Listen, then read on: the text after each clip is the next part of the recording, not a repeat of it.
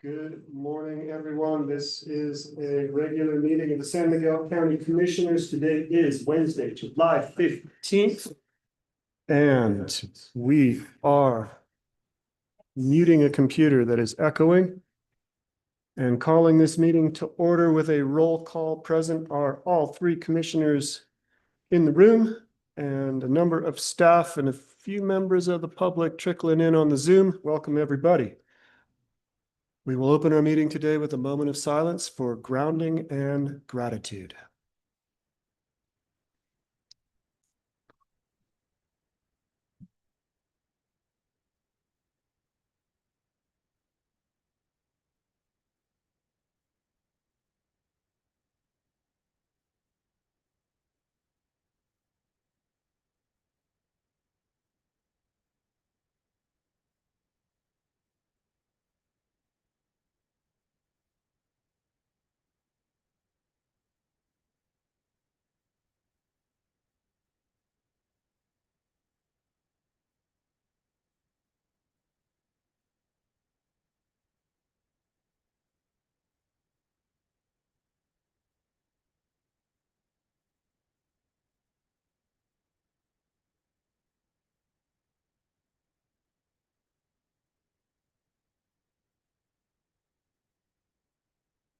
Thank you, everybody.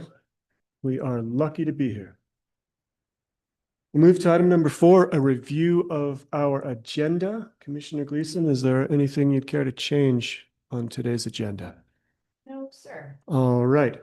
I feel the same way, and that makes 2. We'll move on to public comment for items not on the agenda.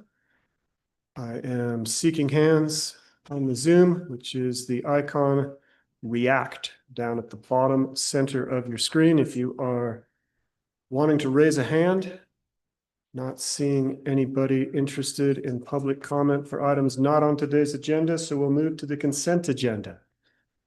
Commissioners, do you have anything you'd care to discuss? If not, I would entertain a motion. No, nothing to discuss. All right, I do not have anything that I care to discuss further either, so I move to approve the consent agenda as presented. Second. All those in favor? Aye. Aye as well. Unanimous consent.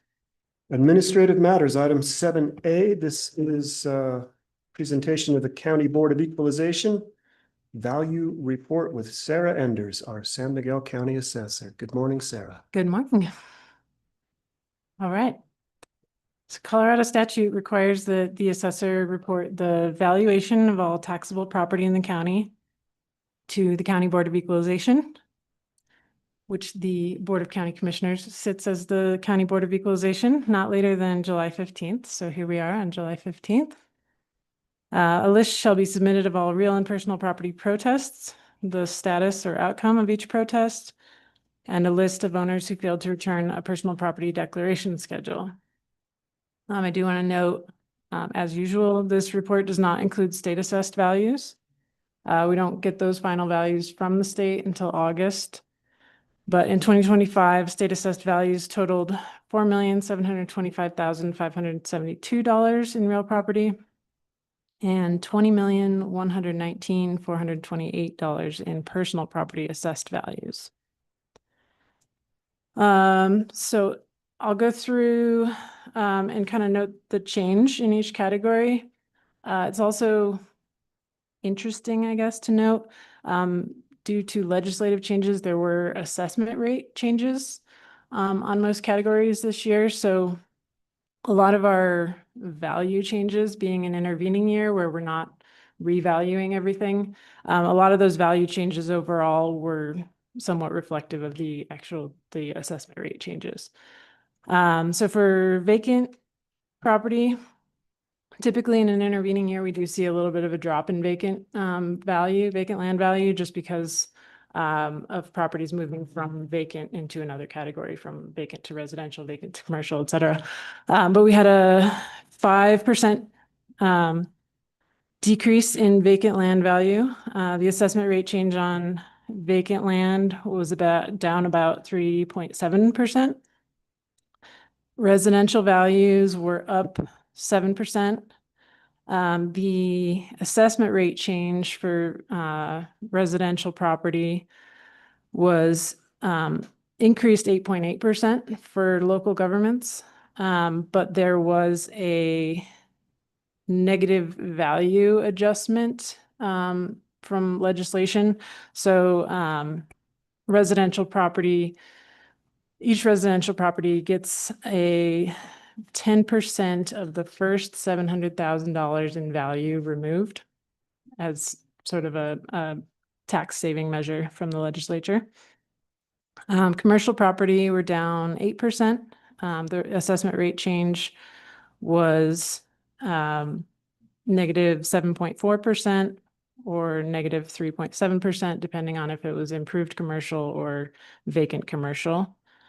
Industrial values were down 3.7%, which matches exactly with the assessment rate change for industrial.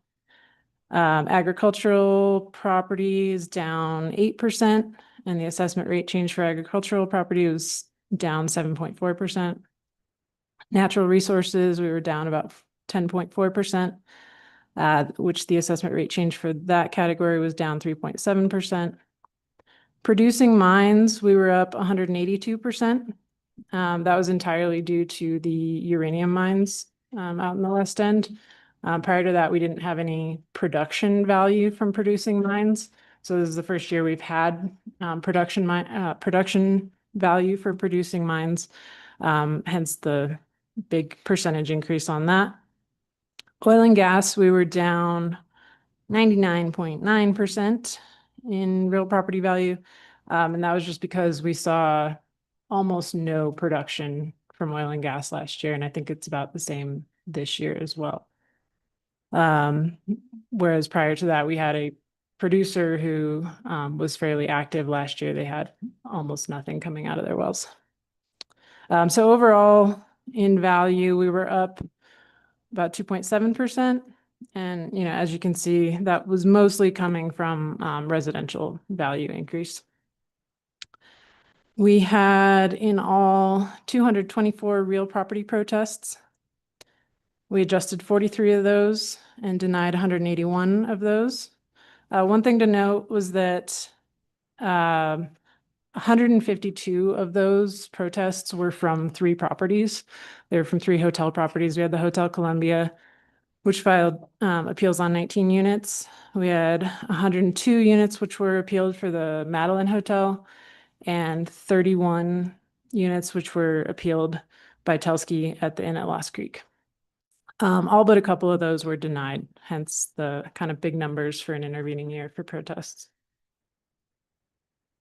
For personal property generally, the assessment rate was down 3.7%. Also with personal property,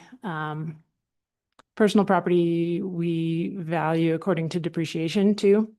So the only times we see increases in personal property is if businesses are making big investments in capital and equipment, things like that. Otherwise, generally, personal property values tend to go down over time. Residential personal property was up 21.5%. Commercial personal property was down 2.9%. Industrial was down 16.5%. Natural resources personal property was up 16.5%. Producing mines personal property was down 12.5%. Oil and gas personal property value was down 5% for an overall personal property change of negative 1.3%. We did not have any personal property protests this year, with personal property being mostly self-reported. It's pretty rare that we get a lot of personal property protests, but typically when we do, it's businesses or owners who failed to file a declaration and then come back with corrections. We did have 190 taxpayers or accounts where there was no personal property declaration schedule filed, but 123 of those were from our oil and gas producer. Any questions? Sure. When someone doesn't file a personal property declaration, what are the implications of that? How do we then tax them? There is a late filing penalty. If that account is of enough value to be taxable. Mhm. A lot of the accounts are below the taxable threshold for personal property. This year, the taxable threshold is $56,000.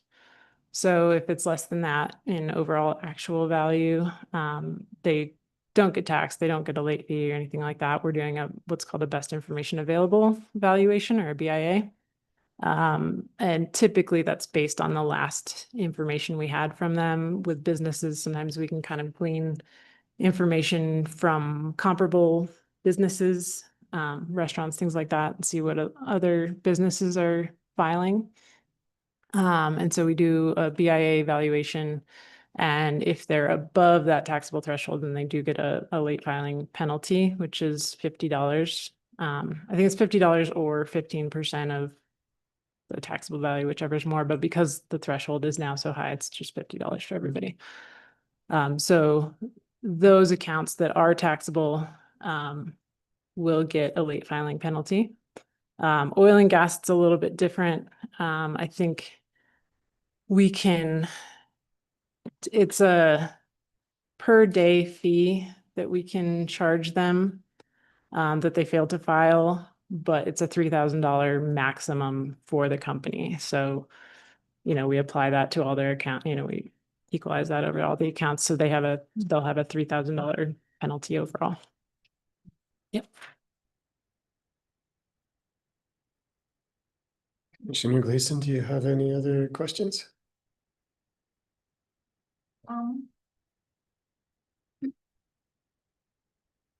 Do you feel that the legislative adjustment, like, how do you see that working into your? I guess I would love a little bit more explanation around that. Like, it's approximately $70,000. You do the math, 10% of the first $700,000 for residential assessments. Can you just elaborate on that a little bit more? Sure. Because I'm not super up to speed on this. Yeah. And I'm trying to figure out how this is all. Yeah, I mean, the idea was to give homeowners a bit of a tax break. It does give a little bit off. In my opinion, it's not worth the amount of work that has gone into our software systems, the kind of all the logistics. And yeah, I don't know. I don't know that it's saving people enough money to make it worthwhile. The other thing is so this last year was the first year that this was implemented, but the legislature split the assessment rate for residential property. So schools get to tax based on one assessment rate on residential property, and all other local governments have a different assessment rate. So that $70,000 up to $70,000 only comes off of the non-school value. So it's not, and as a result, I mean, school taxes are a big chunk of everybody's individual tax bills. And so as a result of it not coming off the school value, it's saving people even less. Okay. Yeah. For that explanation. Yep. Why would they do that exemption rather than just lowering the assessment rate a little bit more? Marketing? Okay. I don't know. Yeah. I know there were so many discussions over the last few years on how to save people money on their property taxes without hurting schools. Was the big one. So the school assessment rate kind of stayed the same, and everybody else is, having to deal with the whiplash of what the legislature was coming up with. Mr. Biggs, do you have more color to add? I was just gonna ask Sarah, because to me, this coupon, as I've kind of come to call it Mhm. for $70,000. In previous years, there was another amount. So Mhm.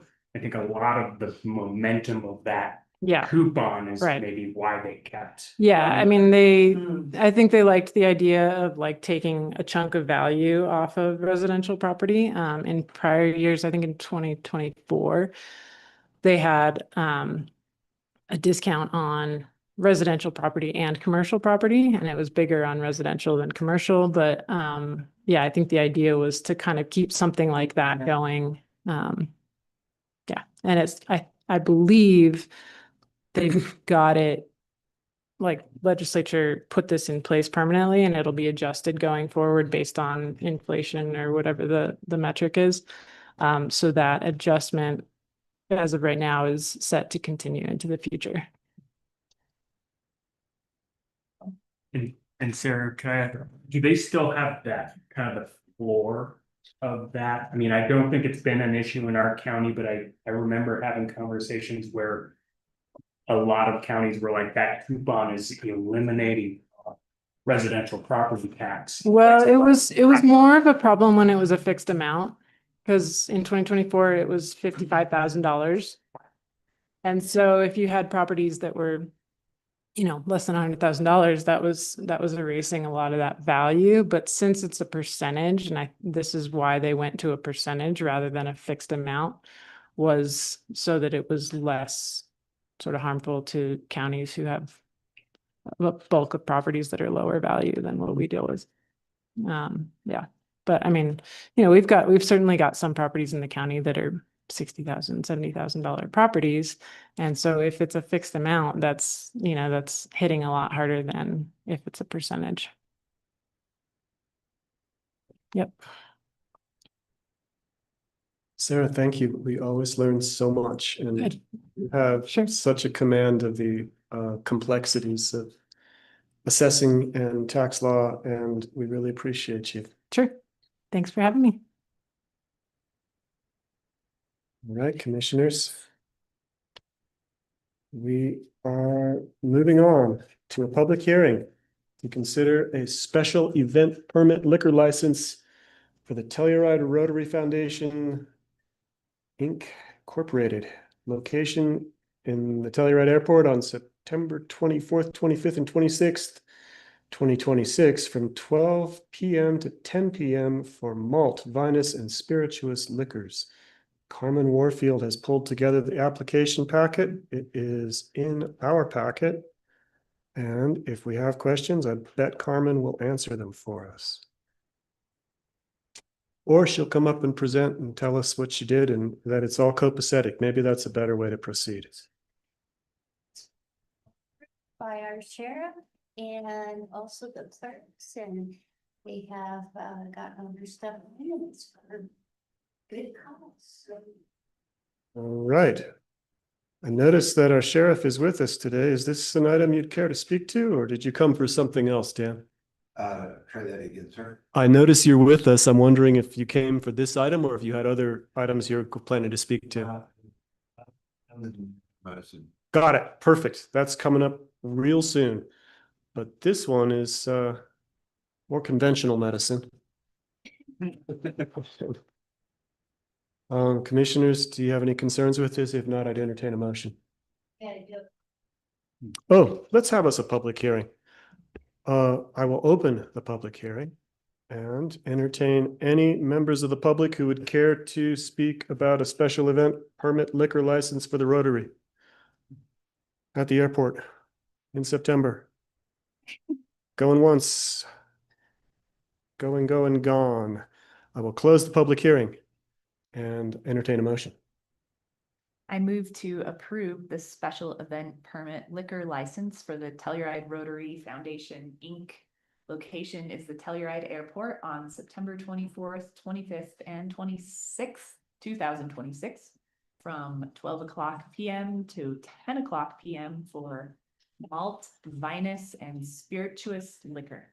I second. All those in favor? Aye. I as well. Isn't it fun to say malt, vinous, and spirituous? But I mean, we always wonder if it's Venice or Vinous. Well, I was decide. saying Venice before and I like Venice. We don't know. Venus. Maura knows. Oh, Every time. We do. yeah. One day we'll get Siri to tell us. Okay, but not yet. All right, we are a smidge early for planning matters, public hearings, and I believe we should be punctual with the 10 o'clock start in case folks want to address this. So why don't we take on a little bit of manager matters? And we'll ask either Jared or Mike to give us 10 minutes of update. Is that all right, fellas? Great, thank you. Thanks for having us, commissioners. Sean Krentz, our IT director, is out for this week and next week. But the rest of our IT team is here, and we are completing our ethical hacking project that we engaged in to identify any cybersecurity vulnerabilities that the county has. So we'll look forward to that report in about a week or two. And then that will be prioritizing Sean and the IT department's work plan of what additional protections. So certainly we've seen an increase in cyber security threats and attempts to infiltrate our network from numerous ways over the past year. And we understand now the effects of people that are using AI and hacking as well. So it is no longer just relying on some smart, devious person in a basement somewhere. It's unfortunately become a problem all counties need to worry about. Ryan Rigetti, who was gone last week, is back. We were pleased to announce the opening of Black Bear Pass yesterday. So it's full off-road season in our high country passes. I did submit the county's secure rural schools election, basing it on choosing to go with a different methodology. They gave you a choice of the traditional SRS methodology, which is an averaging of the funds received that are then passed through from the state to pass through to counties. And previously we had elected to keep a small portion of that for admin and then passed along the remainder of the schools. This time, I elected the 1908 methodology, which actually increased the allotment to our schools from what would have been $18,900 approximately to just over $56,000. I did communicate with both the Telluride and Norwood school superintendents to express this change, as well as the fact that though this is a significantly greater amount and it is given on a per pupil basis, it can also lead to greater fluctuations on a year-to-year basis. So it's not as though they should depend on always getting that higher amount here.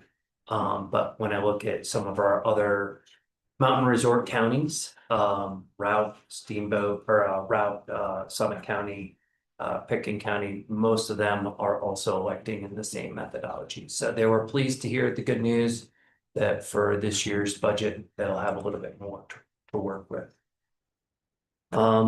We are nearly ready to pick up our new water truck that we have had built for us in Arizona, which then will allow our existing previous water truck to be sold to the Agna Fire Protection District. Should the board end up authorizing that, we're going through the predisposition checklist to make sure that everything is working on that truck so that they could put it immediately into service for their wildfire and fire needs. Mike, what do you use our water truck for? That also for firefighting? Ours is predominantly for grading roads and dust control and things of that nature. However, this new larger capacity tank and truck that we are receiving is also being used to fill up those frac tanks that we've pre-positioned throughout the county.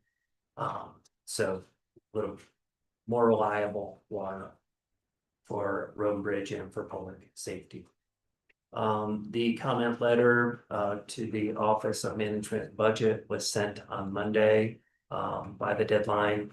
Copies went out to our federal representatives, senators, and state reps.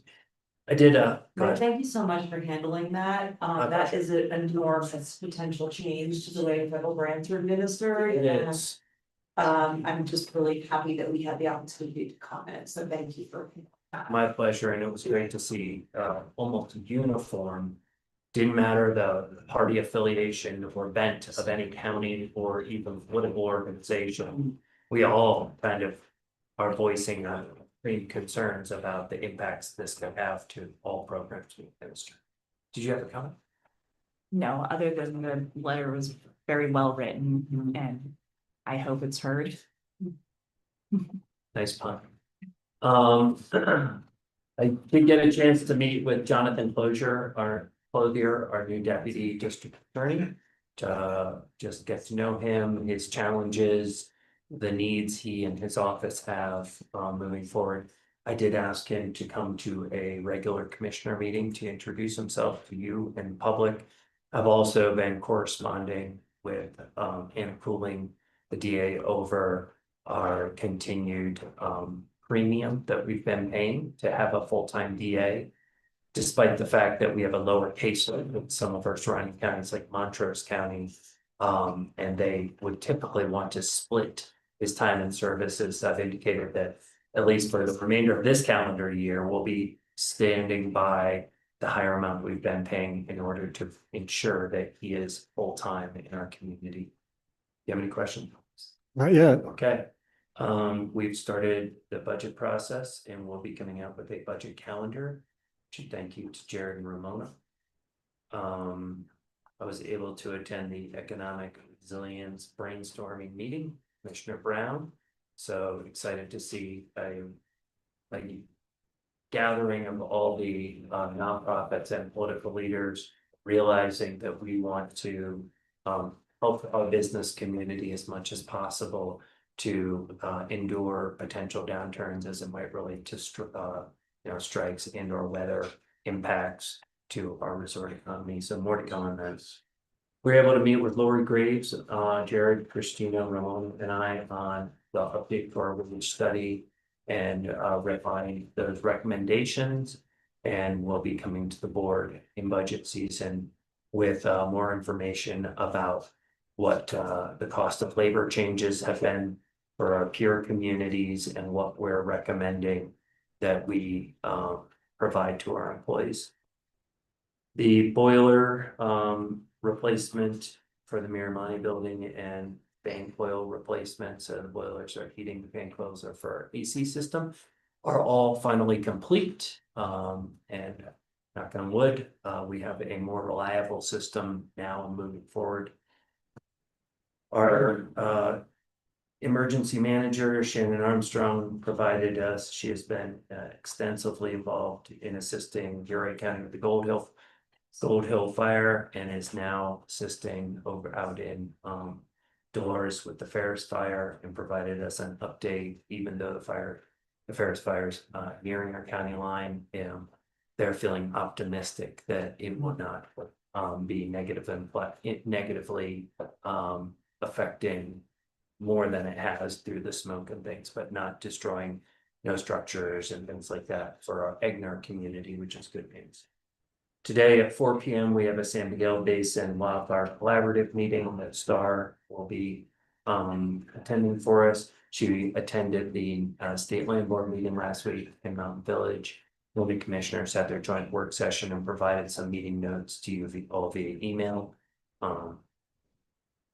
Upcoming, we have the fair event is happening. Fair is happening all this week, but the big event on Saturday, Commissioner Gleason and I will be attending the barbecue lunch and junior livestock sale.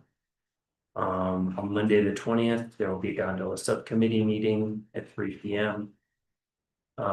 Wednesday, our regular work session has been changed to being a special meeting.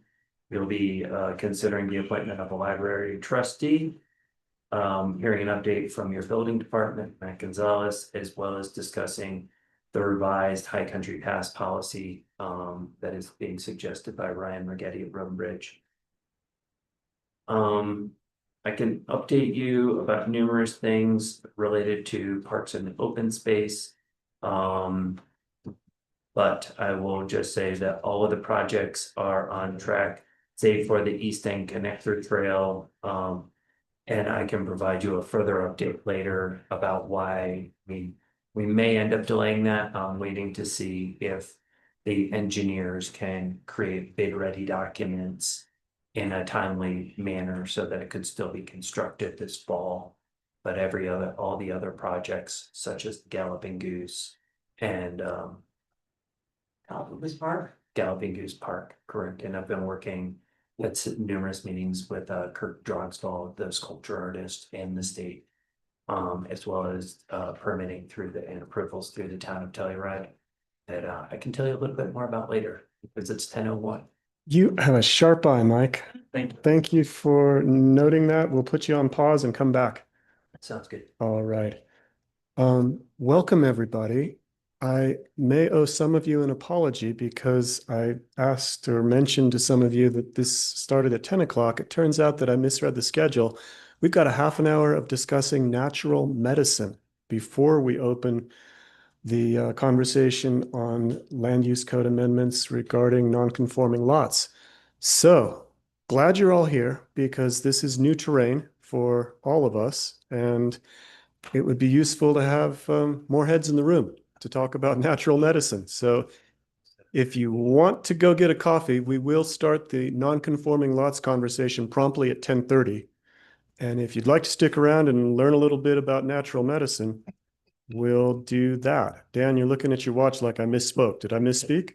No, I didn't realize it was already 10 o'clock. It's 10 o'clock and we are showtime for a public hearing on consideration of the chair's signature on resolution 2026-28 for an amendment to the San Miguel County Land Use Code Section 5-31 Natural Medicine Businesses. Kay Simonson, our planning director, is with us.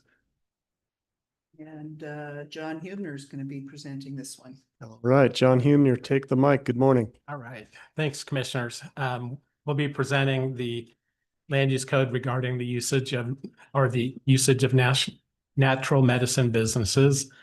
And some background: in 2022, Colorado voters approved a citizen-initiated measure related to the use of certain plants or fungi for medicinal purposes.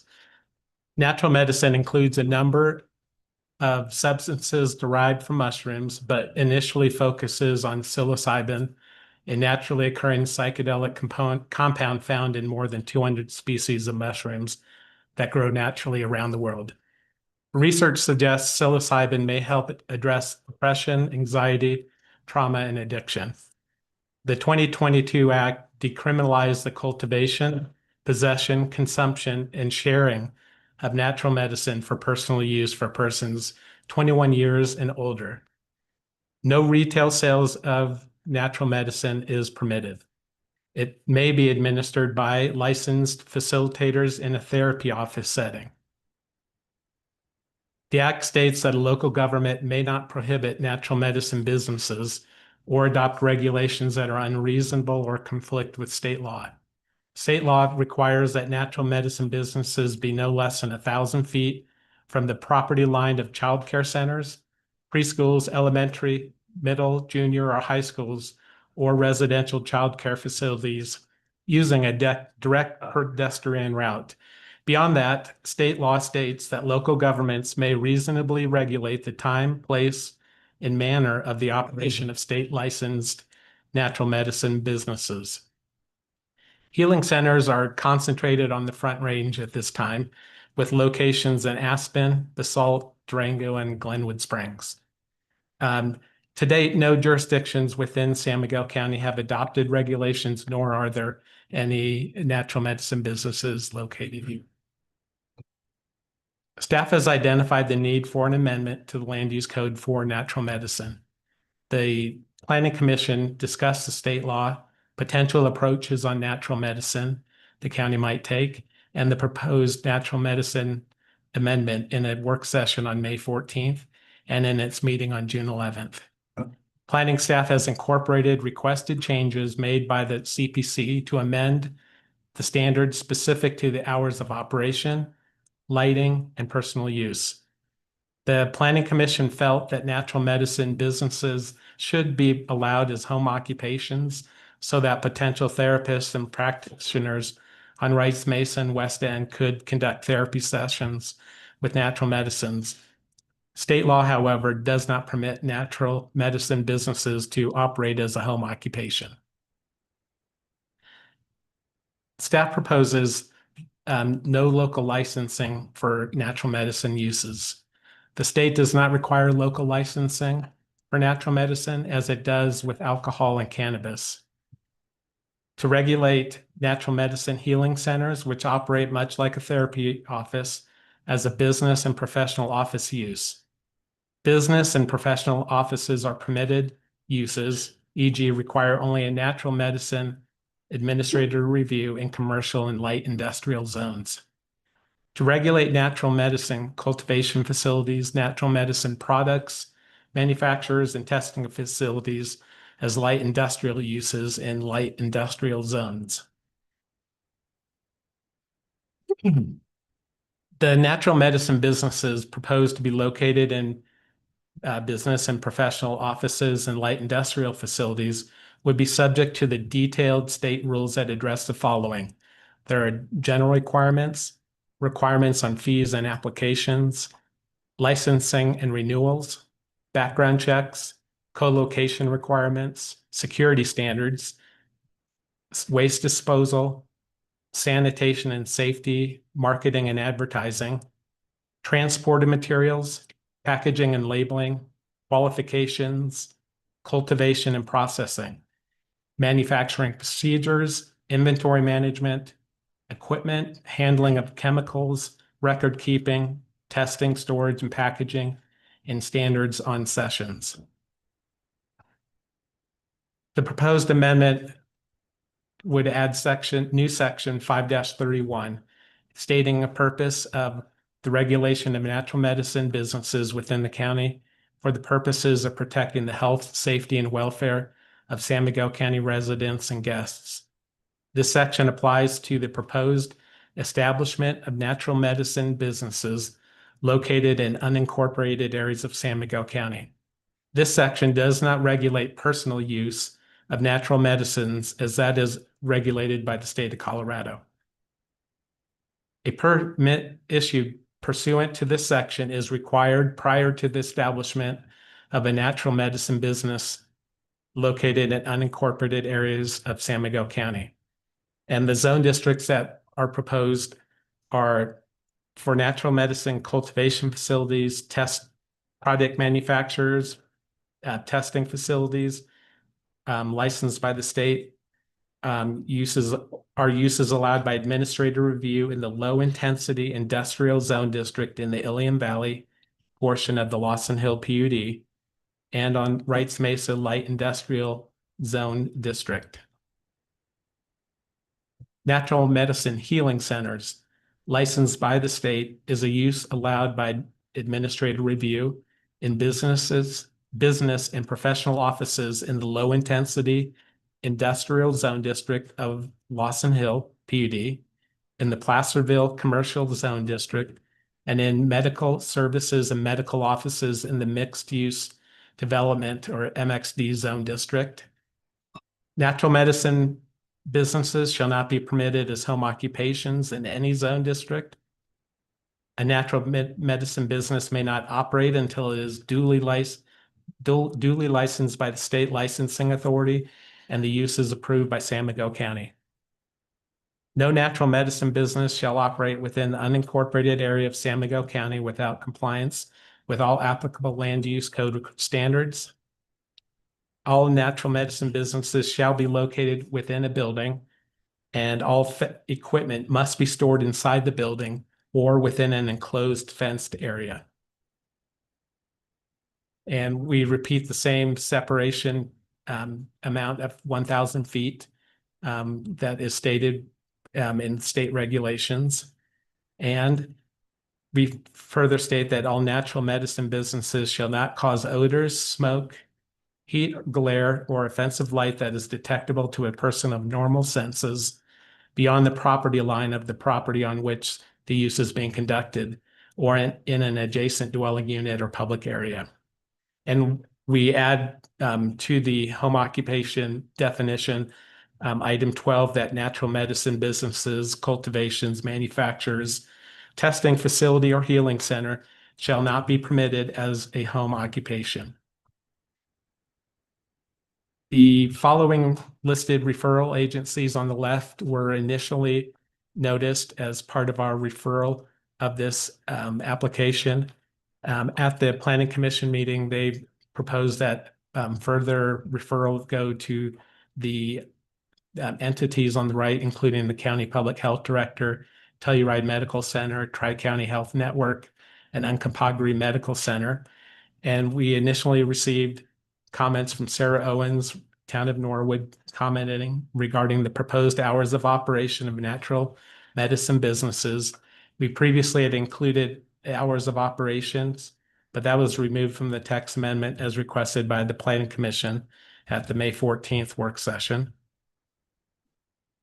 Public notice was provided. The draft code amendment was posted on county website, and a public hearing notice was published in the Telluride Times on June 18th.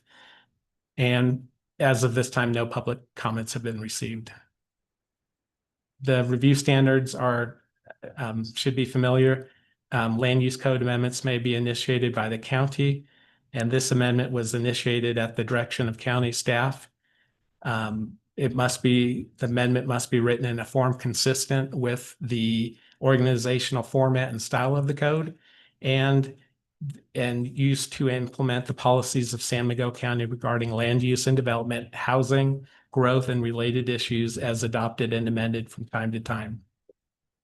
The Planning Commission reviewed this item at its June 11th meeting and recommended approval of the proposed amendment to the BOCC with a 4-1 vote.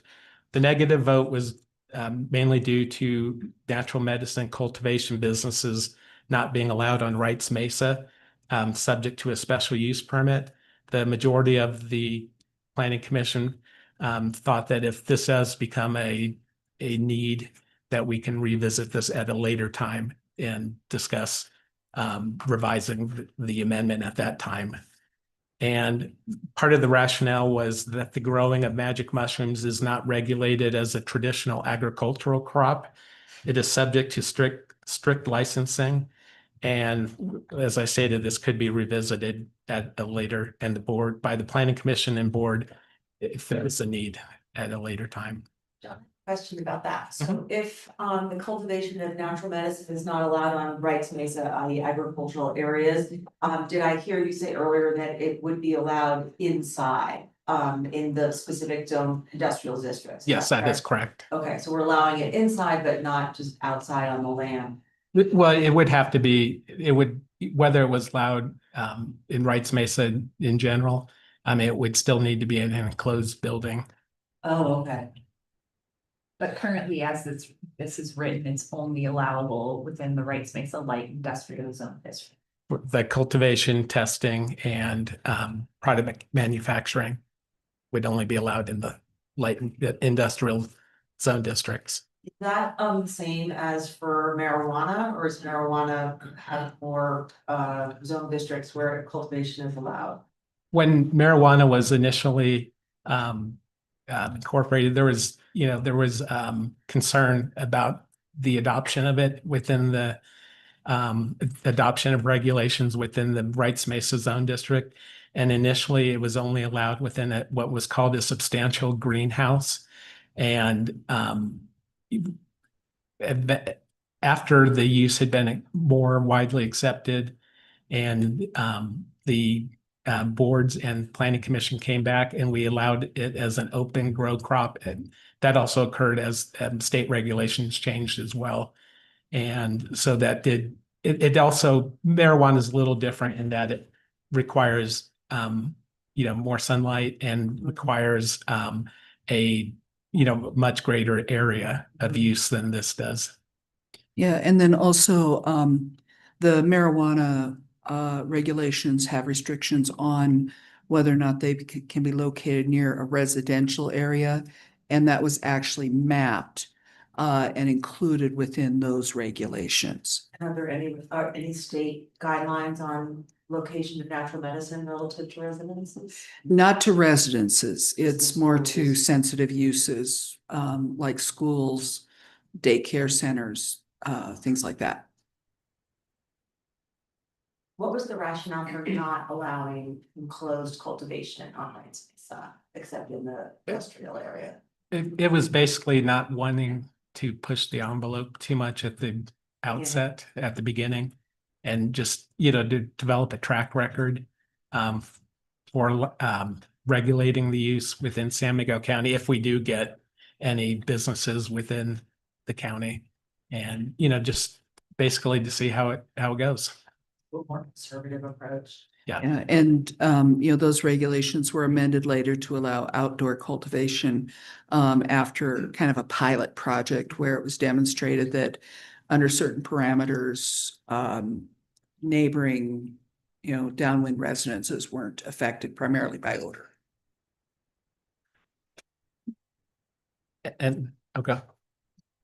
You guys, I- you're about to see. Oh, I was just going to say, and then we have a sample motion with the proposal to adopt the amendment as presented and to adopt resolution 2026-28 in order to provide standards to determine where and how natural medicine businesses will operate. This is consistent with the guidance or or more than guidance, the standards of the state of what we're able to regulate within the county.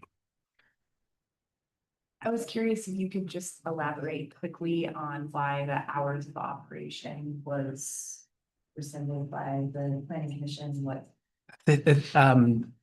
Initially, they thought, the thought was that it was too great of a regulation on the proposed businesses, and that the type of use wouldn't necessarily be a distraction to, beyond at 5 p.m. or potentially before 8 a.m. Commissioners, if we don't have any other questions for John, I'll thank you for your presentation and open the floor to public comment. And then we'll bring the conversation back to the commissioners for potential decision after hearing public comment. I'd like to open with our sheriff, Dan Koval. Good morning. Thanks for inviting me today. First, I'd like to say kudos to our legislators. It's obvious that there were a lot of lessons learned during the cannabis boom, and many of those were addressed in the passing of this. Things that we were behind the curve on and trying to play catch up on for years, they have given authority to. So, as an example, at the beginning of the cannabis boom, they did not authorize local jurisdictions to mandate time, place, and manner. That didn't happen until 3 years into the evolution of the cannabis. And in this one, they've addressed a lot of that, giving you guys a lot of power and authority that we didn't initially have. So good for our legislatures on recognizing where they fell down the first time. Second, this is going to be a new industry. And much like the cannabis boom, there's not going to be a lot of us in the peacekeeping world as well as the legislative world that really understand the industry. Not too sure there's many peace officers out there growing shrooms in their garage. So we're going to be learning as we go. My forefront on this is I believe this looks really well. It looks like it's going to serve a purpose and set down an initial set of parameters. I am concerned about what's going to happen at the state level as far as their regulatory process, because as of yet, there really isn't one. So that's one more impact that we saw during cannabis. We were 2-3 years in before we really had a state regulation, and we were kind of left to flounder. So I think that as we move forward, we learn more about the industry, we see what the impacts are. We might have to come back and revisit some of this. I'm very much in support of the way it is written, and I think it is a great starting point. So, but time will tell, because we don't know what we don't know yet. Dan, I'm glad you're here as the Chief Law Enforcement Officer for unincorporated San Miguel County. And I also want to just remind myself you were very involved in the county marijuana regulations, right? In developing those. Yeah, I was, that would be 529, Land Use Code 529. That took some time to get through and get the verbiage correct. That was also a hindrance on the state because they didn't understand the verbiage that they put in and what that meant in the real world of cannabis. So we had to wait till the state had definitions better defined so that we could better define our processes. But yeah, my office and myself were very heavily involved in getting 529, which our gray and black market marijuana industry dried up virtually overnight once the county put 529 in place. Thank you. Go ahead, Galina. Question, Sheriff, sounds like you are in support of what's been drafted here, but just to address directly the omission of Rights Mesa zone at this point, does that rationale make sense with you to take steps towards this, or what are your thoughts on that, of limiting it to just light industrial districts? I think this is a good starting point because again, we don't know what we don't know. One of the issues they're already seeing on the Front Range in some unforeseen verbiage. I don't remember the exact number, but I think it was 24 by 24 was your allowed growing area. What's missing from that equation? Height. So they have, for instance, in one area, they have an old grain silo that meets the 24 by 24 parameter, but it's like 8 stories tall. So there's things like that that are going to come up. And I think as a starting point and being able to revisit later and change for Rights Mesa is fine. But I think this is a really good starting point until we get our feet wet, understand the industry better, and see what pitfalls have been overlooked that we were unaware of. And I'd add that right now, we don't really know if, or what the demand is. I think we've had maybe one phone call asking about possibly establishing, I can't remember if it was manufacturer, growing, or therapy, whichever one it was. But, you know, we haven't had a lot of demand, but we do need to be prepared. And to add to that, I know of 4 people that have approached and with interest and curiosity is how is this going to look? What are we going to be able to do? So I know there's at least 4 people in the county that are looking to be producers. I don't know if they're looking to be a provider, but they are looking to produce. Thanks for the planning department for being on top of this and getting ahead of it. Would any other members of the public care to comment? I'm interested to hear as many voices as would care to speak. Yes, Mike. Did you already open the public hearing? I did. I opened it with Dan. Public comment is open and available. And I'm not seeing any hands up on the Zoom. I will remind those on the Zoom that it's the react button down at the bottom of your screen in the middle. It's got a little heart. If you click on that, you can raise your hand.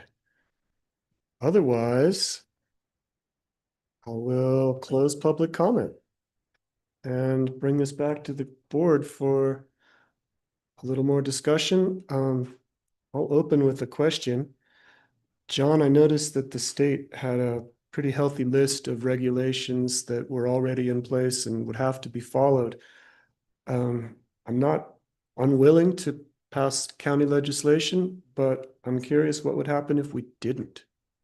They would still be able to locate here a business. The county cannot prohibit the business. Mhm. They can just legislate the time, place, and manner of how the businesses are going to be operated. And since we are not really affecting time, we're really more focused on place. I didn't really see much in our proposed regs that is different in the manner. We're respecting the same distances. We're repeating a lot of the state language about property lines, and we mentioned no odorous smoke, heat, or light, which I assume is also in the state regs, although I'll confess I haven't read those. Ours is a little bit different. A little tighter? Language, but Okay. So really what I think we're talking about is where in the county this is allowed. Everything else is pretty much in line with state regs. Is that correct? Is that fair? Mhm. Okay. Mike, I saw your hand up. Yeah, so I know before the meeting today, you and I were having a brief chat about, if the county didn't adopt regulations, how would the state's regulations still interact? We are not the licensing authority, obviously the state is, as John clearly said, and we would be passing these regulations to better clarify the time, place, and location where it's allowed. I did hear back from Pitkin County, who has already had their first experience where one of their producers were asking for a variance from the state regulations. Mm, And they took that up at their local board of health level mhm. and determined that they did not want to provide a variance to the state regulations. But I just found that interesting that potentially that the Board of Health could make a recommendation. I know they can't override state law, but they could make a recommendation back to the state for a variance if one was requested, but so far, no variances have been granted to my. That brings up a question in the proposed regulation. Does that language somewhere say that the Board of Health is authorized to forward a request for variance, or is the Board of Health authorized to deny a request for variance? How do we sit as the deciders? Or are we just doing that with our commissioner hats on since it's in the land use code? I would say that you govern the land use code. Yep. And you also act as the Board of Health, so depending on what the nature of the variance request is. Got it. You may wear either hat. I don't think you would want to say through this, not knowing what types of variances, whether it's a locational variance or whether it's an operational or even a synthesizing of chemical compounds or things like that. That's where I don't think you want to pigeonhole yourself. Okay. Of course, you still have the ability to consider these things when you're sitting as the commissioners for land use and or the Board of Health over health and safety matters. Mhm. But again, you would only be considering a recommendation back to the state since their laws still supersede. And if we don't pass this, then we wouldn't have that option to make recommendation. I Well, think you still. yeah, a couple of things here. So this is a land use regulation. Mhm. And as such, uses are typically not variable. In terms of granting a variance to where a use can be or what uses, say a zone district says no, can't grant a variance to that. Excuse me.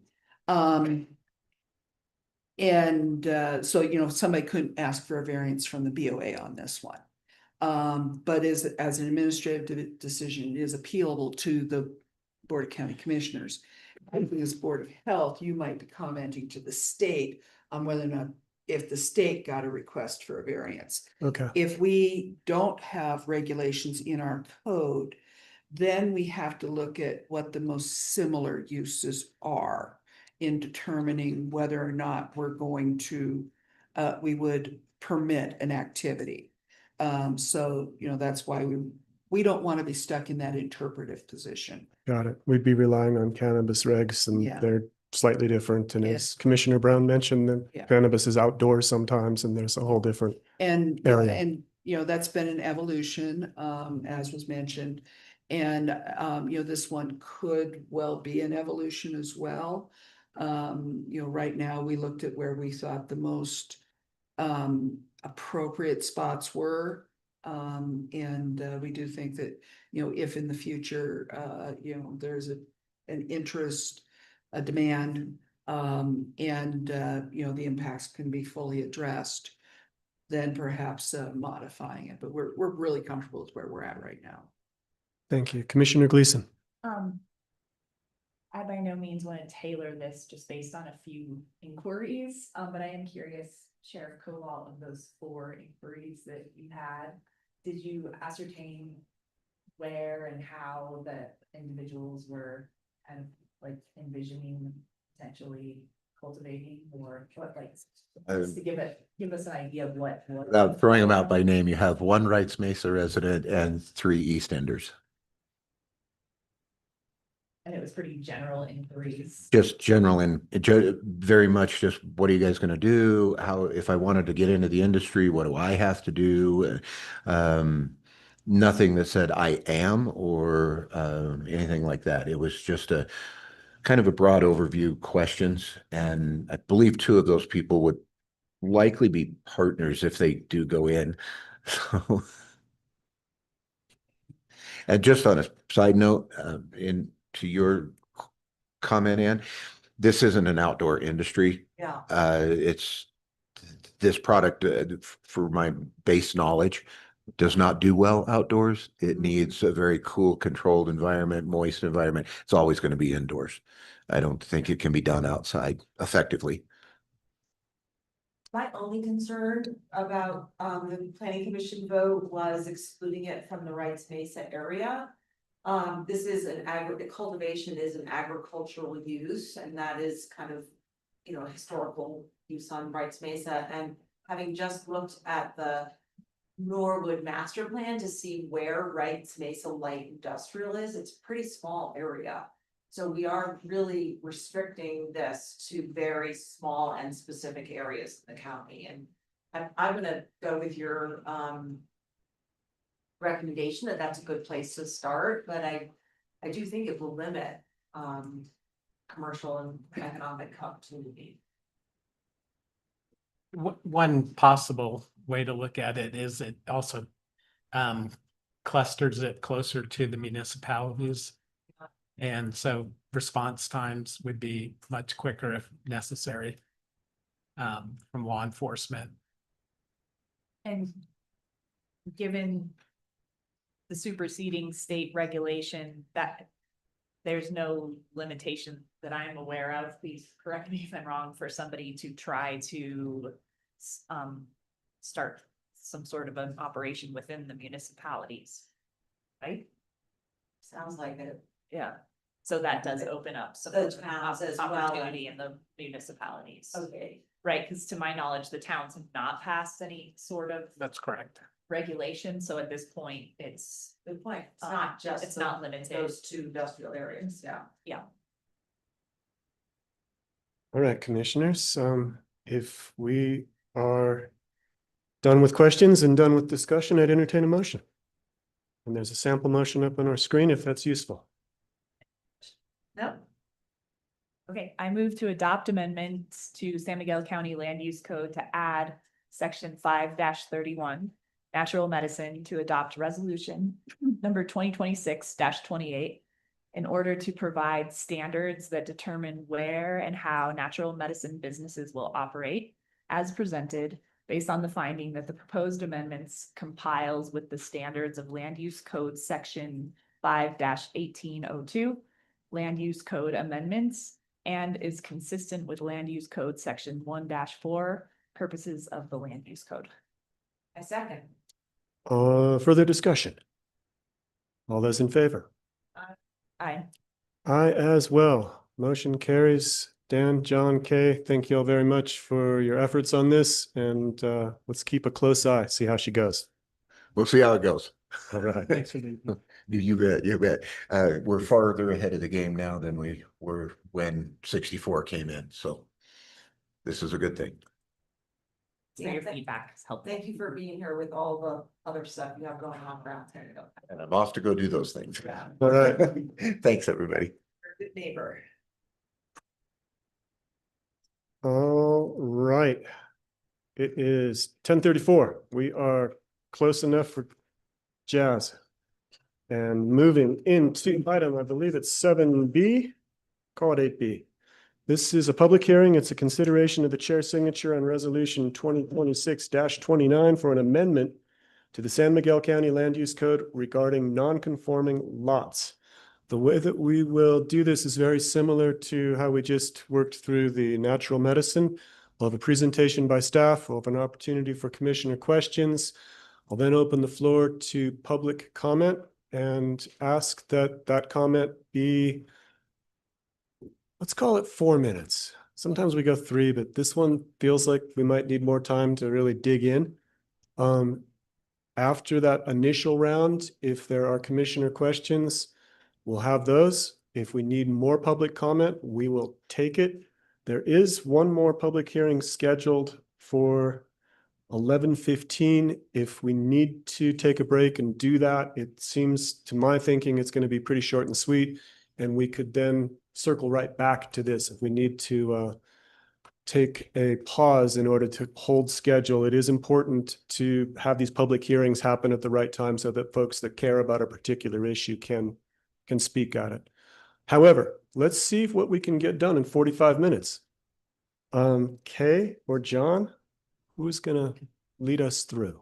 Well, I'll just preface this with, we discovered a conflict within our land use code regarding legally non-conforming lots and how those are treated. And, as we have done on numerous occasions for many topics, when we find those problems, we try to solve them. So what we're presenting here today is the culmination of a process of trying to find that solution and, resolve the issues where we have conflicts within the code. So John is going to present this, and we're going to have a couple of options for you to think about today. All right. Mr. Huebner. Thank you, commissioners. Today's land use code amendment regards the usage of legally non-conforming lots. Section 5-19, non-conforming lots. A legally non-conforming lot is one that was created consistent with the laws and zoning in effect at the time of platting. And it's important to understand that they didn't do anything other than follow the laws that were in effect at that time.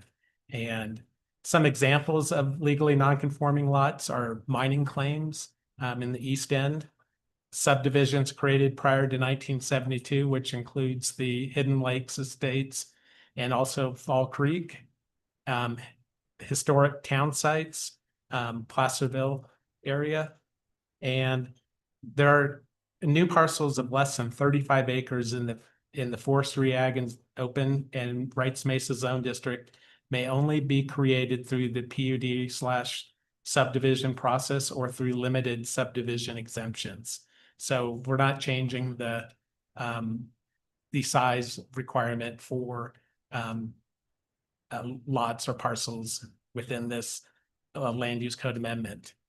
And getting to the crux of matter that Kay presented, a strict reading of section 5-1908, non-conforming lots, and the allowance of a single-family dwelling only would mean that all other uses allowed by right and uses allowed subject to administrative review could not be established on legally non-conforming lots. This would include normal and customary agricultural and ranching activities, caretaker and secondary dwelling units, and home occupations. Uses allowed or uses identified in the new Wrights Mesa Zone District 5-319.2 states that uses may be allowed on smaller pre-existing or non-conforming lots, which is different than the Wrights Mesa Zone District, provided that the proposed use meets other applicable standards. This is in direct conflict with 5-1908. Zone district standards set minimum lot sizes for certain special uses, many of which are less than 35 acres, suggesting an intent in the land use code to allow these uses on substandard size lots. Some examples of this: caretaker units may be allowed on parcels 5 acres to 35 acres in the F zone in the Telluride R1 school district. Daycare centers are allowed on parcels of at least 2 acres in the Forestry Ag Zone District. Secondary dwelling units shall be allowed on parcels 5 acres or larger, subject to restrictions in the Wrights Mesa Zone District. And in the new Wrights Mesa Zone District, Some of the examples of uses permitted include agricultural processing facilities located on a minimum of 5 acres, construction staging area, a minimum lot size of 5 acres, hunting lodge or guest ranches with 20 guests or less allowed on parcels less than 150 acres, and bed and breakfasts in the MRA district suggest a minimum lot size of 5 acres. On March, Just to clarify, but if you would mind going back to the construction part in Brights Mesa 2010. Offices and staging, that's just a temporary use, I think, in the 2010. yes, Okay. at the March 4th joint work session, staff provided a presentation to the Board of County Commissioners and Planning Commission explaining the issues, current land use code provisions, past actions, and possible solutions. The county has consistently allowed all uses allowed by right and uses allowed subject to administrative review, regardless of lot size, provided all other dimensional and development standards are met, which include setbacks, height, driveway standards, OWTS standards, etc. And in addition, the county has a history of decisions that allowed for special use permit approval on parcels that did not meet the minimum lot size requirement, especially in the forestry, ag and open, and Wrights Mesa zone districts. Issues concerning uses on legally non-conforming lots. This is an issue throughout the entire county and is not limited to any one zone district. Sorry, can you go back there 1 second? The third bullet says that the county has a history of allowing special use permits on non-conforming lots. I went back and looked through all of your memos and more and as I understand it, there have been 8 of those decisions in the past 30 years. Is that correct? No, we have only did a cursory research. I mean, I'm sure there's more than that in existence, and Those were just examples. yes, it wasn't an exhaustive search of the resolutions that have been Okay. accumulated on our Maybe it's database. Okay. Okay. I think if we've issued 50, that's one thing, but if we've issued 8, that's another thing. So Okay. We can talk about that. Thanks for clarifying. At that BOCC joint work, BOCC and Planning Commission March 4th joint work session, staff was directed to draft 2 options of land use code amendments regarding allowable uses on substandard parcels in order to recognize past board decisions and to prevent further confusion. So there are 2 options identified in your back packet materials and in this presentation to amend the current land use code restrictions. The first is amend the land use code to allow uses allowed by right and uses allowed subject to administrative review on non-conforming lots. And secondly, to allow all those uses, those allowed by right and uses allowed subject to administrative review, and the consideration of uses allowed subject to 1-step or 2-step review, which are special use permits or SUPs, review on non-conforming lots. So second one encompasses all of number 1, but also adds special use permits. Option number 1, this draft amendment would permit uses allowed by right and uses allowed subject to administrative review on non-conforming lots. It would require related amendments to the following zone districts: forestry, ag, and open space zone district, the Wrights Mesa, the old Wrights Mesa zone district established in 1991, and in the high country area. The minimum lot size in these zone districts will remain at 35 acres. This amendment does not allow the creation of any lots less than the zone district minimum lot size without a subdivision, which is a separate process. And any legally created parcel less than 35 acres in these zone districts is eligible for any use allowed by right or use or allowed or use allowed subject to administrative review provided for in that zone district if all other land use code standards are met, and provided the parcel meets the criteria set forth in section 5-1908. This is a very hard slide to look at. This is section 5-1908, would propose to be renamed to non-conforming lots, and states a legally non-conforming lot may be developed with any principal or accessory uses allowed by right or allowed subject to administrative review, allowed in the zone district in which it is located. This provision shall apply even though such lot does not comply with the requirements for area applicable in any given district. The development shall meet all other applicable land use code requirements. In addition, prior to the issuance of a building permit or development permit, the standards for driveways shall be satisfied, except for parcels in the HCA zone district, which require compliance with the provisions of section 5-321 NII.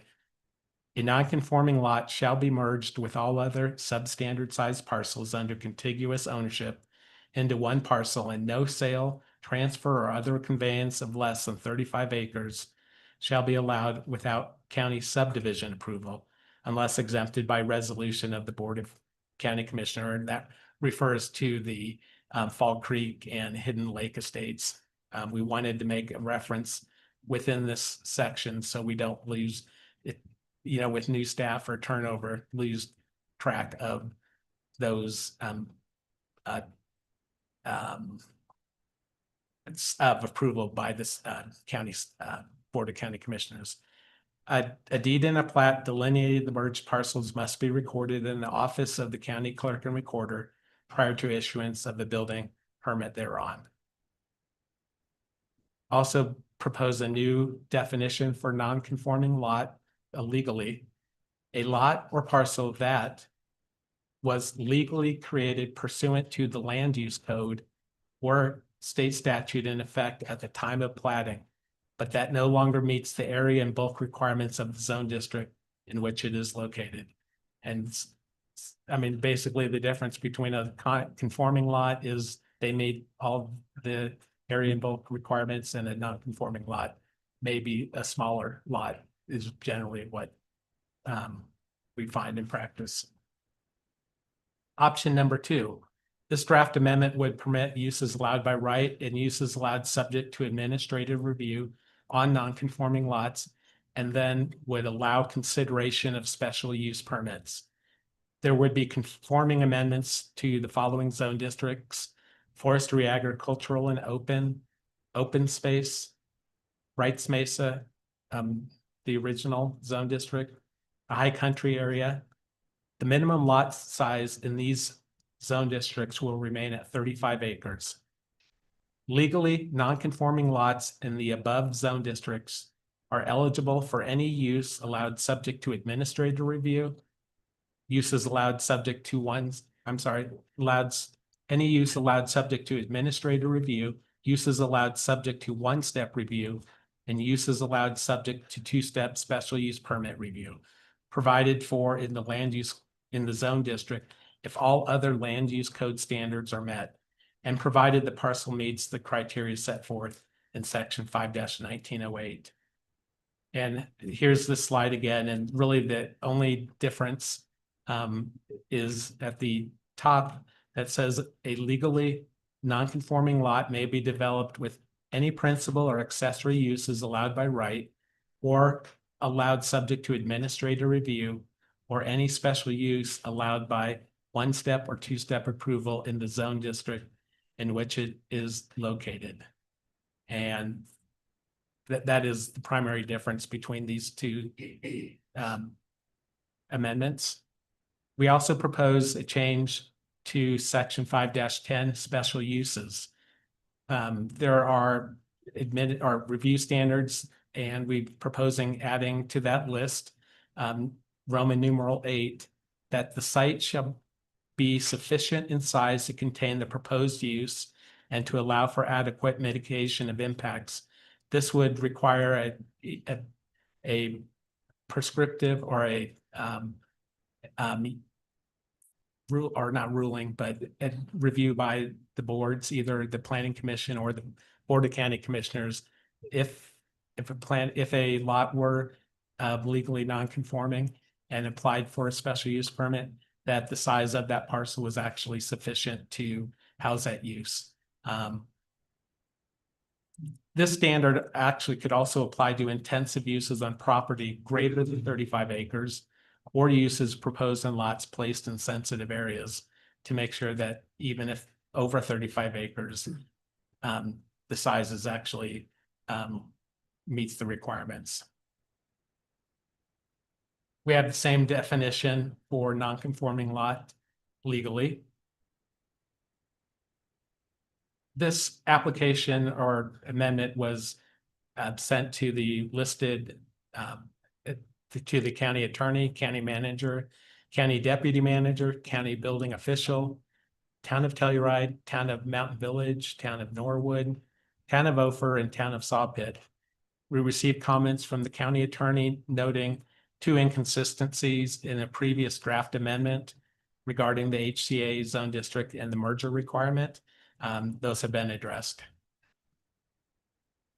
Public notice, the land use code amendment, draft land use code amendment was posted on the county website, and the public hearing notice was published in the Telluride Daily, in the Telluride Times on June 18th. We received extensive comments from Stephanie Solomon on behalf of Ken and CJ Watt, in a letter written in opposition to the proposed land use code amendment options, seeking to have neither of them amended.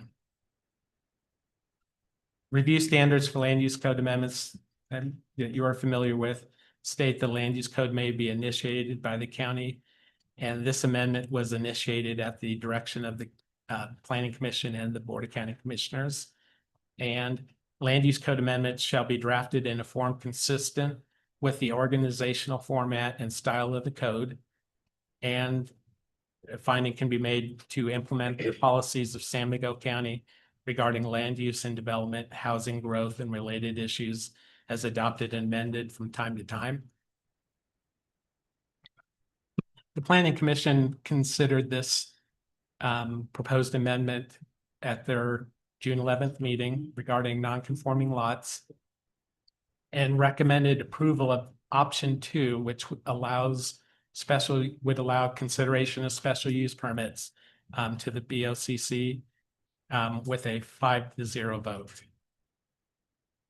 We have proposed 2 sample motions, one for option 1, which would include or would permit uses allowed by right and uses allowed subject to administrative review on non-conforming lots as presented, or option 2, which would allow those same uses allowed by right and uses allowed subject to administrative review on non-conforming lots, but would also allow consideration of special use permits as presented, and to authorize the chair's signature on BOCC resolution 2026-29 based on the normal findings, and would welcome any questions you might have. Thank you, John. Commissioners, what questions do you have? Commissioner Brown, I know you might have a couple. Sorry. That's fine. Don't be sorry for nothing. My first question is regarding 5-1908 substandard size parcels.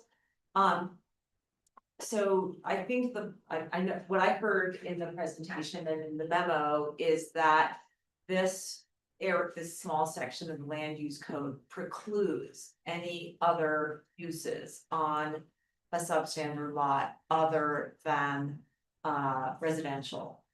But I don't read it that way. I just read it that it may qualify for a single family residence as long as it meets other requirements. So I'm confused about why we are making such a big deal about 5-1908 as the big point of conflict. I would refer or defer to the county attorney regarding the interpretation of how 5-1908 is currently written and So at first I would say it's not just this section. Right. It's also in the individual zone district standards where it seems clear based on the language in the minimum parcel size provision that only that single family dwelling use is called out. So with those provisions and with 51908, typically when a singular exception is called out in language, it's an indication that that is the one exception.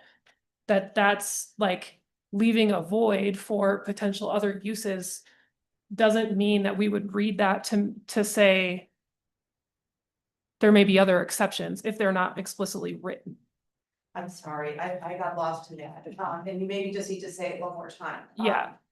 I think what you're referring to is the fact that there are other mentions of minimum lot sizes within the zone district, is that what you're getting at? Sort of. also- Well, so it's with 51908 and within, so I'll just take the Wrights Mesa Zone District as an Okay. example. Yeah. In that provision where we have the minimum parcel size, it says minimum parcel size for each principal use is 35 acres. And then it has several standards. And then the final point in there is, so this is 5319.1H 1 sub D. Any legally created parcel less than 35 acres in the Wrights Mesa Zone District may qualify for a building permit for one single family dwelling unit, provided the parcel meets the criteria set forth in 51908. Right. So that's where it brings in 51908. In usually when you're interpreting legislative language, if a singular thing is called out as an exception to the rule, that's the only exception. We wouldn't read that to say, well, we were just putting that in there for additional clarity, but Right. we can read it to also mean maybe other things are allowed despite the 35 acre minimum lot size. Okay. So on the heels of that, the historic decisions that have been made by the county over the years. You know, allocating special use permits on non-conforming lots. What was the rationale kind of like working around that language that you're referring to? Has the master plan kind of like guided that, or I'm kind of asking a very explicit question. There but- was no rationale that we can glean from those decisions. There's no reference in any of the resolutions that we've found to the minimum lot size requirement, the fact that those lots were not conforming lots, like, so we don't know if this was even considered at all. It seems like it just wasn't paid attention to, that this kind of minimum lot size was used as if you're creating new parcels, but was not really looked at when approving uses. Yeah, so what we see are, if you go back and look at those SUPs, what they did was they looked at the SUP review criteria and then made findings of, whether and how those criteria were met, including mitigation of impacts to, from the use and to the surrounding area. So it was dealt with that way. I think this point about what we've historically done is really important because we have made mistakes in the past in other areas as a county, for example, with the deed restriction application, and we just went back and realized the mistakes have been made and we fixed them. And so for me, the fact that we may have interpreted this differently and maybe incorrectly in the past is not a rationale for changing the land use code, particularly if there were only 8 that had been discovered. And I know you said it was a cursory look, but I imagine you did sort of a search find and you didn't just pick up the 8 example, sorry, you didn't just choose 8 examples from 50 resolutions that came up. I would imagine if there were more than 8, that they would have come up at the same time you found these 8. So I'd be happy to wait to see if you can find a lot more, and if we really do feel that this is the way the land use code was intended to be interpreted, and that's why we did it that way, and then we can clarify it. But if there truly are only 8 sort of special use permits that have been issued in 30 years that are to non-conforming lots, that to me is not a reason to change the land use code. We can go back and we've already discussed measures for grandfathering those in. How do you all feel about that? Is the magic number 10? Is the magic number 15? What is the tipping point where suddenly it's enough that we need to make a change? Well, recognizing that there are 750 non-conforming lots in the county according to the planning department. And I know not all of those qualify because they may have been made smaller by the subdivision exemption process. So even if it's 350 and we've only issued 8, I would think we need to have seen like 40 or 50, like to think that this is a land use that is expected by these landowners and has been approved by the county because we believe that's how the land use code is intended. Now, this is not the only reason I would say to deny or approve option 1 or 2, but I'm just saying, if it's such a small number, to me, that's not a compelling rationale in and of itself. Okay. Oh, go ahead, John. I was just gonna offer up, yesterday spoke with Ann about the, the number of non-conforming lots. I did prepare a map that we can look at. It will show the predominance, especially in the forestry ag zone district. The predominance of these small type parcels are located within existing subdivisions. I mean, there's rarely just a small amount in the forestry ag zone district that are located outside of subdivisions, existing subdivisions. That's relevant because Well, there, you're gonna have additional covenants Yeah. and that, preclude certain uses within those subdivisions. It's gonna change how we look at, Sure. with how the planning staff and the board and planning commission would look at an application. And most of the ones outside of subdivisions in the Norwood area are clustered around the town of Norwood. I would be interested to see that lot or that map. Did we share? Can you call up the map, John? Is it handy? Yeah. Sure. While John's pulling that up, I'll also make a comment that I've been diving into master plans, and the most recent West End Vision Plan to try to take away a culminated view on community value and how our community and residents envision seeing land developed and what policy should reflect the community's values.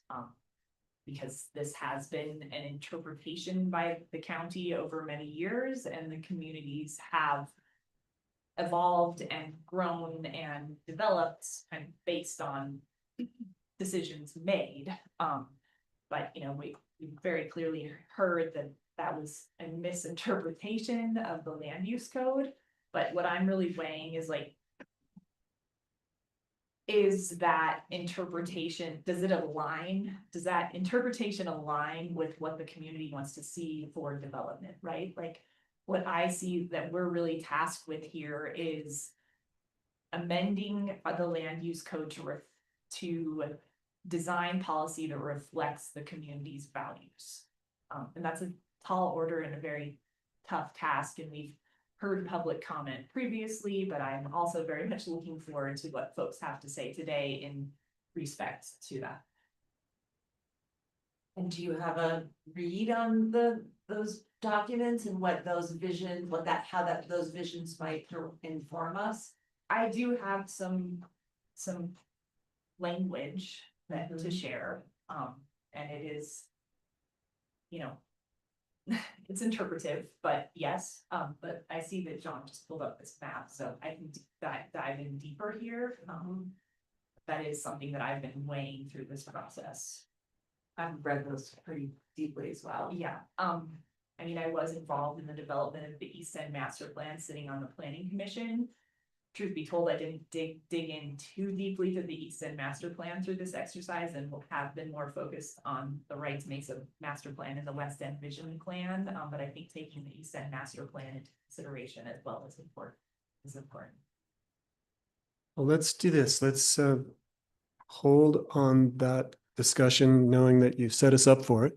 Go to John's map, and then we'll come back, and we are not going to finish this in 45 minutes, and I knew that going in. So let's keep trudging along, and we'll get as far as we can get at 11:15. I don't think we're gonna go ahead, Maura. Oh, good. Continue this until completed. Excellent. Yeah. All right, the folks that might care about the lot line adjustment will be waiting in the wings. Okay, pressure's off.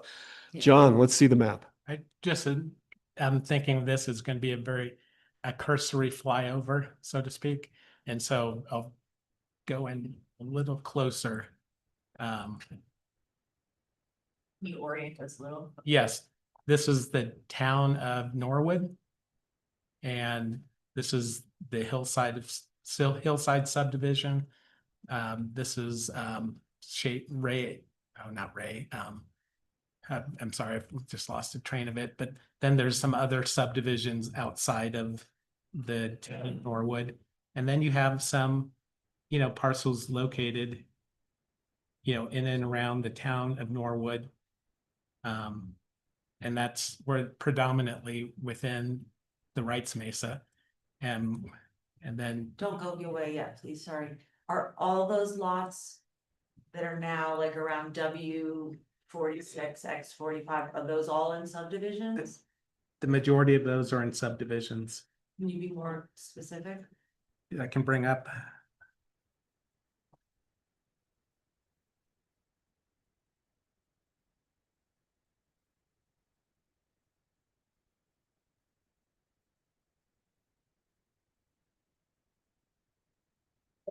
This is Lot 4 Gardner subdivision. So these are pre-1972 subdivisions. Sure, okay, And then this is, that looks like a subdivision. just having a little bit.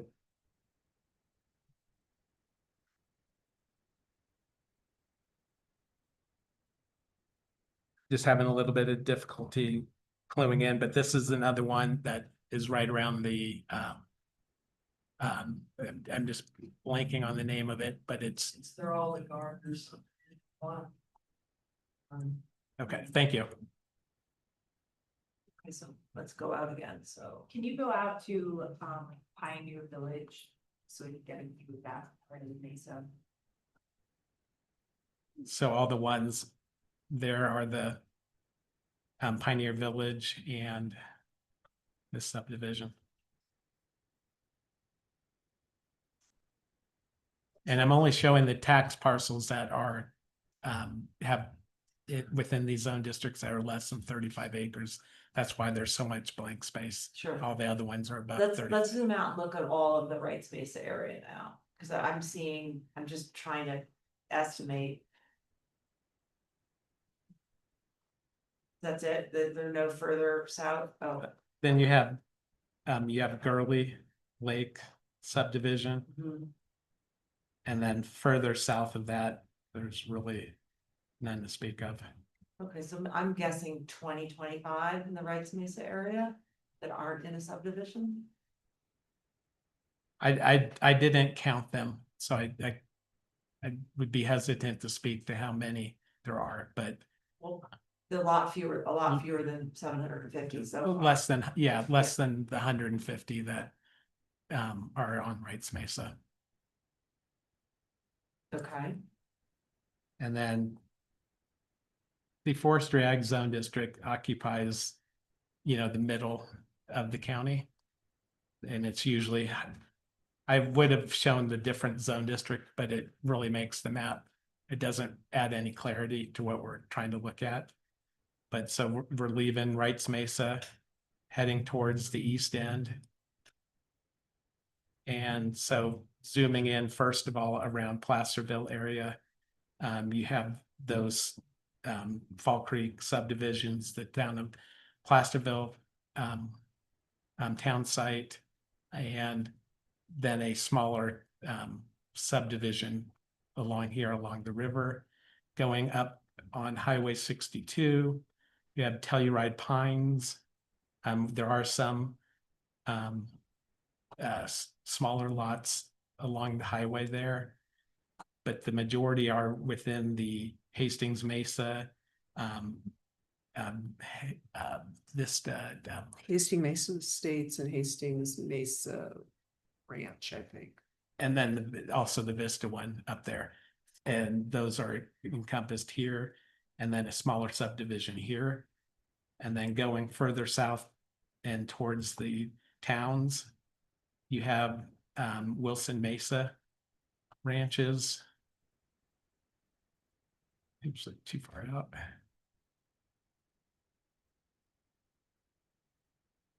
And then the other subdivisions on Specie Mesa are greater than 35 acres, so those don't show up.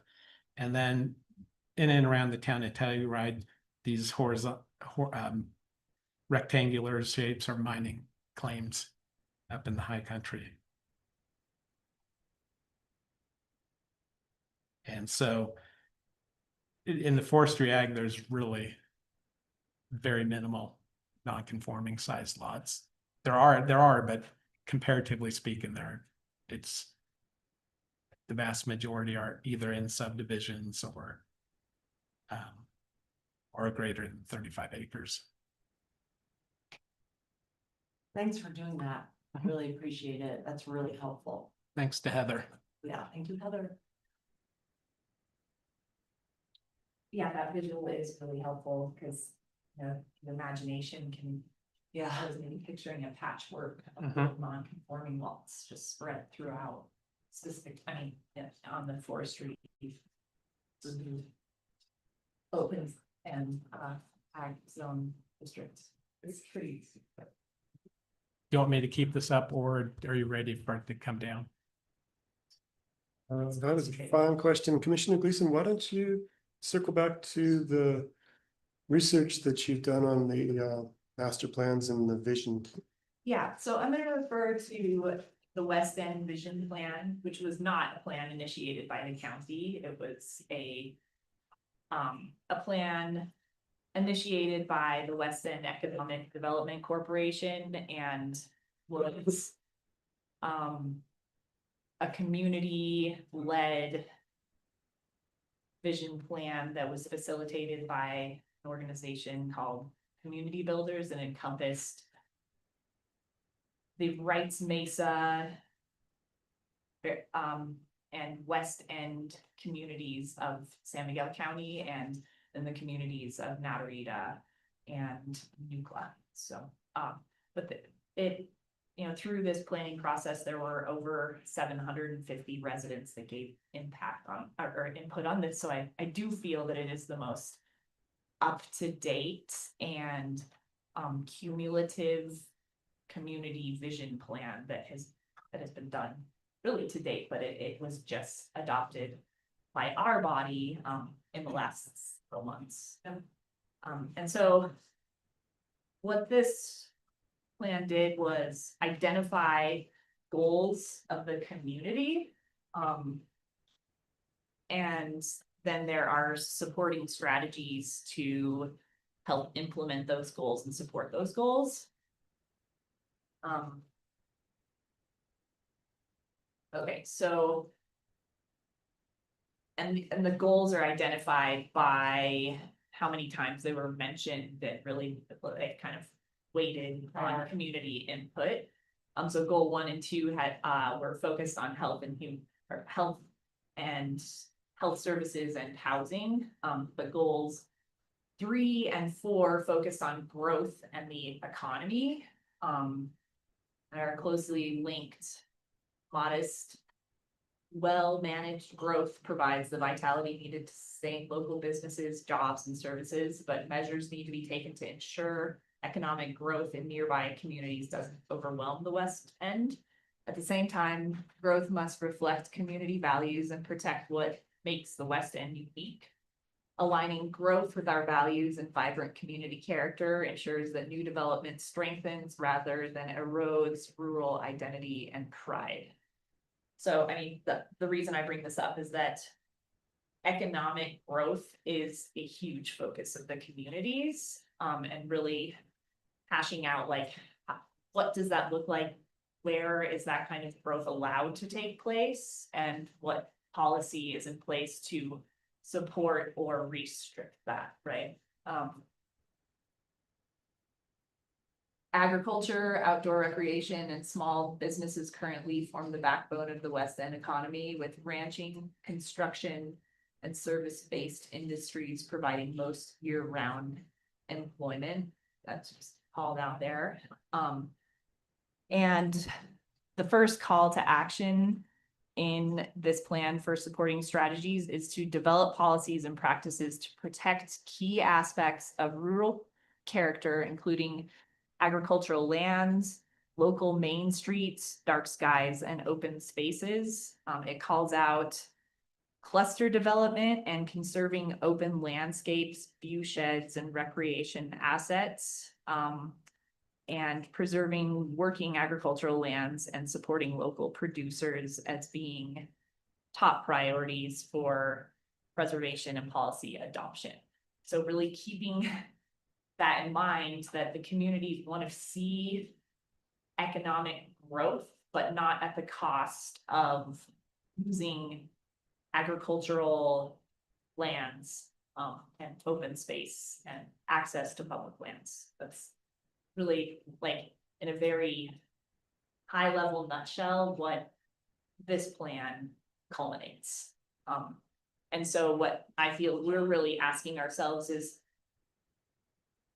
what could we potentially foresee with non-conforming lots being allowed to potentially be utilized in the various manner in which special use permits could allow. I found this document to be really helpful in calling out specifically to Wrights Mesa, the 1991 Wrights Mesa Zone District, uses allowed by right on parcels less than 150 acres, normal and customary agriculture and ranching activities, single family dwellings and accessory buildings, daycare homes, logging operations, equestrian activities, home occupations, and bed and breakfasts with 5 or fewer rooms for rent. And then uses allowed subject to administrative review, secondary dwelling units, and logging operations, and open land protection subdivision exemption for 4 or fewer lots, and minor oil and gas exploration. When you get into the uses allowed subject to one-step planning commission special use permit review, there's a long list of uses that could be allowable, including parks, playgrounds, playing fields, churches, community meeting halls. This is like a really brief summary, mind you, but just to paint the picture of what uses the special use permit process allows for.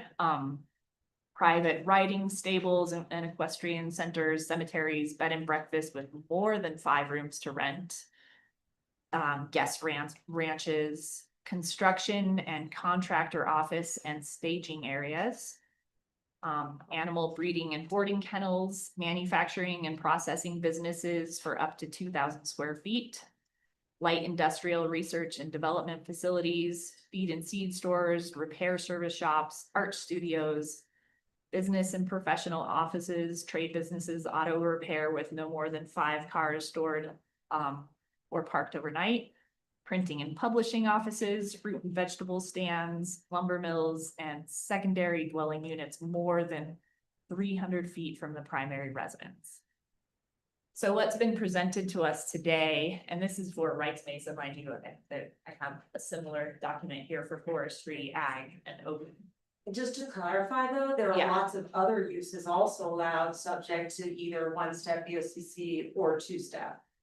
That's even more. Right, That's just the exactly. beginning. That's one step for planning commission, but yes, very good point.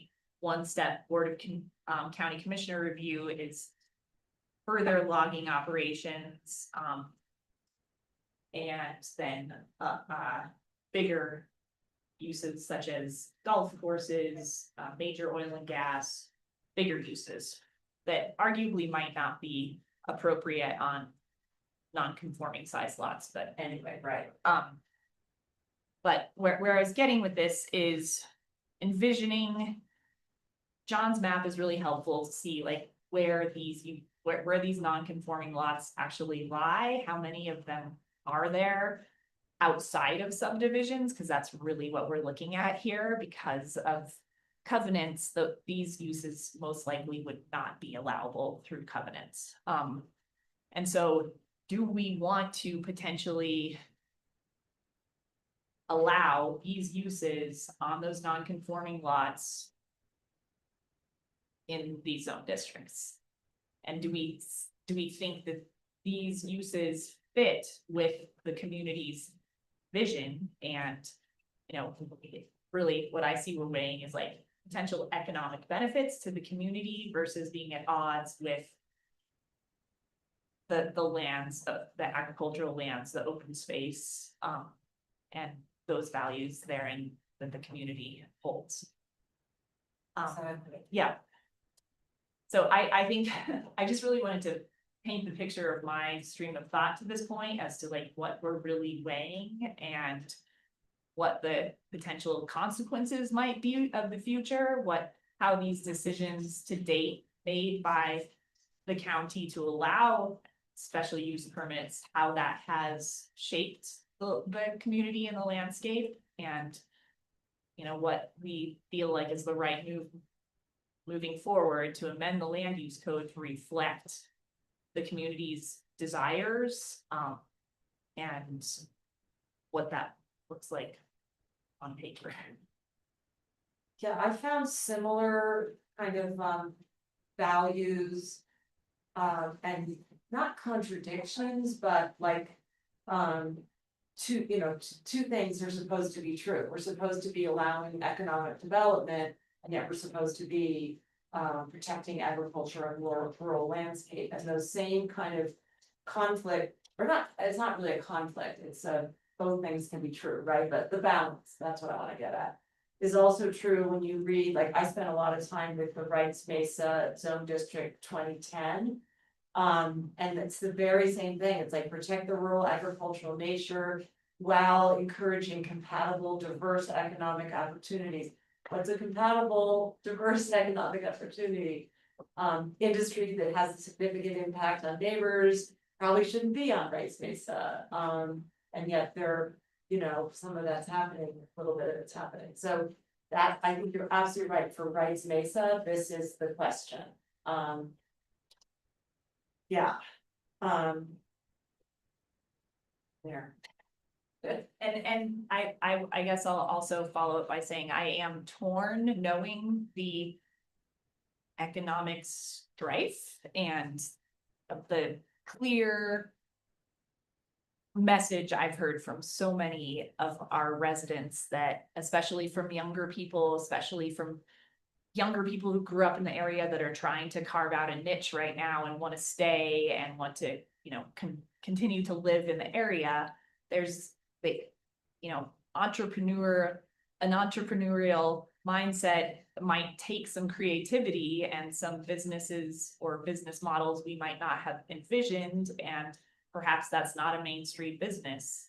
I don't know. So I'm really kind of like weighing like what will really benefit our communities economically and give opportunity without tearing away the rural and agricultural nature of the land. Right. And I think another slightly more current view of where the community mindset is again in that Rights Mesa 2010 zone district. And interest is not as current as the vision plan, but it does allow on Rights Mesa, if you're zoned rural agricultural, very few lots are, but you can make that change. It does allow general industrial service, manufacturing, and temporary construction staging. So but with a special use permit, and all of those are, well, either one or two step. So I feel like we are seeing like an opening in the Rights Mesa area for some additional uses. That are help with drive economic opportunity. Although there are considerations, for example, for general industrial use and manufacturing, you would have to be where land is already impacted by industry or mining. That's a very clear, that's a quote from the land use code. Minimum lot size of 10 acres, setback, mitigation of vibration, noise, things like that. So I feel like there is definitely on Rights Mesa an opening for, it's just me, the community would like us to review those special use applications. And that, just to be clear, in 2010, there was no distinction between conforming or non-conforming lots, it was for all lots. Hey, I saw your hand up. Yeah, so, looking at the list, it's putting size limits and parameters, number of units. Saying, for one step, it has to be less than 2,000 square feet, over 2,000 square feet for, certain uses like, feed and seed store. Has to go to two step. And when we're thinking about, preservation of agricultural lands, actually having the ability for these smaller uses to go on the smaller lots could help preserve agricultural lands. In that, people who are desiring to establish businesses like that can select those smaller lots instead of, buying bigger lots, parcels that they don't necessarily need. So, that is one way to look at it. And then, when the 2010 code was adopted, that was specifically to implement the Rights Mesa master plan. And at that time, they saw that, certain uses could go on lots of certain sizes, or could be a certain amount of square footage as well. So, there was definitely a shift away from, at that point, from the concept of nothing but residences on substandard lots. So I think we really do have to look at that as some intent. But, because we do have that shift away in the 2010 Rights Mesa, we still have the conflict with 519. You mean 51908, that 51908, yeah. And when you have a conflict within the code, the more restrictive requirement applies. So, fix 1908. I mean, that's what we're trying to do. No, but could we fix that to say that it allows for residential and any other uses provided for in the zone district? Well, I mean, that's what we're trying to do. And So I feel like we're fixing the zone districts to fix that conflict, where we could fix 1908 to fix that. we need to do both. Yes, so we're trying to fix the 4 zone districts that specifically reference 5-1908. But the bigger part is we need to fix 5-1908. And then the question is, how far are we going with that? And there's a lot of clues and suggestions in the specific zone districts. But we're trying to figure out what the actual answer is. So, right, if you continue to say that no special use permits in the Rights Mesa zone, cannot be on substandard lots, then, somebody with a 2,000 square foot art gallery on a 34-acre lot is going to be out of luck. Right. Whereas through the SUP process, you could fully vet it and determine the impacts and whether or not it fits. And it meets the master plan and, meets all the criteria. Hey, I think you bring up a really good point, which is an art studio on 34 acres, like that, I would imagine that would sail through. But we have in these same lists, construction, staging and laydown yards, heavy manufacturing, general industrial uses, so it's like. Like, I don't have a problem with the art studio, but I would want more consideration being given to those other uses if indeed you want to allow them. And that's what the SUP process is for. Because it might be that somebody is able to totally design a project that mitigates the impacts. We don't have the noise, the vibrations, the odor, the light, the dust, Yeah. the traffic. Somehow that's all mitigated. And somebody with the exact same type of use could propose something totally different. And we've got noise, odor, light, dust, vibration, traffic problems coming from them. There is no, yeah. Commissioner Gleason. Also, something came to light in part the past agenda item previous about where the Rights Mesa light industrial zoning lies, and I don't know if you're able to pull that map up, John, but that was really helpful for me to revisit, looking at that visually. It's a very small area, actually. And so considering like what currently exists right now with our zoning that one might think of as an appropriate place for that kind of use to fall or be acceptable it's a very small area. And I do think for the public to see that is important, just to kind of like feel everything we're weighing here and.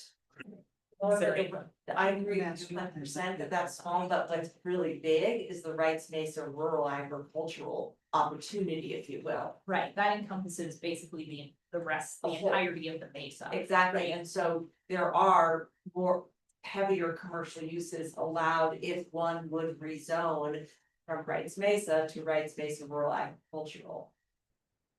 Right, which is looking at a rezoning process As well as special use permits. Absolutely, yeah. Very cool. So the purple color on here is what could be, or some of it has been, but what could be rezoned to Rights Mesa light industrial under the master plan as it now stands. And then that green color outside is all of the, what could be rezoned to Rights Mesa rural agriculture. And then beyond. That goes on, yeah. So I mean, if there is concentration and some forward thinking around this, I'm just questioning whether that is enough space to really support the need. But it isn't, that's not all the space. If one were to rezone to either Rights Mesa light industrial or Rights Mesa rural agricultural, you have tons of options for special use permits. True, through rezoning. Yeah. Well, I think we've outlined the tension. I think we've gotten a better feel for the potential size of any decision that we do make. And unless you have more thoughts, I'd like to get to the public soon. Definitely. So I think I agree with you, like for Rights Mesa, we understand the tension. I would like to talk about the F zone, which is equally as large, looks like it has fewer non-conforming parcels.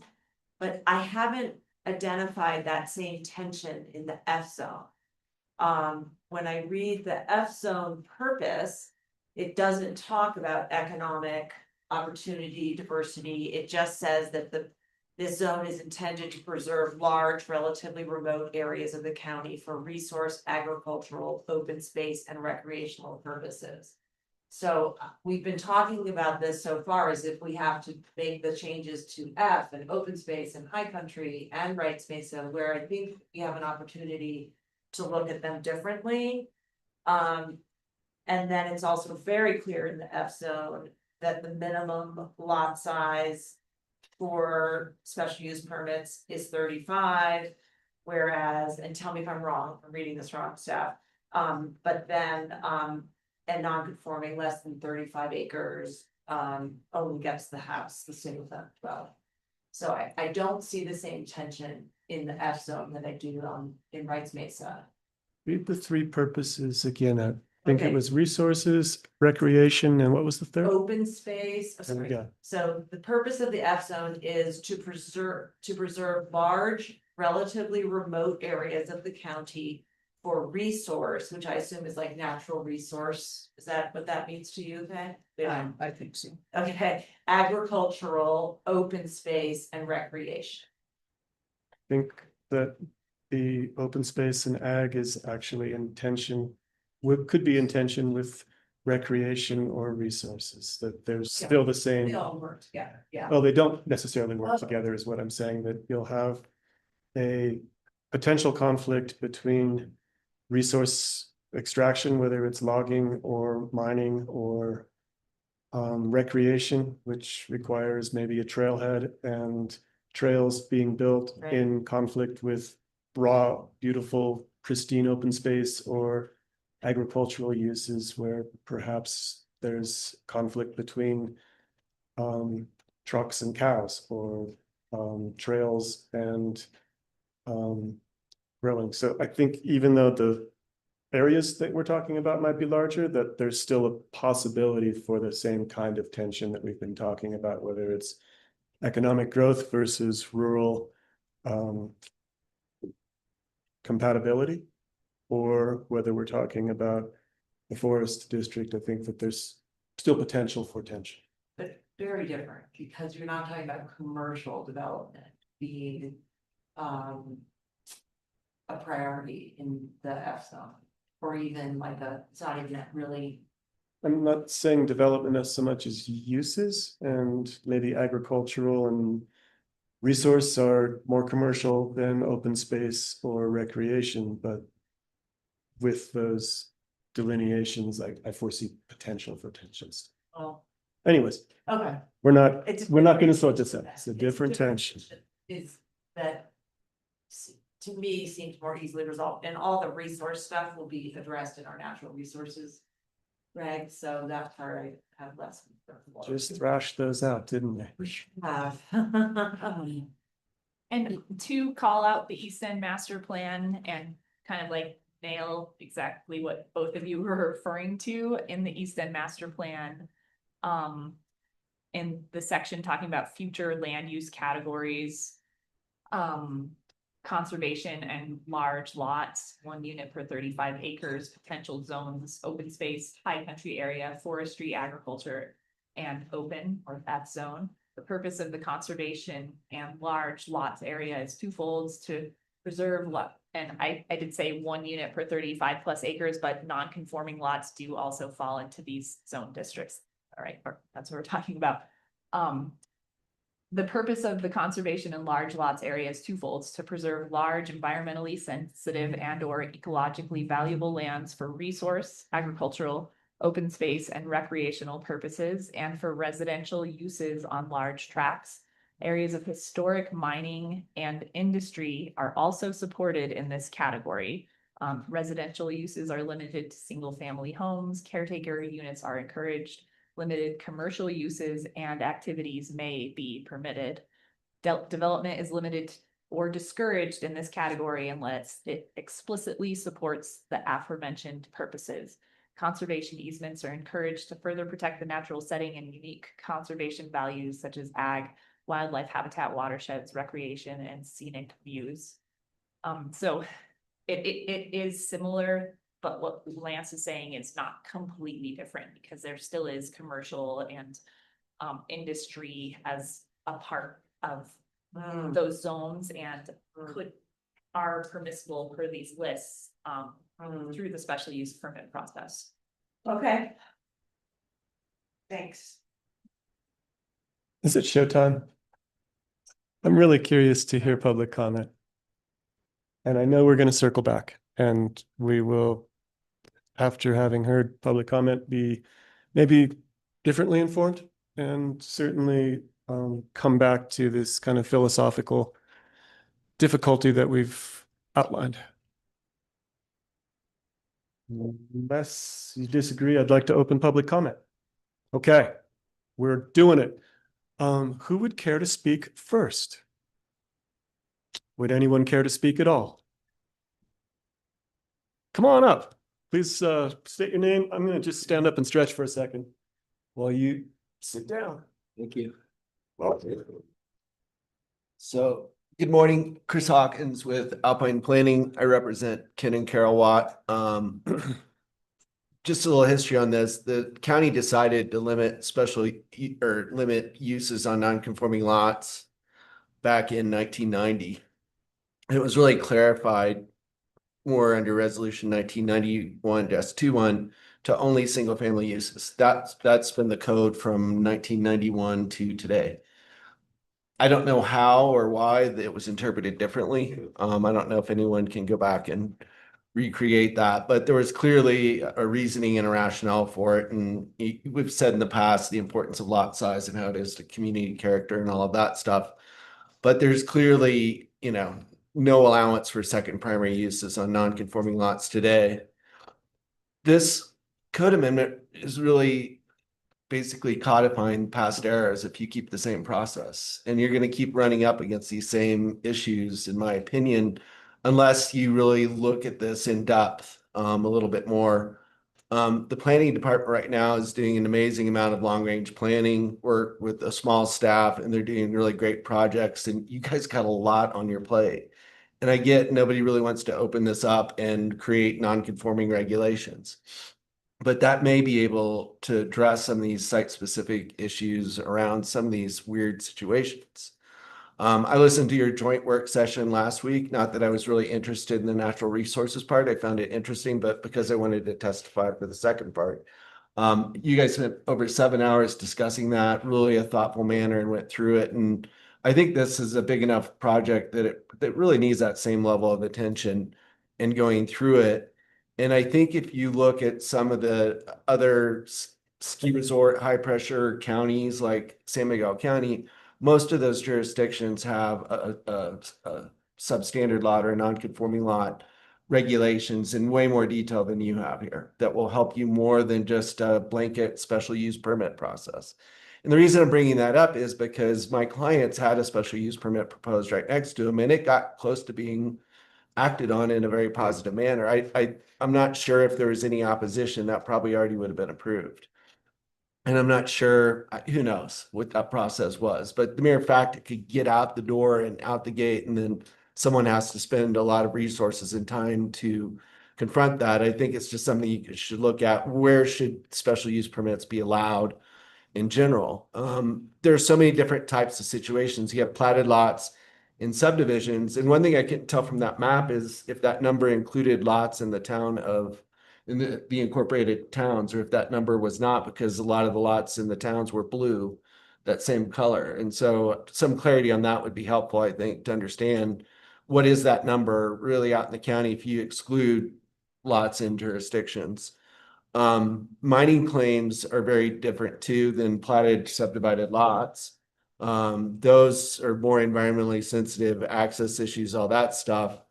And then you also get these small lots that are out there in the Wrights Mesa zone and the FAO zone that really, if they're significantly smaller, can impact property owners. And so just having more tools on the table to help control that and give, better guidance to staff. And I think Planning Commission and you, especially on 1-step or 2-step reviews, would be very helpful going through it. I know it seems like this is kind of a quick fix, but you might want to dive into this a little bit more and really explore this overall. There's no burning urgent situation on this to do this. And I realize you have a whole work program you're working through with a lot going on, but it would just, I think, be helpful to really do that overall. We're really appreciative of the county and planning and building departments resolution of the lot situation. And then that's it. Just one more question, if I could. The lots or that master plan reference, did that also include, when you're talking about the West End master plan, was that talking about conforming lots or non-conforming lots, or was that just all lots? All lots. Okay, thank you. It was related general on picture. Yeah. Wants to see it through development. And there's another option with the small platted Chris, I'm lots. gonna hold you here just for a second, and you can circle back if we have a second round of public comment. Got it. I'm reluctant to get into a full-on conversation. Got it. Appreciate it. also for the small lots, you can create a zone district for those too, if you want, and that can help solve those for the platted lots that applies to them, and then we're kind of solving that problem differently. Thank you. Thank you. All right, well, I did hear a question that I think is an easy one to answer, and that's for John regarding the map. With the blue, does that exclude the towns or include the towns? They were blue. This particular one included it. Okay. The numbers don't include, they were not included in the previous numbers that. So the 750 that was quoted as a rough number of non-conforming lots, was that in the unincorporated county or? That's in the unincorporated county. Okay. Yeah, so excluding towns for that number. Right. Yeah, and it was also only for specific zone districts, so we didn't count, for example, the lower medium density residential zones. Right. Because those have smaller lots, but what you saw today, it did include those because it was a very chunky sort. Yeah. Thank you, that's helpful. Would anyone else care to speak? Yeah. Yes, ma'am. Do you want me to go there? or- Yes, please. If you can come up to the microphone and pull it really close to your mouth, then the folks in the Zoom meeting can hear you too. Okay. I'm Michelle Sherry. I own some property on Wrights Mesa. From my point of view, I guess, this process has been, I had to write something because not big public speaker. This process has been in place for a long time. It's been followed, and the people being represented by Ken Watts and Ken and CJ are asking you to take it away because they found a different interpretation of the code, that they don't want the county to be allowed to follow the process they've always followed and that has worked in the past. The real question is if you're going to allow sub 35 acre parcels to continue to apply for special use permits like you've always allowed them to in the past, and as recently as last fall. The language that you have in your code, I believe, is probably just not clear and was actually just a result of being poorly written or poorly referenced back and forth between 398, whatever you keep talking about, 318 something. And the other thing, I believe that most likely is a simple oversight. And I do believe, from being in this town for a long time, I've lived here for, well, since the early 90s. There's many things in the town of Mountain Village and the town of Telluride where things were done on a much looser level. And things are not necessarily cross-referenced and perfectly noted and everything else. And I believe this is most likely just a simple oversight. Let's see. So the language is not clear or was poorly written. It doesn't mean that that was how it was presented or how it has been used. It has been this way, and the county has interpreted the code right up to last fall. I think I just said that. And this was challenged as a way to shut down a special use application before it could proceed to be considered. There's not a plethora of these uses all over the place. I think they are there, and the system works, and there's a process for evaluating these requests. You have lots of properties that could have them.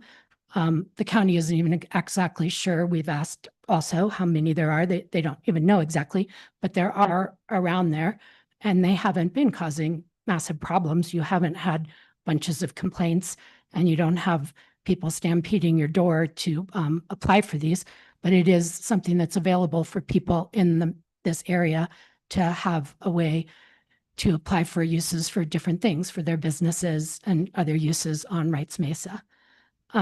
Many people are probably not even aware that this is happening right now. They, I believe, assume that they have the same rights as that the county has been allowing to their neighbors for years to have, and how the county has interpreted the land use. I don't believe a lot of people actually really understand what's potentially happening to something that they would have a reasonable right to assume has always been the way it's been interpreted, the way it's been used. When we bought our property, we did ask, and we were given that code that you read earlier. And as a list of what we could have to use by right, and also what was to be allowed and for use as a special use permit. we were at the time led to believe that construction laydown did actually fall within the as part of landscaping, as part of like agricultural with the greenhouse. But anyway, that's been cleared up. We were clearly told in writing as recently as last fall that we could apply for a special use process for a sub 35 parcel. And I believe that most of our neighbors and people on the Mesa would have every reason to be operating under that same type of assumption. The county was telling you as of last fall that you were allowed to do that. When we bought our property, we were told, I'm sorry, am I allowed to, I don't accept the Oscar. I'm just kidding. If you don't accept the Oscar, do you have just another sentence to kind of Yeah, summarize? Thank you. I think I've essentially said what I said. What I do want to point out is this area is the Telluride area and other areas that are not part of the county, but the towns have become more and more gentrified. And it's become harder and harder to operate a business. And the idea on Wrights Mesa is that small businesses would be able to operate. So somebody like a plumber or an irrigation business or This is a carpenter. long sentence. I'm Michelle. sorry, but they wouldn't, they won't, they need laydown area. They need somewhere to be able to put their work trucks, put their Understood. pieces of pipe and things. So Thank you. Thank you very much. Something that Chris said got stuck in my head, and I just wanted to throw it out for your consideration, commissioners. Chris mentioned that with a special use permit, that if a neighbor disagrees, it is a burdensome process in order to get to the meetings and organize and show up and express opposition. I realized after listening to Michelle that it's also the same to apply for a special use permit, and that maybe having kind of a refereed situation is a good way to approach an uncertain question, where both parties have to go to some extra effort in order to put together the facts and the proposal and the counter proposal and the reasons. It's not just the neighbors that are being asked to respond. Anyways, that just popped in my head. Let's continue public comment. Mr. Sherry, come up to the microphone, Quicker please. than my wife usually when I speak. But, I lived in Santa Fe, I lived in Vail, and I watched the explosion, of down I-70 and down, Alameda Road in Santa Fe. And I went to Aspen years ago, and from Basalt all the way into Aspen was bumper to bumper all the time.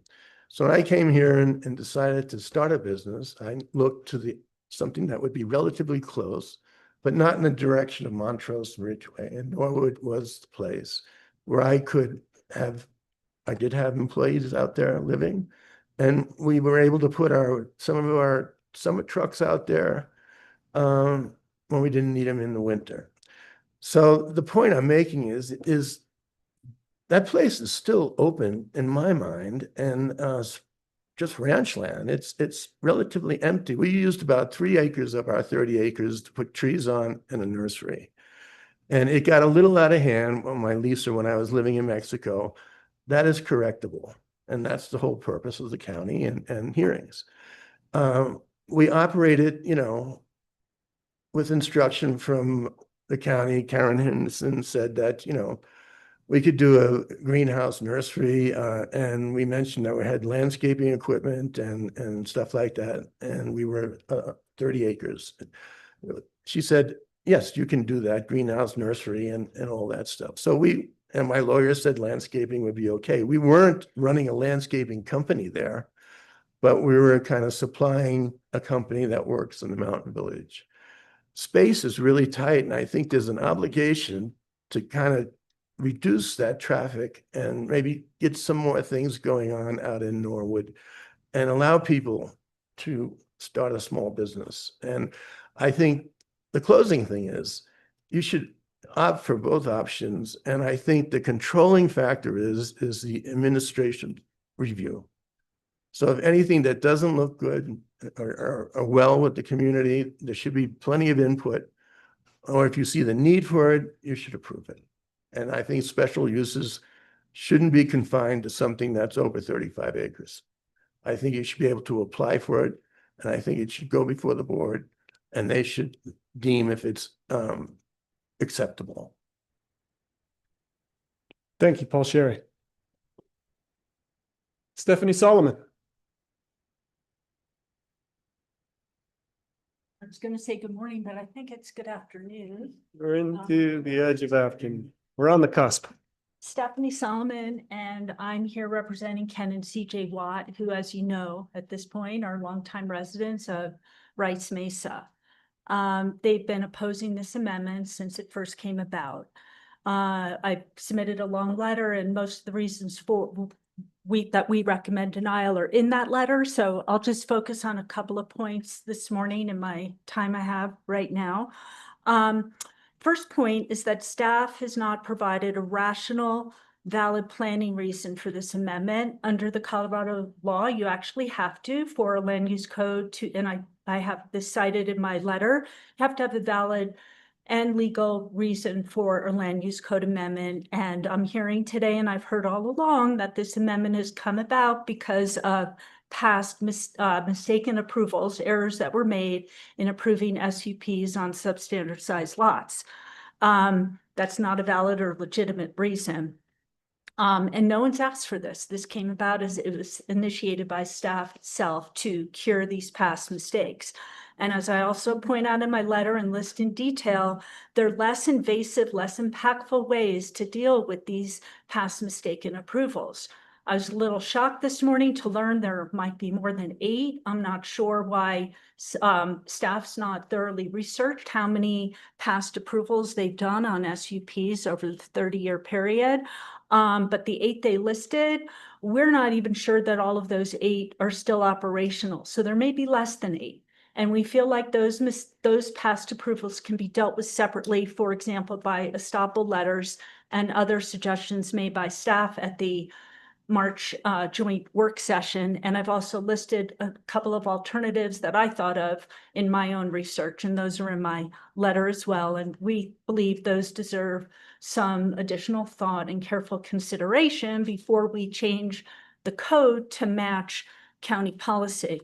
And that brings me to another point, is no one's really been talking about Land Use Code Section 1-9, which specifically states, and I'm going to quote, "Where a conflict exists between the provisions of the code and any policy, practice is my addition, but policy of San Miguel County, the provisions of the code shall control."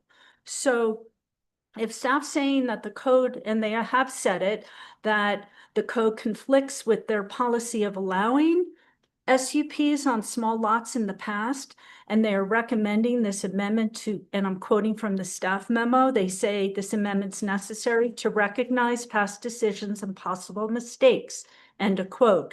This, I think, is backwards. Section 1-9 of the Land Use Code states that when there's a conflict, the code, not the county policy, controls.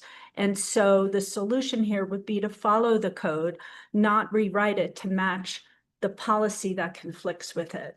And I've stated all along, I believe the code is clear and unambiguous. And in Rice Mesa, each and every parcel, and this is a quote from 5-319.1A, each parcel on Rice Mesa is allowed a single-family dwelling, home occupation, and normal and customary agriculture and ranching activities. Plus, it goes on to say a few more things. So this focus on Section 5-1908 stating that, oh, a strict reading of it would only allow a single-family home.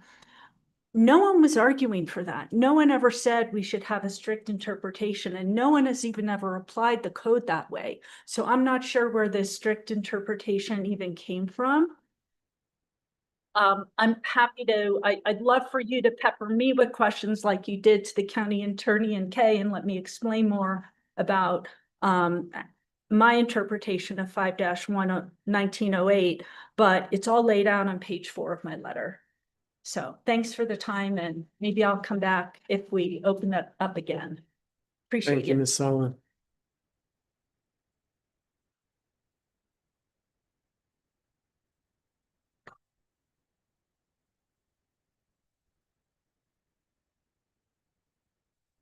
Mr. Watt, good morning. Well, now we It are, is afternoon. we're afternoon now for sure. Hi, my name's Ken Watt. CJ and I own property on Wrights Mesa. Wanted to talk a little bit about the county enforcement process and how my experience with this. So, Paul and Michelle, they've been neighbors next to us since I think 99. They bought that property and operated pretty well. Business sold 5 years ago or so. It's been a major disturbance since that point. The new operator has expanded dramatically, more interference, trash, all the stuff. So I finally had the bald eagles were the thing that kind of tripped me off, where I'm going to try and do what I can to protect them. So I go to the county website, make your complaint, right? Online. A month or so goes by. I don't hear anything. So I call up Matt. I go, what's going on? He goes, oh, yeah, that's my responsibility. I haven't looked at that in a few months. So we get the process initiated. Matt comes out. We walk around the perimeter. And he said, we're complaint based. We don't go looking for this. Well, John, he came out, I don't know, a few weeks later or something. We did the same thing, complaint based. So it's my responsibility as a neighbor to make the complaint on a violation. So as we evolved, this has been going on for well over a year now. They've still, they're coming in after hours, they're working. It's not huge, but it's happening. Made a few complaints. Recently they obtained a reclamation permit to reclaim the damage. Was never sent to us, so we don't know what's in it. So we did a CORA request. Let's take a look at the permit. And one of the things that pops up is there was no consideration of the Colorado Parks and Wildlife recommendations on the bald eagle nest. So the permit was issued without that consideration. So now it's shut down again until July 31st. But again, we had to initiate the process. So what I think this process does, it creates conflict with the neighbors, because now I'm that nasty neighbor who has to make the complaint. And Paul and Michelle, they're not happy about it, but I'm kind of forced to be in that position. You shouldn't put these neighbors in that spot. So as this evolves further, without an enforcement, well, maybe not an enforcement policy, but a policing policy, and then following through with the enforcement, I think would really help. As I always say, right in the West, which here we are, good fences make good neighbors, right? Well, how can we improve that? So, if we've been friends for a long time and now we've got a dispute over this issue, now we're not friends and we're disputing things, that's not good for the Mesa, good for the county, anything else. And I just wanted to bring that up because that is something I think you should consider as if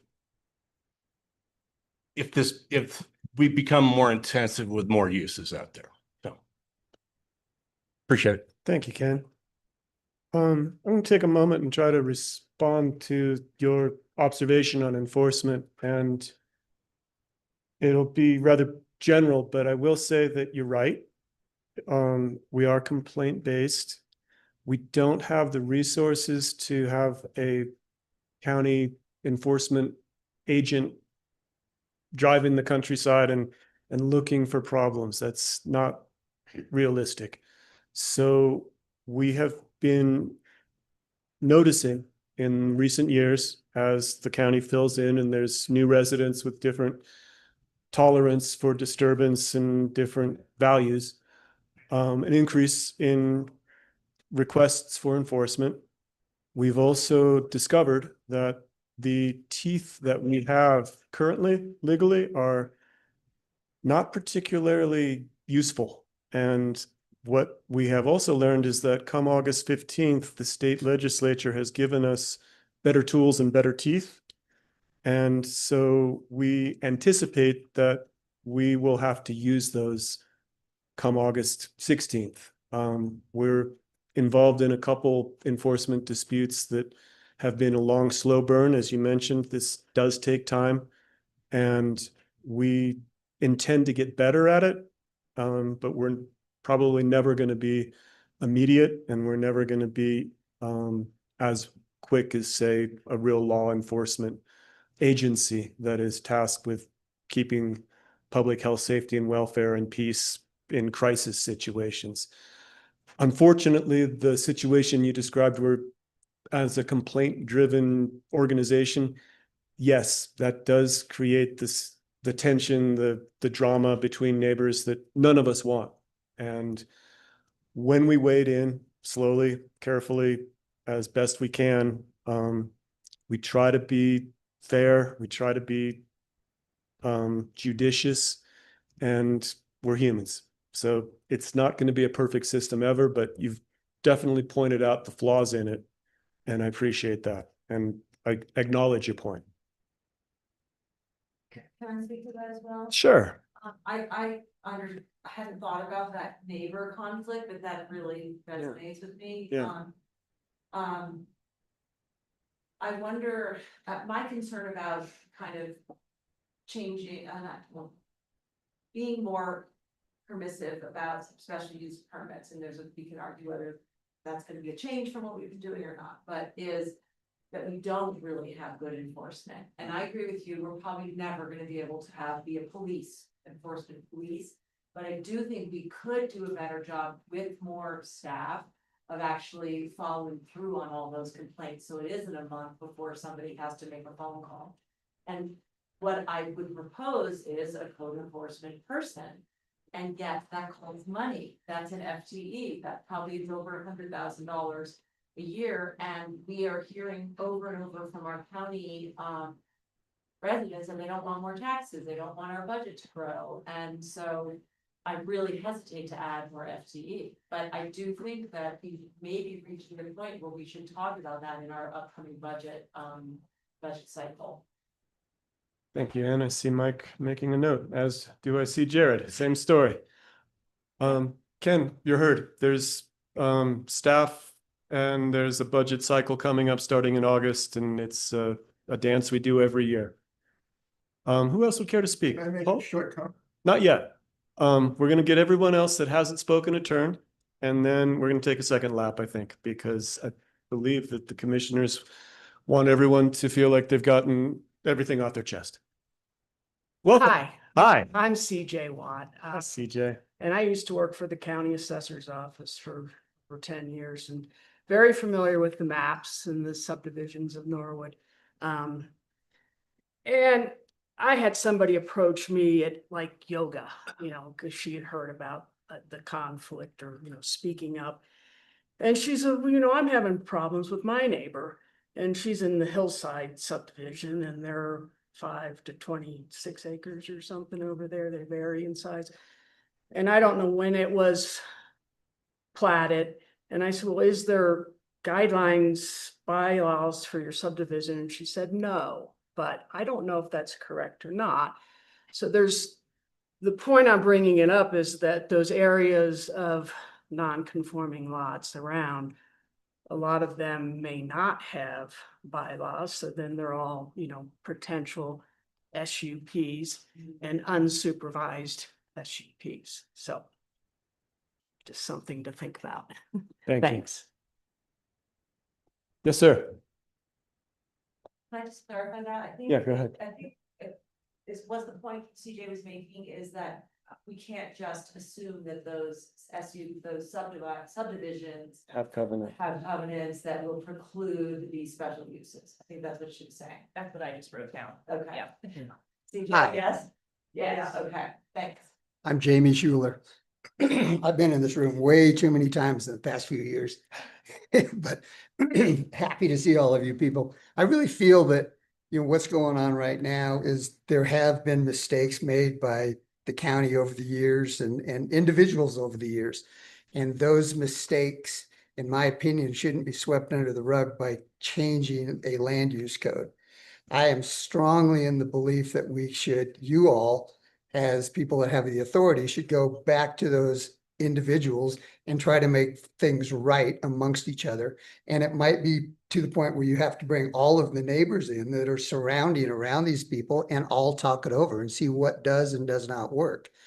And I'm also, this is the rumor mill, but I understand there might be some changes in the planning department down the road. So if, with that being said, I strongly recommend to the county board of county commissioners not to approve any changes to a land use code until you get a new planning director in place.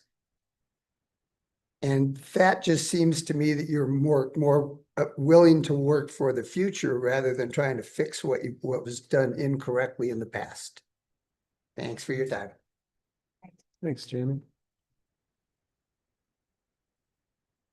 Again, because I get the commissioner seat and get to respond to every comment, I think what I heard you describe with bringing in all the neighbors and trying to understand the problem is well, let me finish, is a little bit of the special use permit process. And that's something I probably should have said last. Okay, back to the microphone if we're going to have a conversation, but go ahead. So yes, realistically, that is where the weakness is, I believe. During the special use permit process, it really does need to go to a one-step or a two-step process and not just be put on the administrative staff, because they're looking at the good of the homeowner or the landowner that is going after a small entrepreneurial type situation on their property to make money, and it makes sense.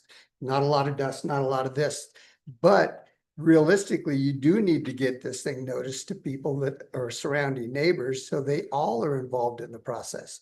Because if that doesn't happen, then it lands on your lap. And that's the hard part. We really do. And I'm guilty of that. I've lived here all my entire life. And do I show up to everything? I just talked to a school board director, on the board a couple of days ago. And I said, yep, I'm guilty. I don't go to the board meetings.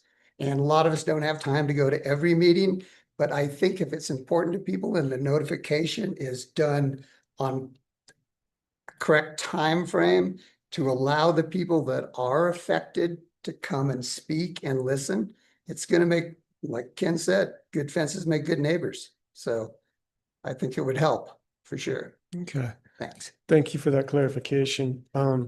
Kay, I noticed that you had a kind of eyebrow raise there, and I think I might be able to guess at it. I think what want you to were, make it absolutely clear that yes, no SUP is an administrative process.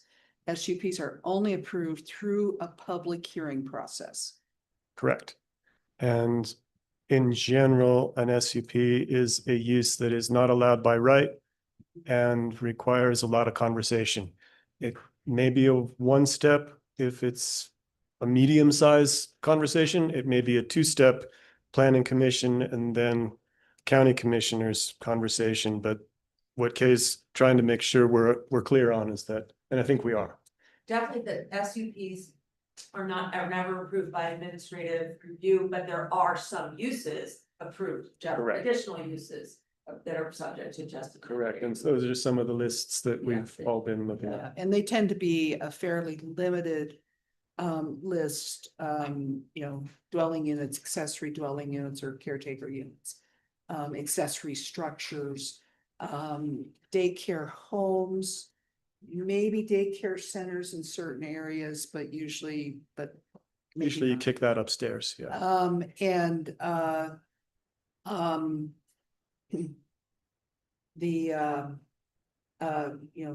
think I said home occupations already, so, and then there's even limitations, it's, it'll say after a certain size, then you have to go into the SUP process as well.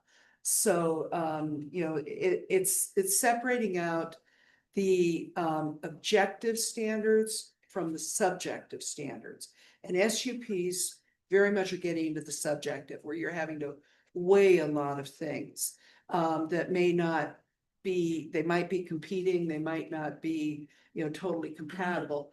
Whereas in the administrative side, the uses by right and the uses allowed by administrative review, there's pretty clear criteria in the code that can be applied.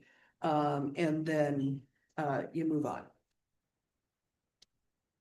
Just speaking about the SCP process, I've been at this now for almost 8 years, and I've sat through a lot of SCPs, and I've denied a few. I've approved probably an equal amount, and I've put a lot of restrictions on the ones that I've approved based on neighbor input.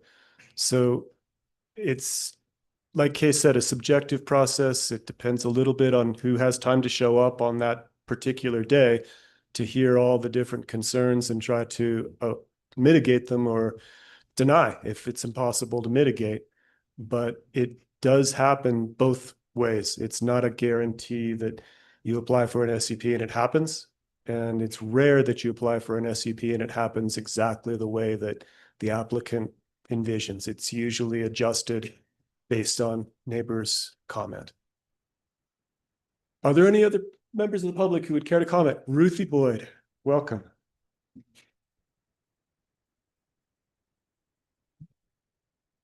Hi, commissioners. Thanks for having us today talking about this.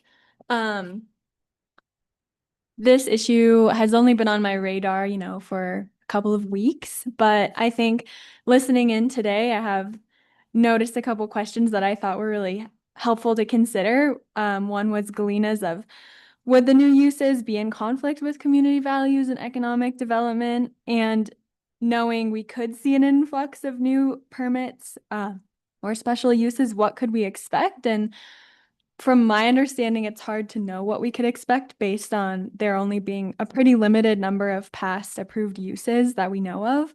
And that kind of makes me wonder, from the Sheep Mountain Alliance perspective, what would the potential environmental impact be of allowing very many different new potential uses through various processes. And I think that's something we should be really careful to consider, knowing that these zones are rural, many of them in rural areas or open space areas, which I think leaves me wanting to hear more public comment and more input from landowners. And also, I would love to understand more about the previous uses and more what we're thinking would change moving forward if these new codes are adopted. So, yeah. Thank you. Thanks, Ruthie.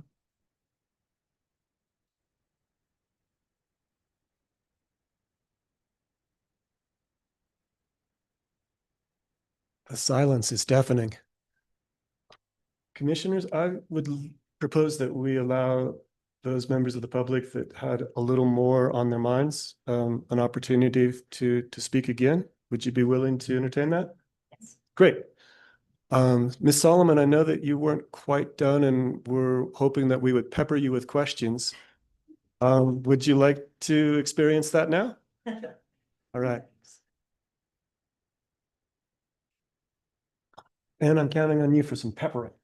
I just wanted an opportunity to explain, we've been looking at this as long as the county came up with this amendment, and we never feel like we have enough of an opportunity to really answer the questions that you ask staff, and they answer to the best of their ability, but we have a different perspective. So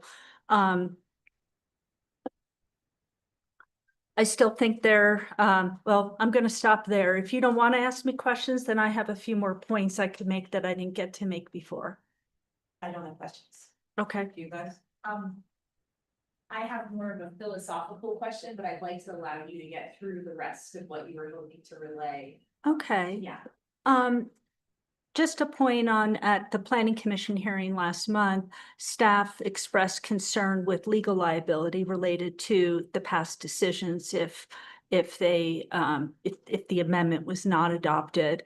And I went back and I did some research on the Colorado Governmental Immunity Act, and it is there to provide protection. And I'm not giving you legal advice. You have your lawyer for that.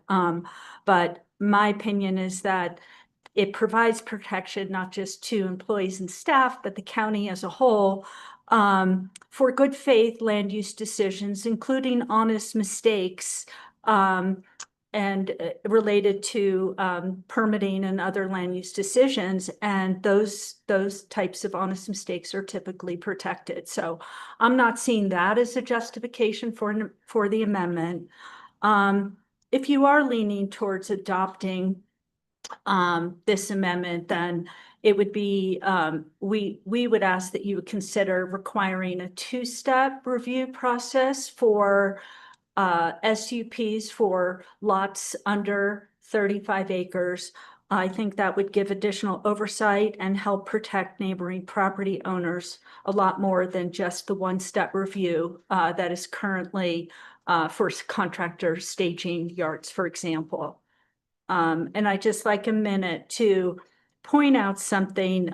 There's been a lot of emphasis. I'm hearing two conflicts. One is between the county policy or practice versus what the code states. And that I think is covered by section 1-9 of the land use code. The code clearly controls. But the other is staff's brought up section 5-1908. And it's interesting because they're saying on the one hand that if a strict reading of it would just allow a single family home, but then their proposal is to allow all uses. So I'm not, so a strict reading, you only get a single family home, but our amendment is let's allow everything. And if there truly is a conflict, which I don't think there is, I think section 5-1908 is not a use section. It doesn't speak to uses by right. It doesn't speak to administrative uses. It doesn't speak to special uses. It's a building permit section for single family homes. And it tells you that if you have less than 35 acres, a non-conforming or otherwise non-conforming lot, your lot is not undevelopable. You can apply for a building permit. It doesn't conflict with the use sections like in Wrights Mesa 5-319.1. That whole section tells you what uses are allowed on lots in Wrights Mesa, tells you you can have all these uses by right, agricultural and ranching activities, caretaker units, all those things. And then it tells you if you want a second principal use, you need 35 acres or more. And that's very clear to me. Section 5-1908 doesn't say that you don't no longer have uses by right. It just says when you go to build your single family home, you need a building permit. And those are all the points that I have time for. So thank you again for the opportunity to speak. Of course. Paul, I remember you had It's a quick little more. follow-up. I agree, it's important to respect your neighbors, you know, and I thought for the 27 years that I've been operating out there, the last 5 years, I've let somebody else lease that property. And before that, I would get a call, well, from Ken a few times of problems. We corrected those immediately. And then there was this silent process, and I wasn't going down there a lot because I let the person that bought my company lease that land till he can find something better. We keep trees down there. And there's been no calls from Ken. I think if I got noticed that what Matt was doing down there, I would have immediately told him to stop and move that off. So I think communication is an important thing between neighbors also. And that Eagle's Nest has been there for 27 years and they're pretty happy. And we stay away from that end of the property. We don't work that corner of the property. Anyway. Thank you, Paul. Agreed about communication, of course. Would anyone else care to? Yes, Michelle. I just had a few other things I was All trying to right, finish. we got a few more minutes. Thank you. I just want to also point out and I'm not speaking for him, I haven't spoken to him or anything, but at when you guys had the last commissioner meeting, Ray Cossey spoke up, and he was actually he was on the Wrights Mesa Planning Commission. He was on the advisory committee, and he spoke to the need for businesses, and he spoke in favor of allowing the special use permit. And he was someone who was representing, who was involved with that whole process. And then, the other thing I just wanted to say was, yeah, that the things that Jamie just was mentioned, all of those things happen. You do notice your neighbors, you're obligated to notice them when you apply for a special use permit, and there's the whole process that you go through. So I really feel like you have a process in place. You need to clarify your language and say that that does apply to non-conforming lots. And that's, yeah, this isn't the other woman who is saying that she thinks a whole bunch of these will happen. This has actually been the way the county has interpreted the code all this time. So as far as everybody knows, they were already allowed to do this. You haven't had a whole bunch of these. I think you already know the answer to the question she raised. This is up until last fall when we were making our application, we were told that we were allowed to do it, and this was the process. So these aren't unknown questions. You've been actually operating this way this whole time. And it's just clarifying your language and being clear, which I think is fair to the people who've been operating under that for years and have bought property there and been told by the county that they were allowed to do this. And it's the way it's been represented. It's the way the county's interpreted it. And you have just a problem of some poorly written language that you have an opportunity to clarify, and you have a process in place, and your process actually works pretty well. You haven't had a bunch of problems. So you're kind of reinventing a wheel that you don't, I mean, like, why do this? If your point is to try and create these opportunities for businesses, you have that whole thing in place already. It's just clarifying and reaffirming what you've already been doing. Thank you. Thank you.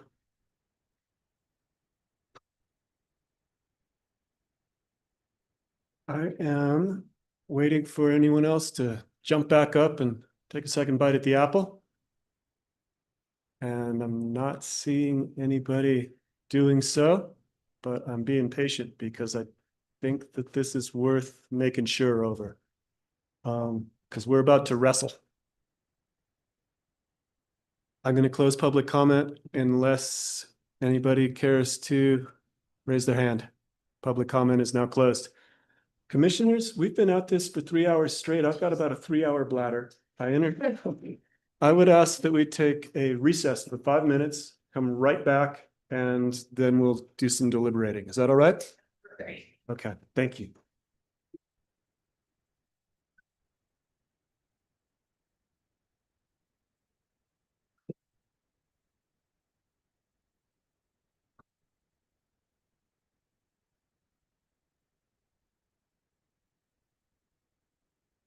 What's the process this afternoon after the break?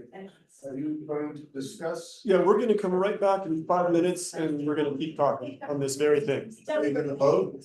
I think so. I hope so. We'll see. Yeah, we're planning. I'm hoping that we'll get to a conclusion, Paul. I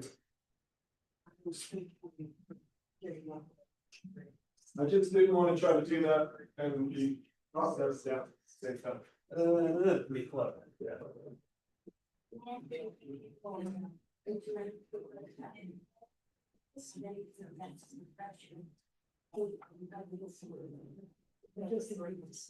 Oh. We're just talking about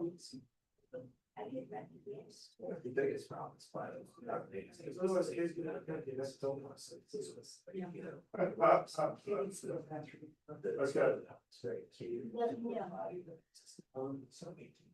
So it goes to years. We're seeing these huge amounts. It's not the way to be.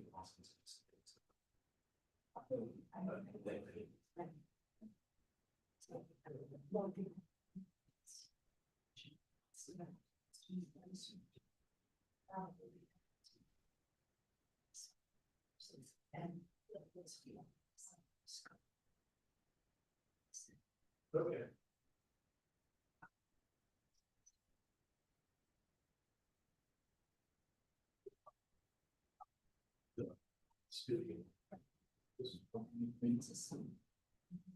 How are you? Yeah. A while ago. Nice to see you. Yeah, it's just. It's recognize you as such. So I know me too. And I was like, you're excited. Yeah, yeah, that's your kid. It's just started speaking more. I recognize your voice. Thank you.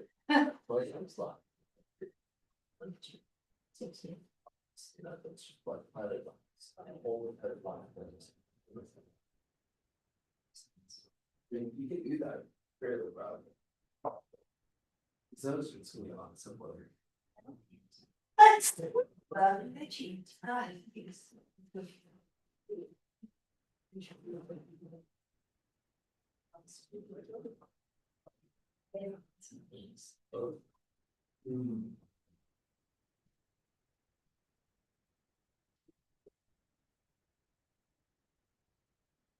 Yeah.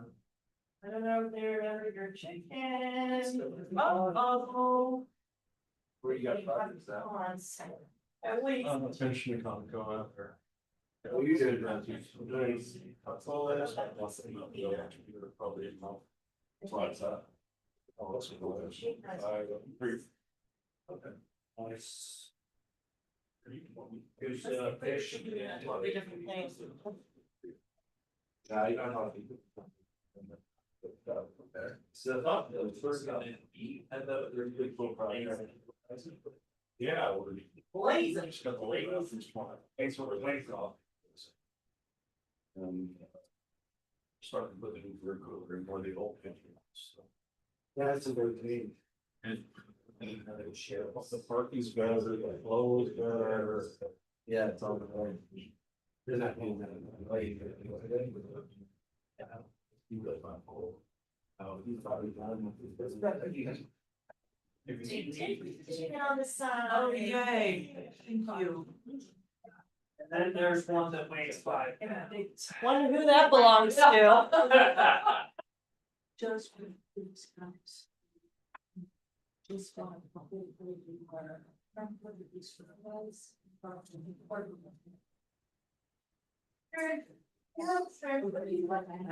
I am told that brand pen money had a.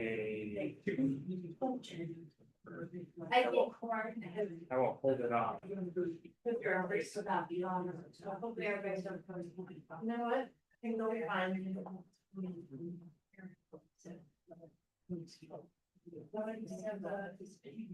What? What?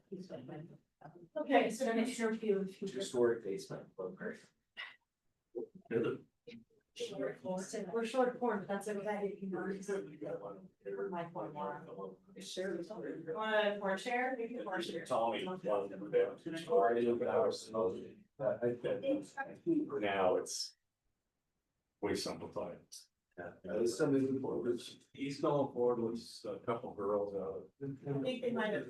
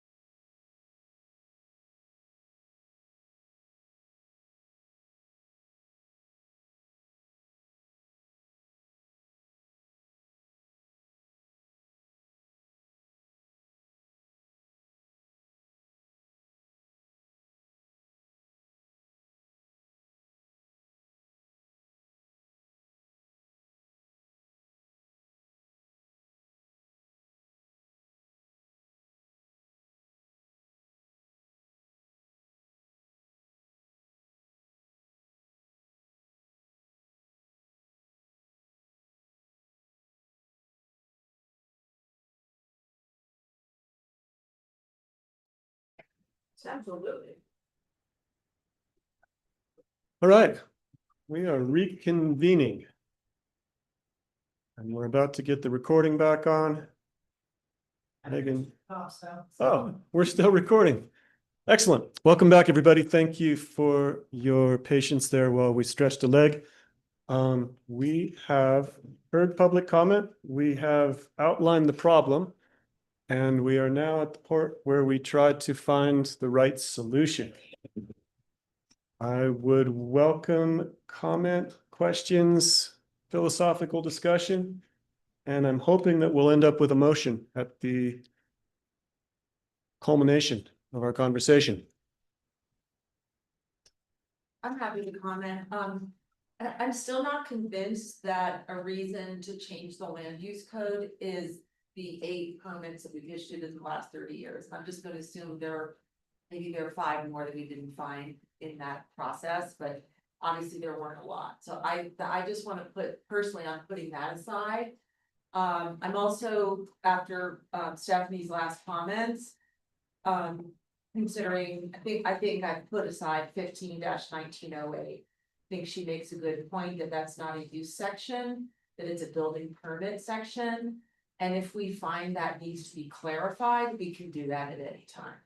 So that is not my concern either. What I think we need to do today is to figure out what really is the intent of the land use code in the context of the master plans and the vision statement, right? And so I would ask that we could kind of focus really on that. And if there are contradictions in the land use code, then I think we maybe today or maybe at another day, I don't know, depending on, we need to decide which one we think prevails and then make a decision based on that. So I could use a refresher since it's been 3 hours or 2.5 on where the contradictions are aside from 1908 in the land use code. Does that make sense? Because I think reading Wrights Mesa Zone 1991 and the F zone straight, it's very clear that these uses are not permitted for non-conforming lots. Where I get confused is with the Wrights Mesa 2010. But again, someone could always rezone to get that. So are there other contradictions that aren't coming to mind right now in the land use code that we need to fix? Okay. Or look at? Yeah, and I would disagree with the characterization of 5-19 being about building permits. It is about non-conforming uses, lots, and structures. And so it's not only about getting a building permit, it's about what uses may or may not be established. And so our way of reading this 5-1908 right now, by saying a legally created substandard parcel may qualify for a building permit for a single family residence if it meets all other land use code requirements. That by its nature, looking at it at face value says, and no other uses. And then, and then you go into the F, the Wrights Mesa 1991, the high country area and the open space zones. And it reinforces that under the, not under the use standards, but under the dimensional standards, where it says, go back and look at that so I get it right. So going to the F zone, you have your uses allowed by right, subject, and then 1-step and 2-step. But it's in the area and bulk standards then where it says any legally created parcel less than 35 acres may qualify for a building permit for one single family unit. So that conflicts with everything else. But the implication is that there again is that's all it can qualify for. Obviously, over the years, that section was not, it was overlooked. 5-1908 was overlooked, and SUP's and I can't presuppose, No. I can't guess what the thinking was from my predecessor, but for whatever reason that was overlooked or just not applied. And what we are trying to do is to resolve those questions. And those contradictions. And we're trying to do so in a global way. We're not trying to focus on any one specific proposal or property, but what's best and what fits for the whole county. And, so we've put a lot of thought, a lot of effort into this and put forward what we think is the best solution. And before you respond, I'd also kind of postscript where Maura opened, which was her explanation that when a use is specified, that it isn't, that it is, that's the one. And so I lean towards that interpretation. It makes sense to me that that's how we've interpreted the entire land use code. Where's the part K that Stephanie read, or maybe others have read too, about how non-conforming lots can have houses and home occupations and ag uses? Like her argument, or somebody made it, was that they can already do that, even though it doesn't say that. Can you help me there? Well, I mean, and that's kind of the problem, that, if you look, so if you look at,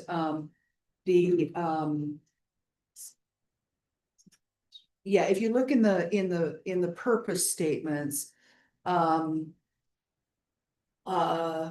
and again, we have all these different zone districts, and I'll say something a little bit different. Oh, yes, that's where it is. Each rights based parcel lot, a yeah. single family dwelling, home occupation, and normal customary agriculture and ranching activities.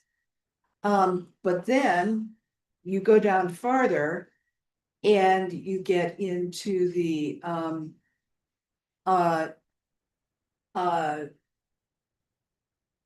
are we at? The area and bulk requirements, again, says any legally created parcel less than 35 acres may qualify for a building permit for one single dwelling unit, provided it meets the the criteria of 5-1908.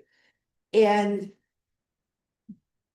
by that, again, we say a strict reading of that means that all of the other things that are listed as allowed by right or allowed by administrative review, many of which need a building permit, would not be able to get a building permit.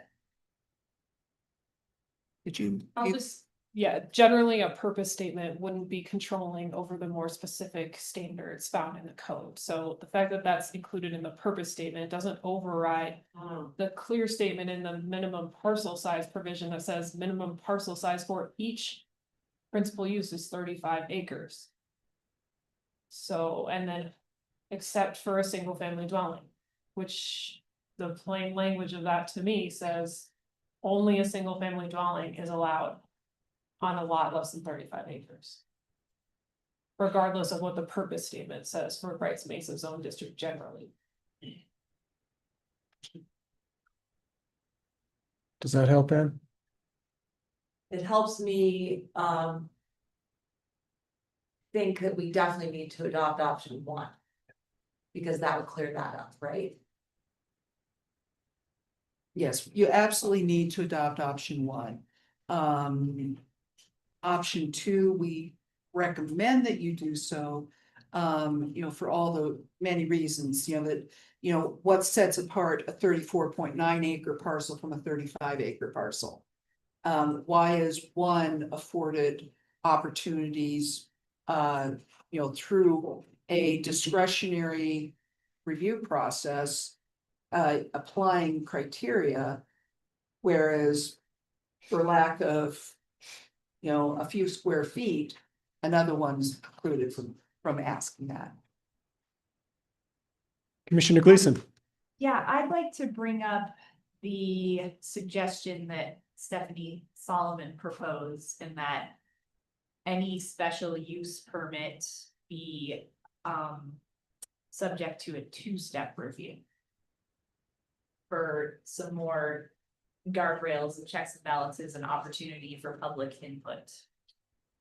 That was suggested by the planning commission as well, and it didn't really get a long discussion, but it really struck me as a way to maybe make this work better. From an administrative standpoint, if we really have only seen maybe a dozen of, not a large amount of these over the years, it's not, in my mind, like a big strain on time or admin or, time from the planning commission or the BOCC, and it would afford ample opportunity for public feedback, which to me is my biggest. I think I hold the highest importance on that, neighbors being able to give input, and really weigh ways to mitigate the impacts and have this come in front of a couple of different bodies to really think about whether it fits. So I would like to put that on the table as to, I know that was discussed at the planning commission level, and why that was not kind of carried forward to consideration today. Yeah, and especially, if you look at the Rights Mesa 1991, the difference between the one step and the two step, they include there's significant overlap or duplication of the uses. The difference comes in the size. So the one step process already has the size limitation in there. And it's only if it exceeds a certain size that it goes to the two step. And then there are, other stuff that are exclusively two step. There's and then there's stuff that has already has a minimum acreage and for example, social and scenic uses. If it's it's based on the number of guests, and you must have 35 acres. That some of those standards are already in. So I don't see a clean way to make that work. Wait, I'm sorry, I don't follow that. Why couldn't we, just for sake of conversation, make everything that is currently listed? And I'm talking about not just the Rights Mesa zone district, but also potentially F zone, everything listed as a one-step review currently be a two-step review. Are you thinking for all lot sizes or just non-conforming? Yeah, I think we need to think about all lot sizes, but considering we're talking about non-conforming lots. Yeah, and I don't want to make any significant changes to the land use code right now, because this has been a very limited public process, even though it's been going on in our lives for a while, trying to think about it, but I love the idea for non-conforming lots, making it a two-step process, and also doubling or making some kind of commitment. And I know we can't do it today, it's not budget time, but to really relooking at our enforcement. Right, and what we're looking at today is non-conforming lots. But Yeah. For some reason, if we decided to adopt this for non-conforming lots, then I feel we would have the responsibility to look at this process for larger lots, right? Because suddenly our code wouldn't make much sense at all, and could be perceived as quite restricted for larger lots and that. But couldn't we just put language in that says, all of the uses below, for if you're a non-conforming lot, have to two-step review? Yeah, we could probably do that. What it will do is by moving it from a one-step to a two-step, it will increase the fee. Because a two-step process has a higher fee. So that is an added cost to the applicant. $365. So the $360. it'd be an additional $365. So it's 365 per step? Is that how to look? It's 905 It's for its single and 1265 for two step. Yeah. Because we have to, our workload for A one-step is, two-step isn't double. Yeah. So yeah, 905 and then 1260, we think. We'd have to verify that, but so that they would have to pay the higher fee. We would have, but we still have all of the noticing requirements to the neighbors. The posting, the mailing, the publication in the paper. So all of that still exists. And the planning commission, if necessary, does site visits. You guys don't do many site visits because of, your meetings just aren't really conducive to taking that amount of time on a project, but. Virtual, we can definitely go out there. Yeah, and I mean, that's an option, but it's not normal, is what I'm saying. And so, it adds to the amount of, the fee, and it also adds to the amount of time. But, it's weighing the, do you wanna, require more time for, the applicant versus giving the public more time? And I go back to, what's the difference between 34.9 acres and 35 acres? And, for somebody that's, wants to do one of the 2,000 square foot items.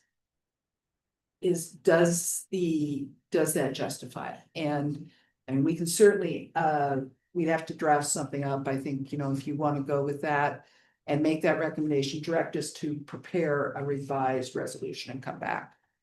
Galena, which of the currently one-step uses are the ones that are most worrisome? Or maybe that's. Most worrisome to me is construction / contractor office and staging area. Could we simply move that to two-step? There's a concept, that is also something that it's, comes up as a use that I observe to be more potentially intrusive. The reason I ask is I'm hearing what Kay said about making something more expensive and time consuming for a relatively innocuous use. And if we were to look at that list carefully and make sure we didn't miss any uses that we felt could have large impacts and we do want to have a two-step review, I agree that construction laydown yards can be dusty, loud, and bothersome. And I'd like to suggest that we just keep going through the list and see if there's anything else that stands out. Maybe we can find a way to have the one-step process remain for easy stuff.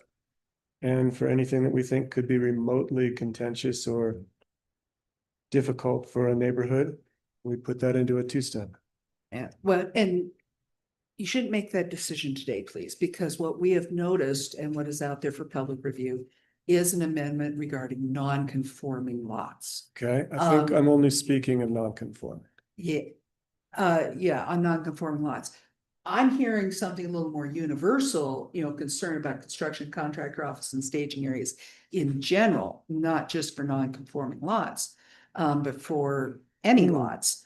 And if you want to, I think it'd be appropriate to have us work on, reviewing the code and give us direction to work on that, to return with a different code amendment in the future. But it would not be appropriate to make that change under the umbrella of what we've got today. I think you're hearing something that I wasn't saying or thinking, which is I wasn't thinking universal. I was only thinking for non-conforming lots at this point. And I was going to roll with Galena's suggestion that if we want to consider changes to over 35 acre review processes, that is for a different day. So I'm not quite ready to punt this for global consideration and hoping that we can still stay just on non-conforming and come to a conclusion. Lance, as I look at this list, because I haven't looked at it quite with this lens, you have suggested there are other uses in here that would concern me, and I think it might be hard to parse that out today. I mean, there's a subdivision exemption for 5 lots or more. There's lumber mills, these are all one-step things right Yeah. now. Manufacturing and processing businesses up to 2,000 square feet.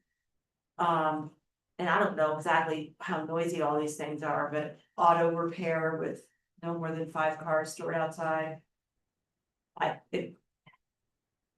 I think everything you just mentioned is worth two-step. okay, I'm not adverse to making the list of two-step requirements pretty long, okay, but I'm willing to try to keep the one-step option for for easier. for easy things. We should look at it that way, or the okay. easy What ones, are the easy ones? easier. Our churches, meeting halls, private schools, daycare centers, libraries, and civic activities pretty quiet, or are those potentially a big deal? You got cars coming and going. Mhm. Yeah, and again, like I said earlier, both of these have the SUP criteria to apply. And that gets into things like noise, odors, light, dust, vibration, traffic. It gets into whether or not there are adequate services, water, wastewater, Yeah. trash. This is just on But- basic one step, yeah. Yeah, But the sore point is that with any of with the uses we're talking about, we really want a lot of public comment. We want a lot of noticing. We want people to have a shot to really, make their case and to, make, on either side. So we definitely understand that the special use permit parameters are in place for all of these, but it's like, how many of these things are we okay with just not having 2 rounds of public comment? Maybe fruit and vegetable stands. It's the only one. Right? and actually that's in conflict with state statute because that says we have to allow farm stands in any zone district. Oh, The art studio might be okay, right? maybe. As artists can be rowdy. Speaks to Ruthie Boyd's comment about more public comment to hear about potential future uses and more landowner input about potential uses. Because I agree what the parameters around the special use permit process are quite robust, and I feel like they are very thorough in addressing any of the concerns around health and environmental safety and community well-being, right? But a 2-step review for some of these more potentially obtrusive uses would provide more opportunity and just a different commission to set a different set of eyes and perspectives on it. I agree with you about the SUP requirements being robust, and I really like the one you've suggested that we add to make it further robust about the lot size being appropriate for the use. So I really do believe in our special use permit process. Well, you already said it, I need to say it again. Galena, thanks for handing this list over. I hadn't looked at it as carefully as I am now, and almost everything on this list could be a problem. Animal breeding and boarding kennels could have barky dogs. Manufacturing and processing businesses, who knows what they're making or processing, but it could be smelly or it could be loud. Light industrial research and development. There's a lot of questions that would come up under all these really general things. I think the easier thing to do instead of trying to parse out which is who is just lean back towards the 2-step for everything, except that it's going to cost the applicant a little more money. But if that's their desire, I think that's money well spent, and a little more time for both neighbors, applicants, and committees. But in return, for the few times that we anticipate seeing this, we'll feel like we've got a really thorough and complete process to hash it out all the way down to the fine points. Right, and I mean, I don't love putting more financial burden on residents. No. But in opposition to not having the opportunity at all, or what would a rezone cost? Because that's something else we might be looking at here, like the rezone to Rice Mesa rural agriculture, or to Rice Mesa light industrial, or light industrial. The east end, that's lengthy, and I don't know the fee there, but that's 2-step pursuit, so. Certainly a longer process. pretty hefty, big heavy lift. So it's providing opportunity, and I really want to come back to what I spoke to at the beginning, the philosophical, 30,000 foot view of like what I have heard from residents recent times talking about vision for community. And I think this creates balance for, economic opportunity while still really valuing ag land, open space, wildlife habitat, our water, all the things that are listed there in detail through the special use permit process. John, if you were willing to pull up the suggested motion for option 2, I believe that we might be capable of adding the words two-step review at the appropriate place. Yeah, what we'd actually have to do is go back and look at all the zone districts to see where we need to add it in, not just the F zone, not just Wrights Mesa 1991. Okay. Because there are legally non-conforming lots in other zone districts. Okay. And there are one-step review and two-step review as well. Okay. And that level of analysis has not happened. Could we make a motion that includes all zone districts without naming them? Nora. Well, yeah. Just a suggestion.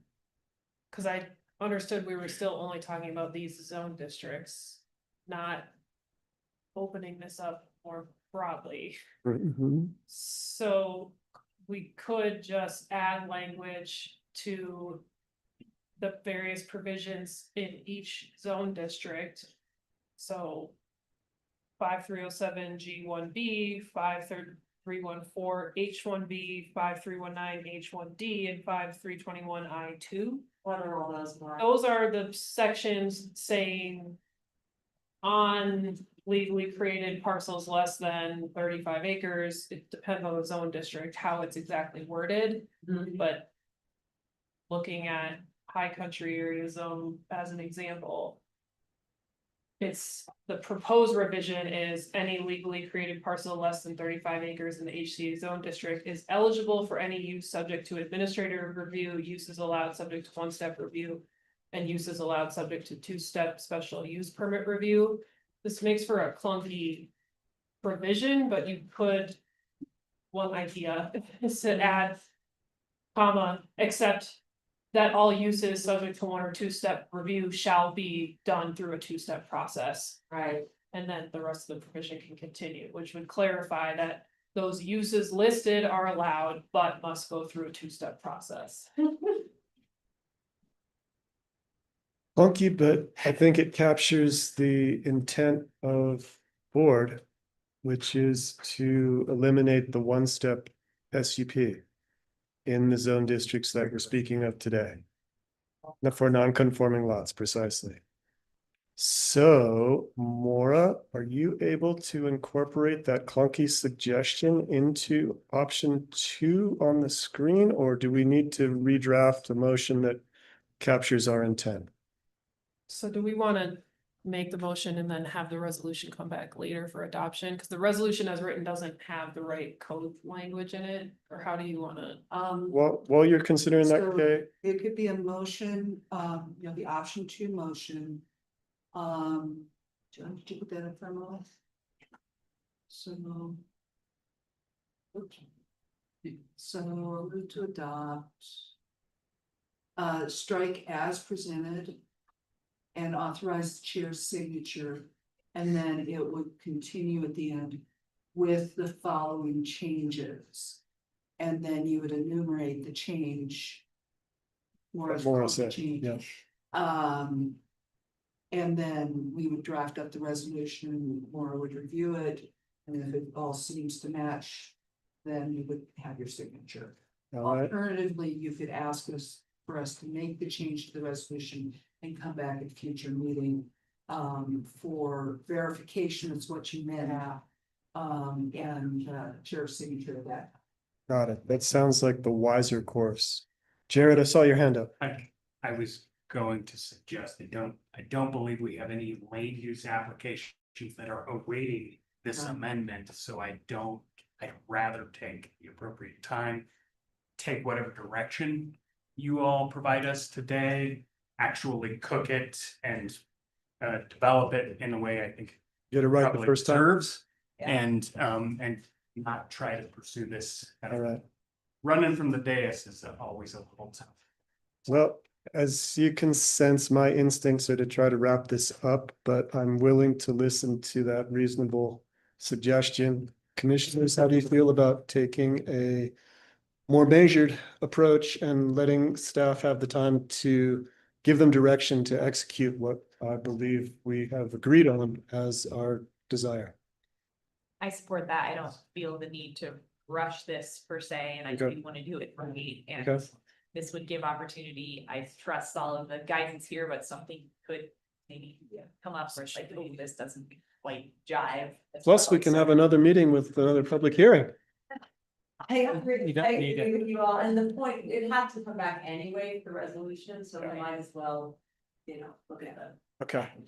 In that case, we would like to give staff direction to create the language necessary to have two-step reviews for non-conforming lots in all the zone areas that we've been discussing this morning. And then you should move to continue this public hearing to a date certain. All right, let's look at the calendar. August 5th. August 5th it is. I move to continue this public hearing until August 5th. second that. All those in, With direction to. pardon? With direction to do all the things I just mentioned. All those in favor? Aye. Aye as well. Motion carries. It is lunchtime. Thank you all for your patience and for your time today. Really appreciate everybody coming in and watching us, helping us, trying to make this work. You, thank you. Yeah, thank you. Lance? Mike. Could recess for lunch. Do you want to set a new time to return to 1:07? You know, we could just roll lunch and 8C. Is that what you're speaking of, Mike? Yes. Yeah, I think we could do that with our mouths full. I could be wrong, but I don't. Oh, the No. one speaking doesn't look like she has food in front of her, so. That'd be Nicola as our presenter. so Oh, She might be starving. Nicola, are you able to consider presenting 8C right now? You're good? Okay, we're gonna do it then. We're gonna roll through that. So, if we can get through this without eating, great. If you're hungry, please don't be shy. We'll listen as we chew. This is a public hearing. It's consideration of the chair's signature on resolution 2026-27 for the vacation of lot lines for lots 425-1 and 425-2 in the Lawson Hill PUD, i.e. the county jail. Nicola Kerr, our associate planner, is with us. Good morning or good afternoon, Nicola. Thank you. Let me just get my wits about me. Us too.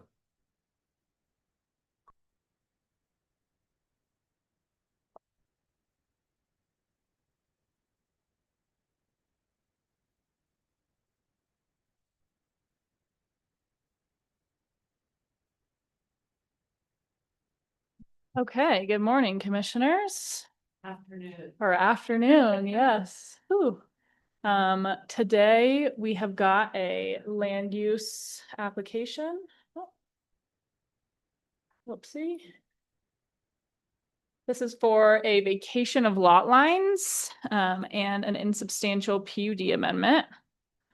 Looks like my computer is getting slow.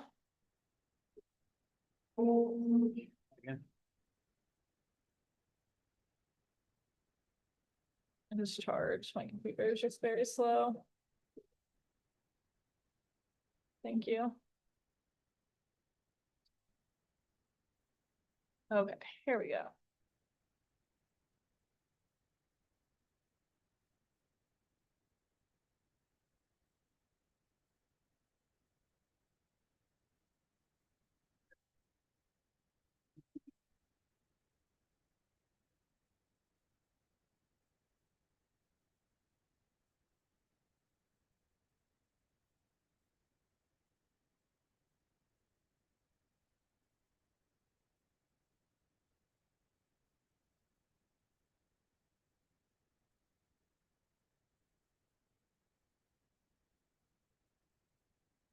Okay, here we go.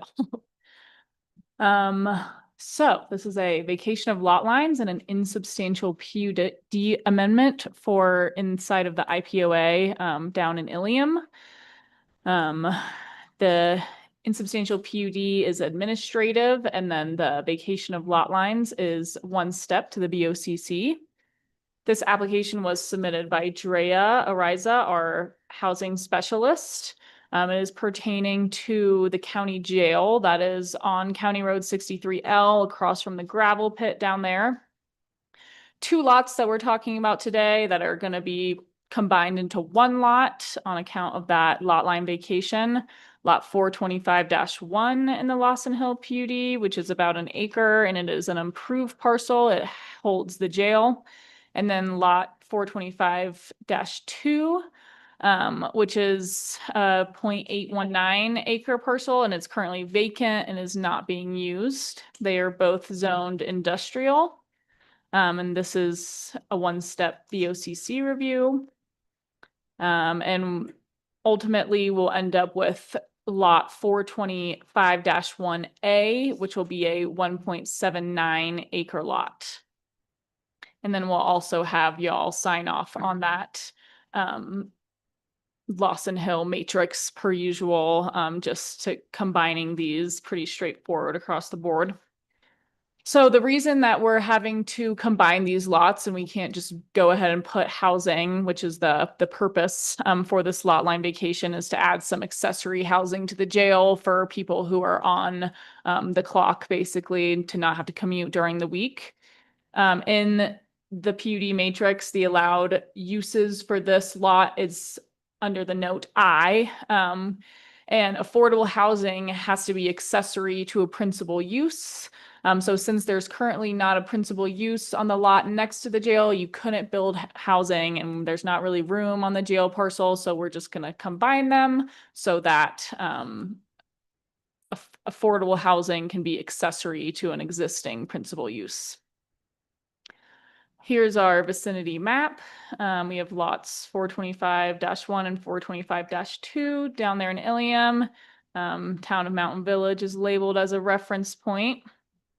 So there you can see that building is the jail, and then the vacant lot is where that accessory housing will go.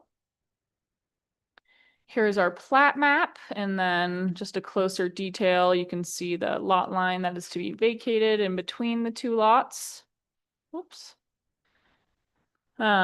This was publicly noticed in the Telluride Times on Thursday, June 25th.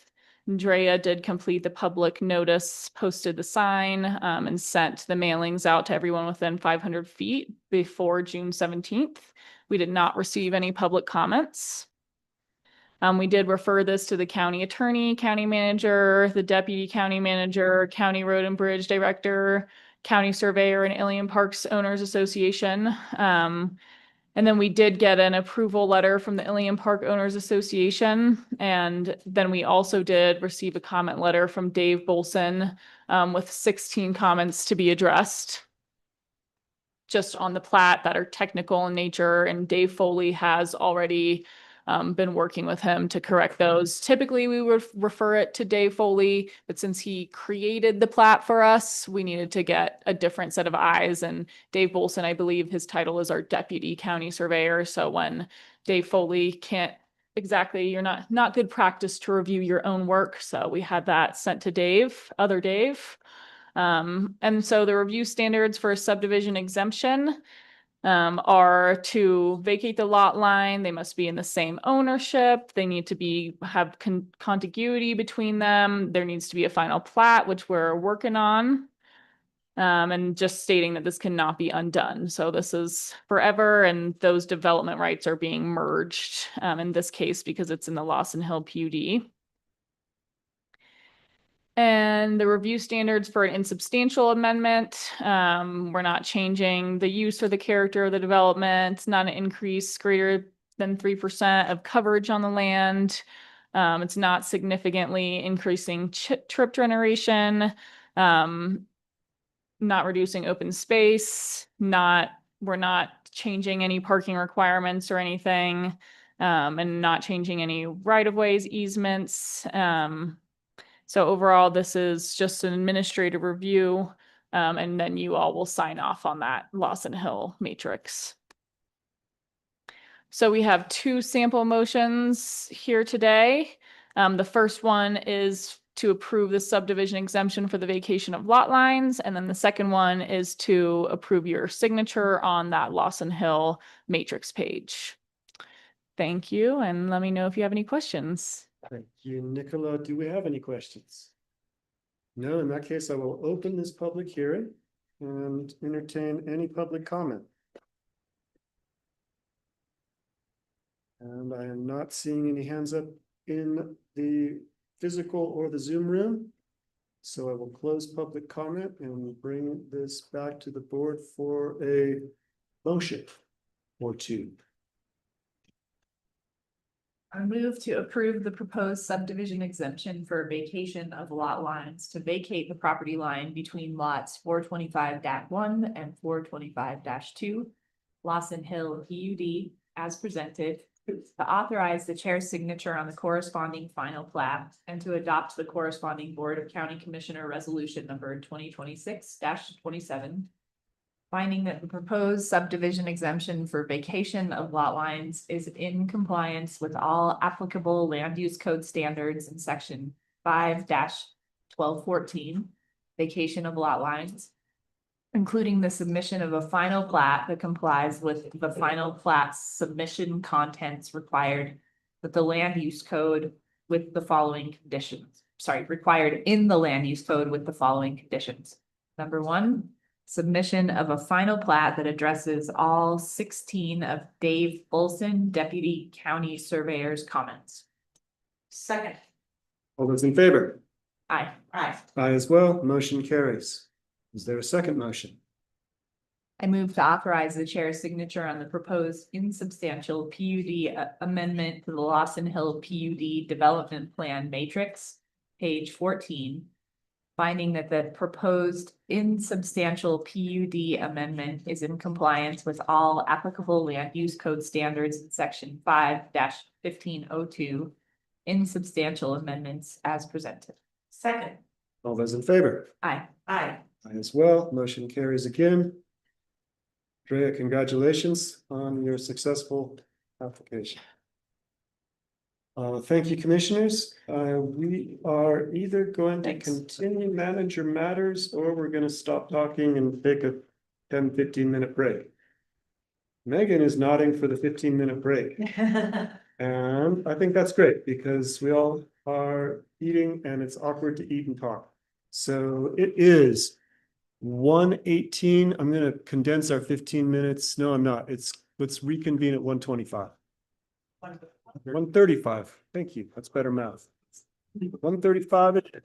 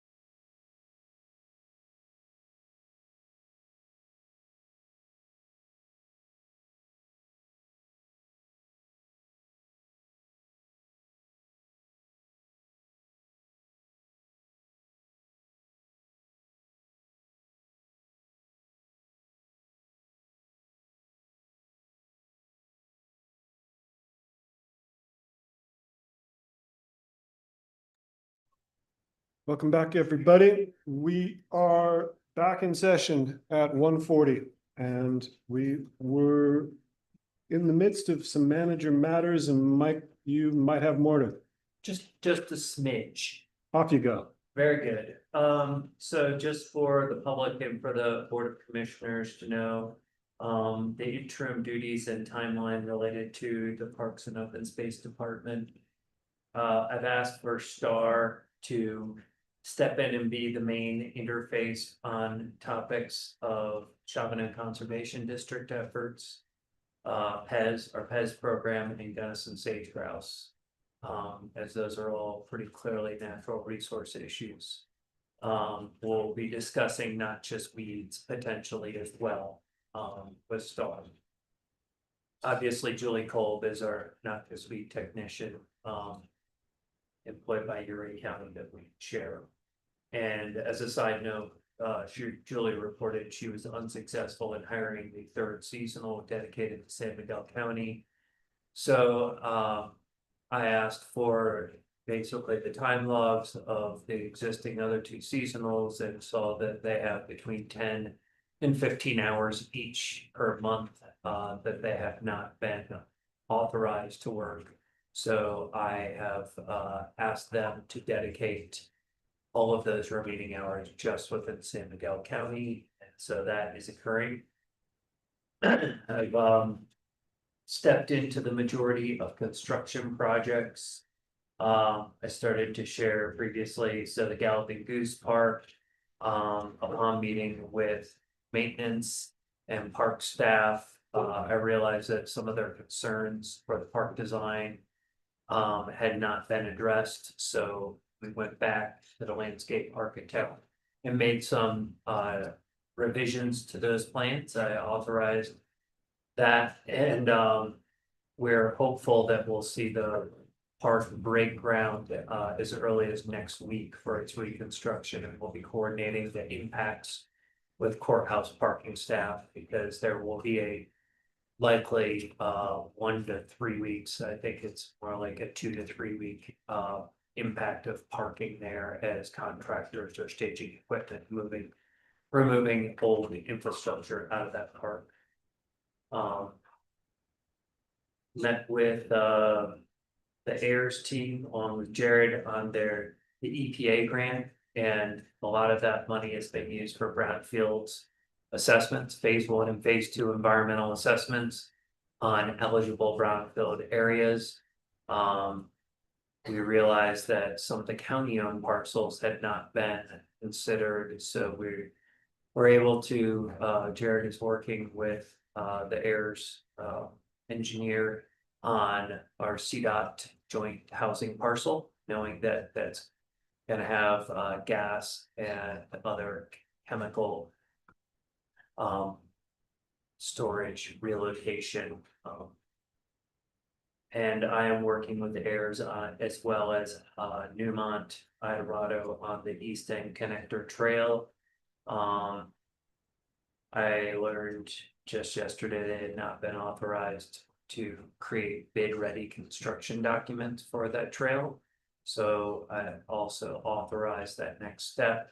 And then started to allude to this previously, once they get a firm timeline from them of when that engineering will be done. And we may end up choosing to put this project out to bid. Either if we can get it done in the 5 weeks that they're telling me they need for the engineering drawings, we're likely to still put it out. If that timeline gets pushed further, we may choose to, or I may recommend that we postpone this project until next spring, when we can also construct the second phase at the same time of the retaining wall on the south side of K69 to keep the entire walking path from the Eldorado Legacy Trail all the way to the Bridalveil parking lot. But I'll give you an update once we have firm timelines on that. The Placerville Schoolhouse painting RFP is going out today, going to the newspaper. And I think that's it for now. I did want to also mention that I will be attending open space commission meetings. I've already had several several individual meetings with Susie St. Ange to catch up on where they are in their work plan. What ideas, and as well as Angela Dye, crossover member on the open space commission. Jared is attending the Historic Preservation Commission meetings and has been communicating with that board as well, and those meetings will be occurring next week.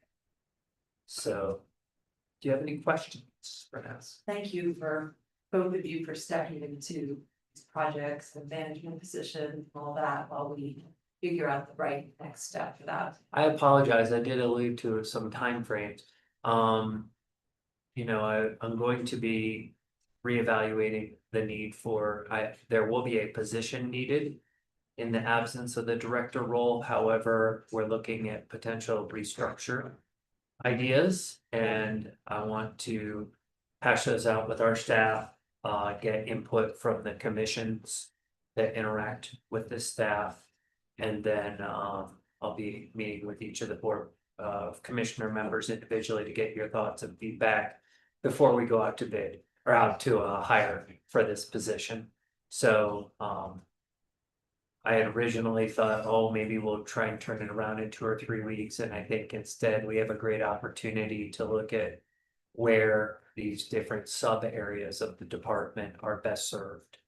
So we'll be talking to you here in the next couple weeks about those future plans. And I also wanted to thank Star publicly for being willing and offering to take on more and more. I didn't even have to ask Star. She independently said, well, I could do that, and this seems within my area. So I think we've seen from Jared and Star, a great willingness to try and lean in and make sure that nothing falls through the cracks. Thank you. Thank you. Thanks, Star, listening. Jared Biggs, Deputy Manager, do you have anything you'd care to add under manager matters? I think maybe 2 things. Mike already mentioned, we do have a historical commission scheduled for next Tuesday. And so we are pulling together the agenda with the chair of that board now. We'll get that posted and have that conversation next Tuesday. Obviously, and I can't remember if you said this morning, Mike, but the fair is actively happening right now. And so that'll be a big thing. I know a lot of staff are involved with that, and a few of us are going to be out there for the fair sale on Saturday to assist in some of that. So, yep. Thank you. And then probably one of the more notable items is that we have SSR meeting tomorrow morning in this very space. And so that is we're going to be talking a lot about density, and we have a really robust conversation about the recommendations that are available on our website now, and that that have kind of come from the previous SSR meetings. And I hope we can kind of crystallize those thoughts and get everybody to at least a thumbs, maybe, hopefully a thumbs up, and be moving ahead with some of those efforts. As was mentioned during the last conversation we had, there's a lot of pretty heavy items being moved through our land use code right now. This is one of the bigger things, and I know we're pushing to get a lot of these things done, but we want to make sure they're done right with the right input. And ultimately, it'll come to this board for your consideration as we keep moving. So, and thank you, Lance, for sharing that. Yeah. 0900, we'll be there. Great, thank you both. Gentlemen, any questions, commissioners? Seeing and hearing none, we will move to item 11A, which is consideration by the board of the chair's signature on resolution 2026-32, adopting the San Miguel County Records Retention Schedule and Policy as approved by the Colorado State Archives I think we spoke about this earlier, and Maura has got her hand up because she's going to give us any missing details before we vote. This is just the formal resolution to adopt it, since we've received the sign off of the state archivist and the state auditor on our record retention schedule. So this is just to make it official county policy.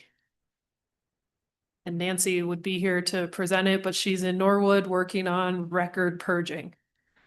Got it. Yeah. Right, that's the opposite of retention. Well, it's following the retention schedule by getting rid of things we no longer need. Excellent. Yes. Commissioners, unless you have questions, I'd entertain a motion. I could do that. Please do. I move that we approve the board signature on resolution 2026-32, adopting the San Miguel County Records Retention Schedule and Policy as approved by the Colorado State Archives. I second that. All those in favor? Aye. Aye. Aye as well. Motion carries. Welcome, Star. We are on to item 12 with our Director of Natural Resources and Climate Resilience, Star Jameson. And the first topic is a consideration of a letter of support for Eco Action Partners for a grant from the Renewable Natural Resource Foundation. Hello, everyone.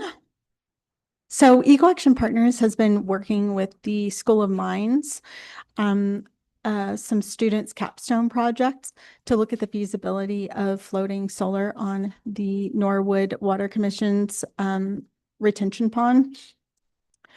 And I've attended a couple of the meetings with this group, and the students have invited anyone interested to attend their presentation on the project in Golden in December. We don't have those dates yet. So Eco Action Partners is applying for a grant for $200,000. The funding is going to be used for education outreach as well as leverage for construction cost. I have reviewed and I am editing the letter that they provided. I have removed the sentence regarding funding, knowing that we cannot commit to any kind of funding request. So I removed that. So I would just ask for the direction if we go ahead and provide a letter of support for Eco Action Partners for this grant. I'm in favor. I am as well. Yeah. And I've been in contact with Siobhan, who's initiating this grant process from Eco Action, about some kind of looming questions around potential microplastics, and that was a concern that came from the Norwood Water Commission as well as members of the public. And the School of Mines students are going to be researching that and addressing that when they come back session this fall. And I presume that will be part of the presentation that Star is alluding to. So I think it's a great opportunity and could really be a viable solution for the Norwood Water Commission and their retention pond and energy savings. So I'm in support. I agree. Let's do it, Star. Okay, Thanks. great. Thank you. So the next two agenda items, well, I can let you if you would. Oh, no, keep Would going. you, or would you like me to? Just keep going. You got the floor. Keep going. So the sign-on letter for the Mountain Pact and a letter to HERD both support the Public Lands Workforce Stability Act and the consideration of the Public Lands Integrity Act. The Public Lands Workforce Stability Act is to prohibit any reduction in force or involuntary separation at the Department of the Interior and United States Forest Service and for further purposes. And the Public Lands Integrity Act is a bill generally prohibits provisions that result in the sale, disposal, or transfer of federal lands from being included in reconciliation legislation by requiring the provisions to be considered extraneous under the Senate's Byrd Rule. So I suggested that we have the chair sign on for all the commissioners for the Mountain Pact, which involves both the legislation. The sign-on letter will have more details And also they have suggested or offered the opportunity for one of the commissioners to write a quote that would go into the letter as well. So. Anna, you would like me to? All right, got it. Perfect. So we And need a motion for, is it 2 separate letters or one? it would be I'll the, sure, and if I can rally up a quote, I'll do that too. That'll be a bonus.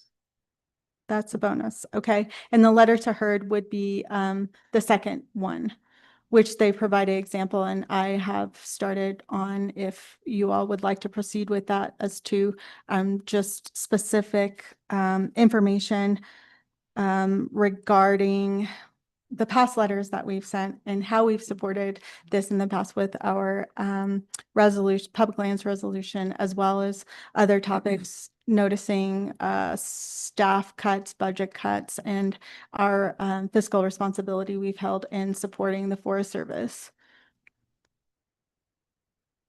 Would you all like to continue with a letter, a short letter to HERD? I would. Yes, please. I always like to communicate with Representative Hurd. Wonderful. All right, that is all I have for you today. Thank you. Thank you, Star. All right, we are on to commissioner updates.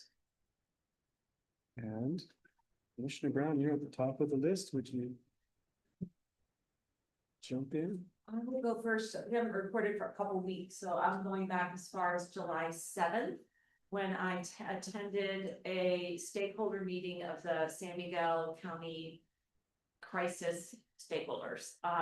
And this was a group, I think it may have been in existence earlier, but I joined it after Paragon was hired on to do crisis response in the county.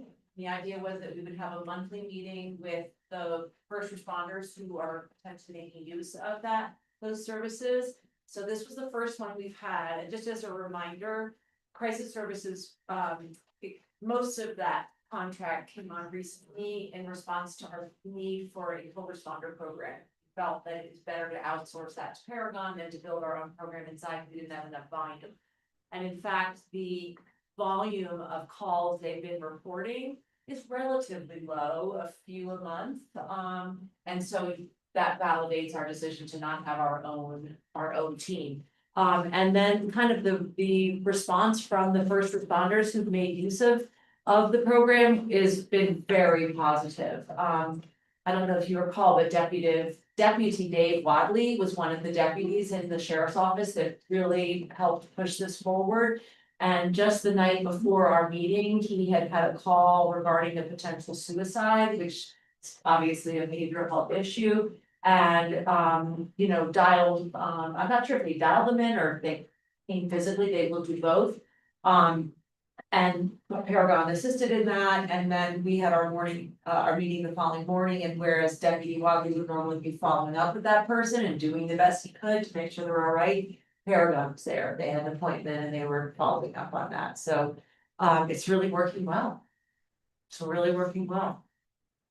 I will say they're looking for office space particularly for their intensive outpatient services here, which is a separate contract from the crisis response, but a related service. And we have invited them to attend a meeting that will take place on Thursday with San Miguel County Behavioral Health Team, our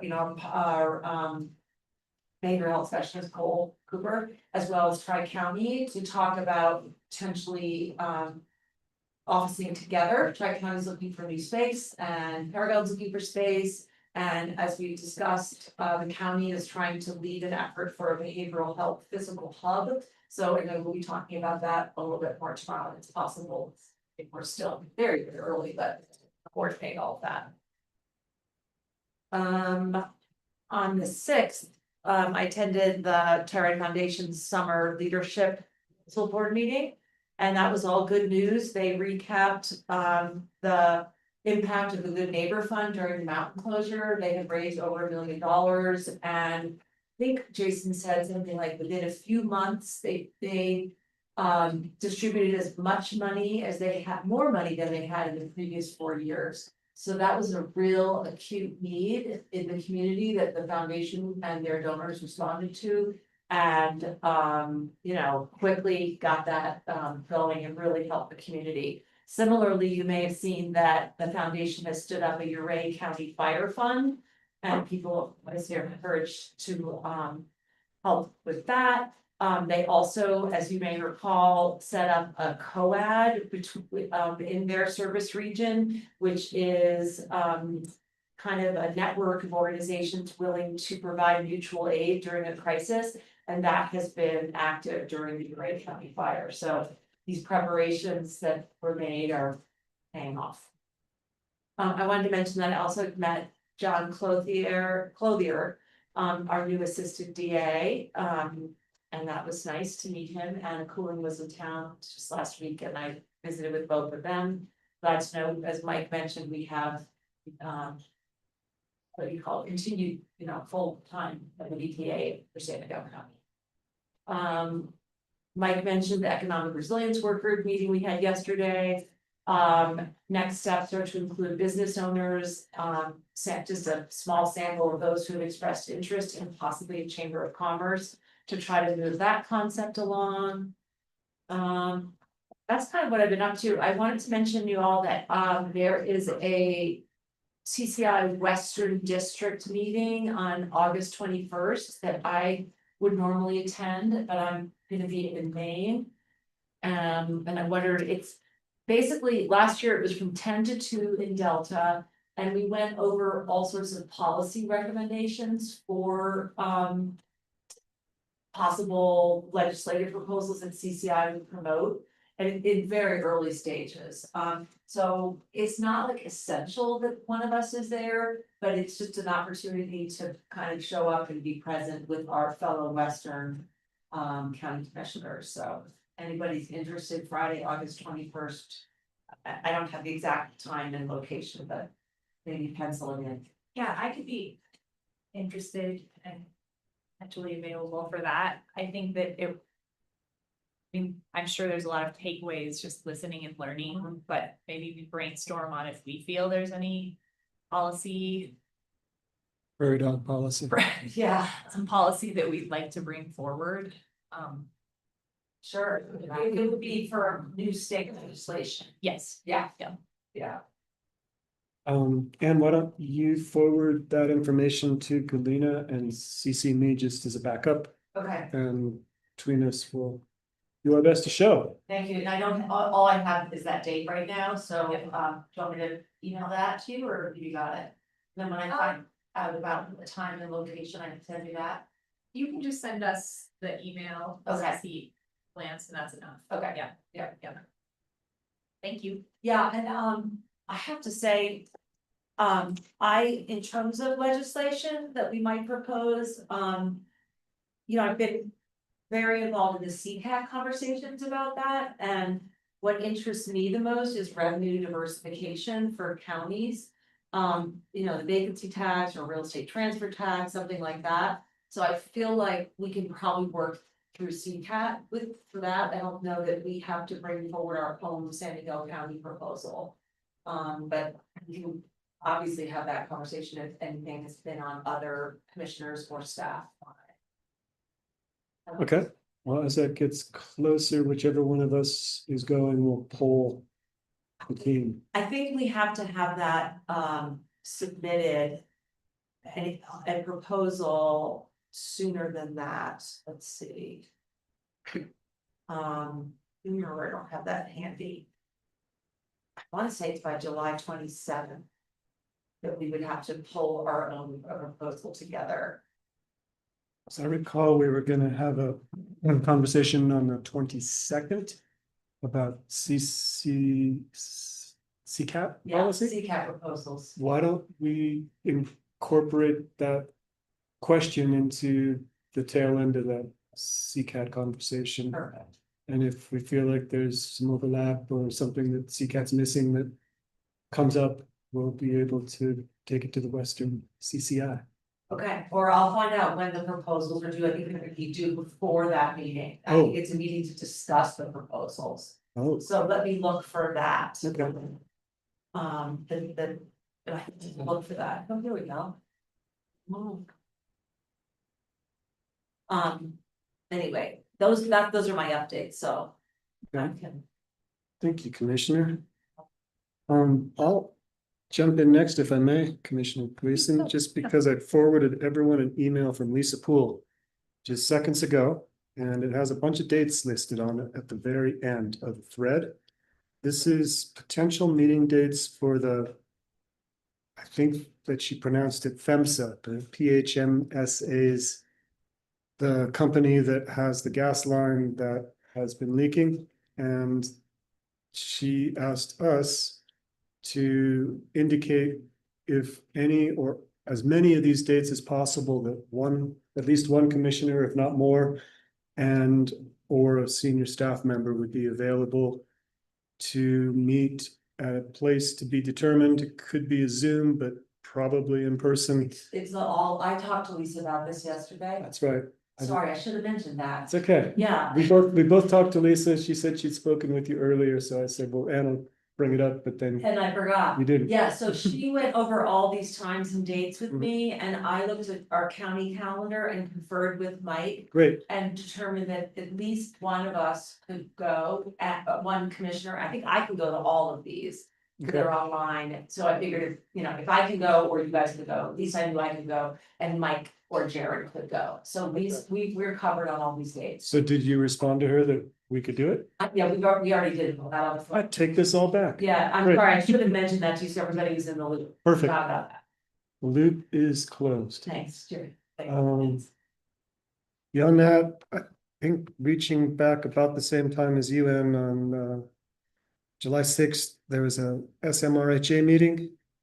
And Mike and I were both in attendance.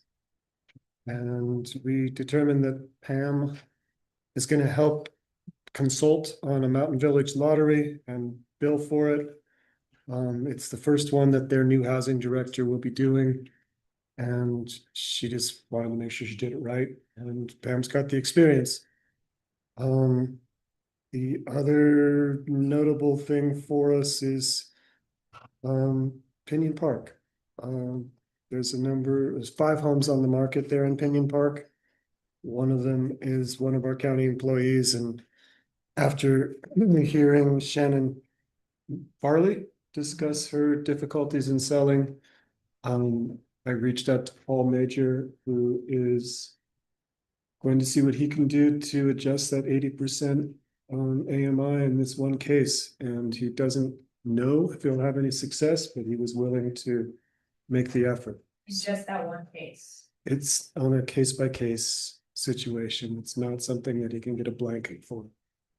But I was really grateful to Paul for taking up the torch, and I was able to communicate to Shannon that it was not something that we, the county, had any influence over, and she also was excited that Paul was willing to give it a shot. So that was an example of SMRHA meetings actually being productive for individuals who took the time to come speak for items not on the agenda. And I don't know where Paul will end up, and it's going to be some time before he has any information to share. On that note, there's a article in the Telluride Times published yesterday on our issue. I spoke with Sophie about that. Yes. SMRHA question. We had agreed as a board that we'd like to review the compliance policies and procedures before we started the next round of compliance in the county. Is that happening? Jared, correct me if my memory's wrong. The next round of compliance is scheduled for fall. We're thinking September, October. So we've got some time. And I guess the way to get to what you just requested, Anne, is to generate the current regulations and compliance policies so that we can review them and agendize that for the next month. Sometime in August, so that we can have time to then make any suggested changes to SMRHA. And just as a reminder, this is not a new request. This is something we had talked about. When we were talking about the deed restriction reversions, because there was concern that the policies weren't fair. So we had said, in addition to the reversion, we were gonna, as a board, look at those policies and procedures. Yeah, and if I may, Commissioner Brown, it is something that's been on my mind. I've had a couple conversations with Pam about bringing, just as Lance mentioned, just kind of level set. How does the process work today? Yeah. What we have heard in the past where the pinch points were. And I think you heard a lot of folks who maybe ran into a few of those pinch points. Yeah. And so getting a better understanding of just what is the landscape, where are the pinch points, and then what ideas we do or do not have to resolve some of those. Because some of those pinch points are inherently, document preparation and those kind of things, which nobody likes to do, but it's kind of one of the hurdles we have to get over to be in deed restricted homes. Sure. And so that was the idea. I do have that kind of theoretically getting it on one of your agendas as a BOCC, kind of sitting as the housing authority over the next month or so. That way we can lead in, and if there are amendments to that process that we need to integrate, that we have a little bit of time to prepare for that. Perfect. Before compliance. Right. Yeah. Jared, I'm just looking at the future meetings calendar and just trying to get towards August. We've got a meeting 8/5, 8/12, Anne's out on the 19th. She's remote, actually. Love to be out, but yeah, I will definitely tune in if there's something that I need to weigh in on. Okay. Do you want to try to pencil it in, or is it too soon to just put a placeholder on the calendar? Work better under pressure, so we'll put something in. Great. I would propose I may or may not be able to attend the 8/12 meeting, but that does seem like it would be the kind of best target, because it would give us a little time if you needed more to still keep it in August. Is that fair? Yeah. Okay, pencil that in. Oh, I see a cursor. It's Ann Brown's. You guys are dueling. No, I was just adding in or absent. But Lance, you might not be able to be here on the 12th. I might not, but I'm pretty close to SMRHA because I go to those meetings and share them. So if you do make any suggestions, I'm happy to relay them and I'll see them and I'll be able to Just respond to you're it. the one that has the expertise if we want to do it when you're present. Good point. Generally, pressure. How about 8/5? 8/5. 8/5. That's why he's a diamond. There it is. It just moved up to 8/5 by magic. Does that work for you, Jared? I'll make it. Or I And- will beg your forgiveness. Yeah, and I think really, Jared, this is just an effort to make sure it's on the calendar somewhere. Yeah. So that, and if it is impossible, we won't be upset. We'll simply wait patiently. So we're only talking compliance procedures for the SMCHA, correct? Correct. We're Yes, not, yes. not worried about town compliance. Okay, we did that. Give me more. I got nothing more right now. Your turn. Clarification, Galena and Lance, the deadline, I'm sorry to say, for us to propose legislation is Friday. Okay. And I never occurred to me to bring that question to you. I'm sorry about that. Well, at the bottom of our agenda, I think we talk about how we might talk about pending legislation if needed, or it's right on the top of our commissioner updates. So we're okay to have that conversation. If anybody has any thoughts, now's a good time to bring them up before we have to make them known Friday. What did you say? I sorry, I missed that. Let me just say, I'm in a position right here, having gone through CCAT and CCI, where the less legislation, the better. I Okay. can't even believe how many bills we have to review. Mike is nodding and It's smiling. ridiculous. I wish they had 3 Right. maps Big instead three. of 5, Oh, so they could actually focus on the core issues. I right. have. But that doesn't mean that there isn't something that we know needs to happen at the state level that isn't happening besides Tabor reform. We can propose that in 2 days. Right, I mean, yeah, that would be my hope, is something related to Tabor reform and our abilities to potentially tax at a local level in a different way, but I don't have anything super brilliant or baked up to propose than just like a general concept there, so. Really well, nothing substantial for me. I will tell you, there are a lot of possible revenue diversification ideas that CCAT is discussing. So next week, I think it's the 22nd. As soon as I get those, as soon as I get those materials, I'll share them with you, and then we can talk those through. And if we want to add another one, you know, that's kind of related, I bet we could work that through CCAT. Okay, well, let's hold on trying to create legislation out of thin air, even proposed legislation, and just wait and see what comes up at the Western meeting. And if we get excited about something, we'll lend our support. And otherwise, we'll observe. Okay, And next year, I'll be sure to ask if you have any legislative ideas before, 2 days before the deadline. okay. What about county business licensing authority? So many of the land use issues I know. Jared wants to play devil's advocate again this thing. We have a very poor means of understanding what businesses are operating in the unincorporated county. A lot of issues that we deal with from a land use code perspective are related to people operating businesses out of their properties, where we may have permitted the use, but not necessarily. We do not, and because we do not have the authority to regulate their ability to operate that business. So that would give us another avenue.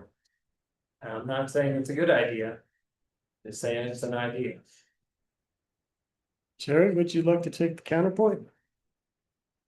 Or do you have anything to add? I tell you, I worked for a home rule municipality once, and it was fantastic to have business licenses because you knew where to find them. They had to submit documentation, and it worked really well. We had a lot more staff. Yeah. And so that's the counterpoint that I would say is, you know, if we had the authority to stand something up, I think it would kind of be a conversation of what do we want that to look like, and what is the ultimate goal, right? So that's my counterpoint, is we would be thinking about those same resources of code enforcement and business licensure, right? It would be some sort of clerk and range writer in one. So. Yeah, and whenever you do create fees, those Generate fees income. are allowed to equate to the cost of delivering that service. I'm not saying that you want to add fees onto your unincorporated businesses, but it doesn't have to be just an extra cost and no revenue to offset it.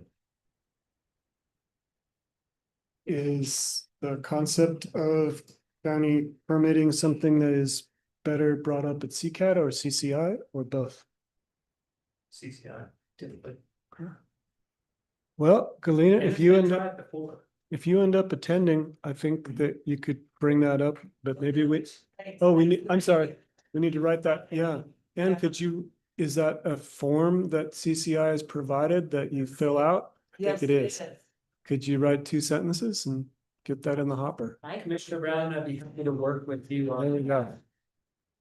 Okay, responding to that Google. Yeah, let me. Or you could send it to me and I'll create a draft for you to review. Sure. Right now. I think only Commissioner Brown's eyes need to be on that review team as our CCI rep, so it can be a little expedited. Yeah. Okay. Thanks, guys. Good one, Mike. The 2 people who are least interested in more state regulation are considering the proposal, I'm just saying the form. A lot of times we're asked, you know, what is the impact of this industry within your county? No We're like, idea. we don't know how many there are. Yeah. Might be a big one, might be nothing. And if you're talking about a code enforcement person, this would also give you another angle beyond just having to enforce it from the land use code. I like All that, right. Michael.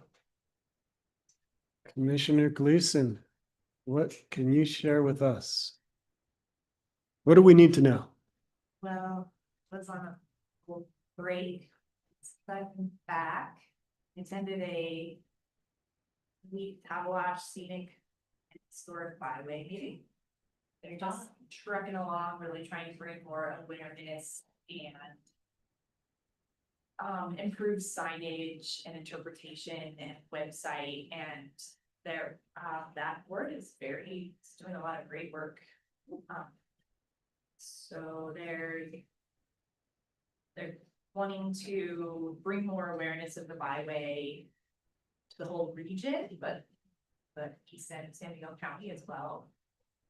I don't think are widespreadly aware that there's another scenic byway that runs through our county.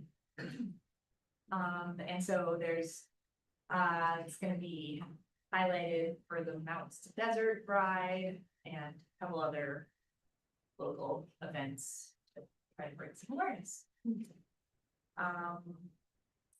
The Fresh Foundation board meeting, there's a new initiative from Fresh Foundation to get more local foods in our regional schools, and that group is working to figure out funding mechanisms and working with the schools, including Telluride, our one school district, the Mountain School, Norwood School District, and Glen Atarita schools to find funding, grant opportunities, and also promote donors to focus on funds for school lunches specifically coming from local farms. So I think it could be a really great thing and another way for Fresh Foundation to aggregate more local food. Do we have a surplus of local food, like, that we're looking to, distribute and sell locally? Not necessarily, no, but it's more like there is local food being grown, and to be able to ensure that can be, that produce or that food can be sold locally is good assurance for the grower. I see. Right? Yep. Yeah.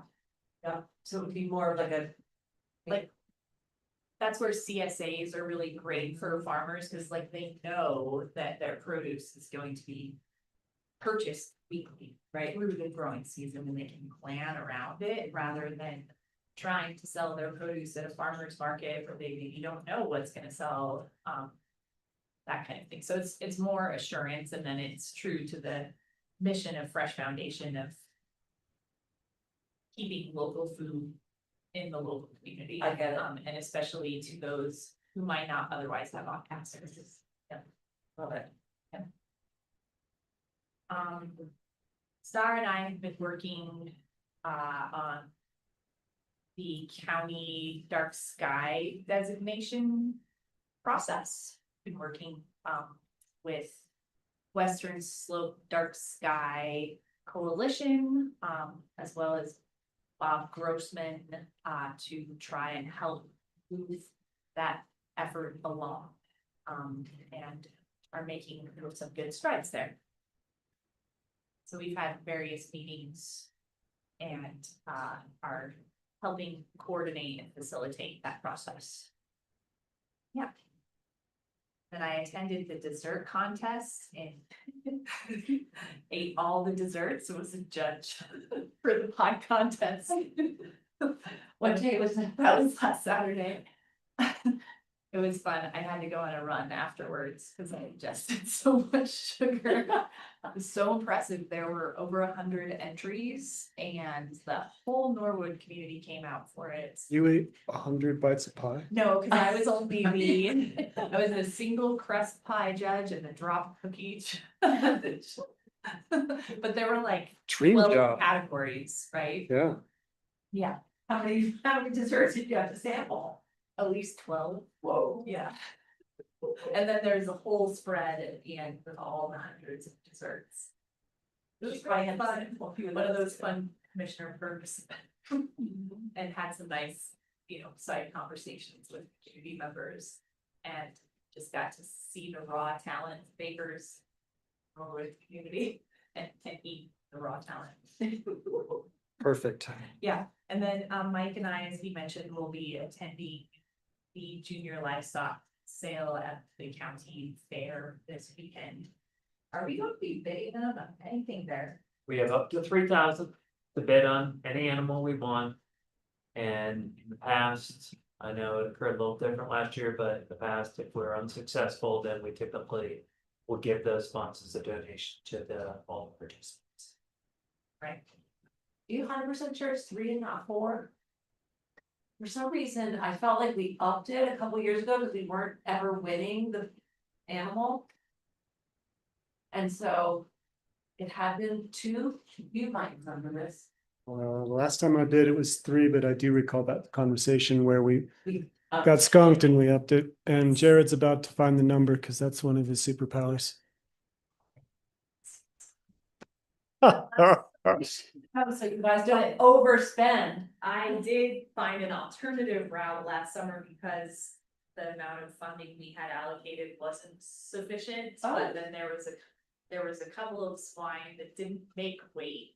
And so wagered a deal with one of the kids who wasn't able to sell their swine. We were able to purchase it for a lower price and then give that to them. Black market swine. Yeah, it worked out well. We did get a note from the finance team not to buy black market swine this year. Yeah. Wait, it's not, it's big, Oh. being too big or too little? Too little. Too little, you have to get a certain minimum weight. Yeah, I don't think my approach was appreciated by Demona, but I was trying. Hard to get a receipt on a black market swine. Okay, We'll verify. Yeah. that. yeah. Okay, If you go over the allocated amount, it's out of your pocket. Just wanna make sure you have full purchase power potential, but it's gonna be allocated. And that came along at a really great time for food pantries, because by the time it was processed and distributed, it actually was right before the holidays. So, that's, that was a good thing, Cool, let's do that again. Sorry, Ramona. but not the way. Unless, That's all I have. Yeah, Okay. Thank you. then we are moving to attorney matters with Maura Boylan. And she has provided us a second quarter litigation update. It is in our packet as usual. It is clear as crystal. Except that the judicial system, it goes so slowly, Maura. Does. Yeah. There weren't any major updates this quarter, but happy to answer any questions. Other than that, I don't have anything else. Commissioners, do you have any questions for our attorney, Ms. Boylan? I do not.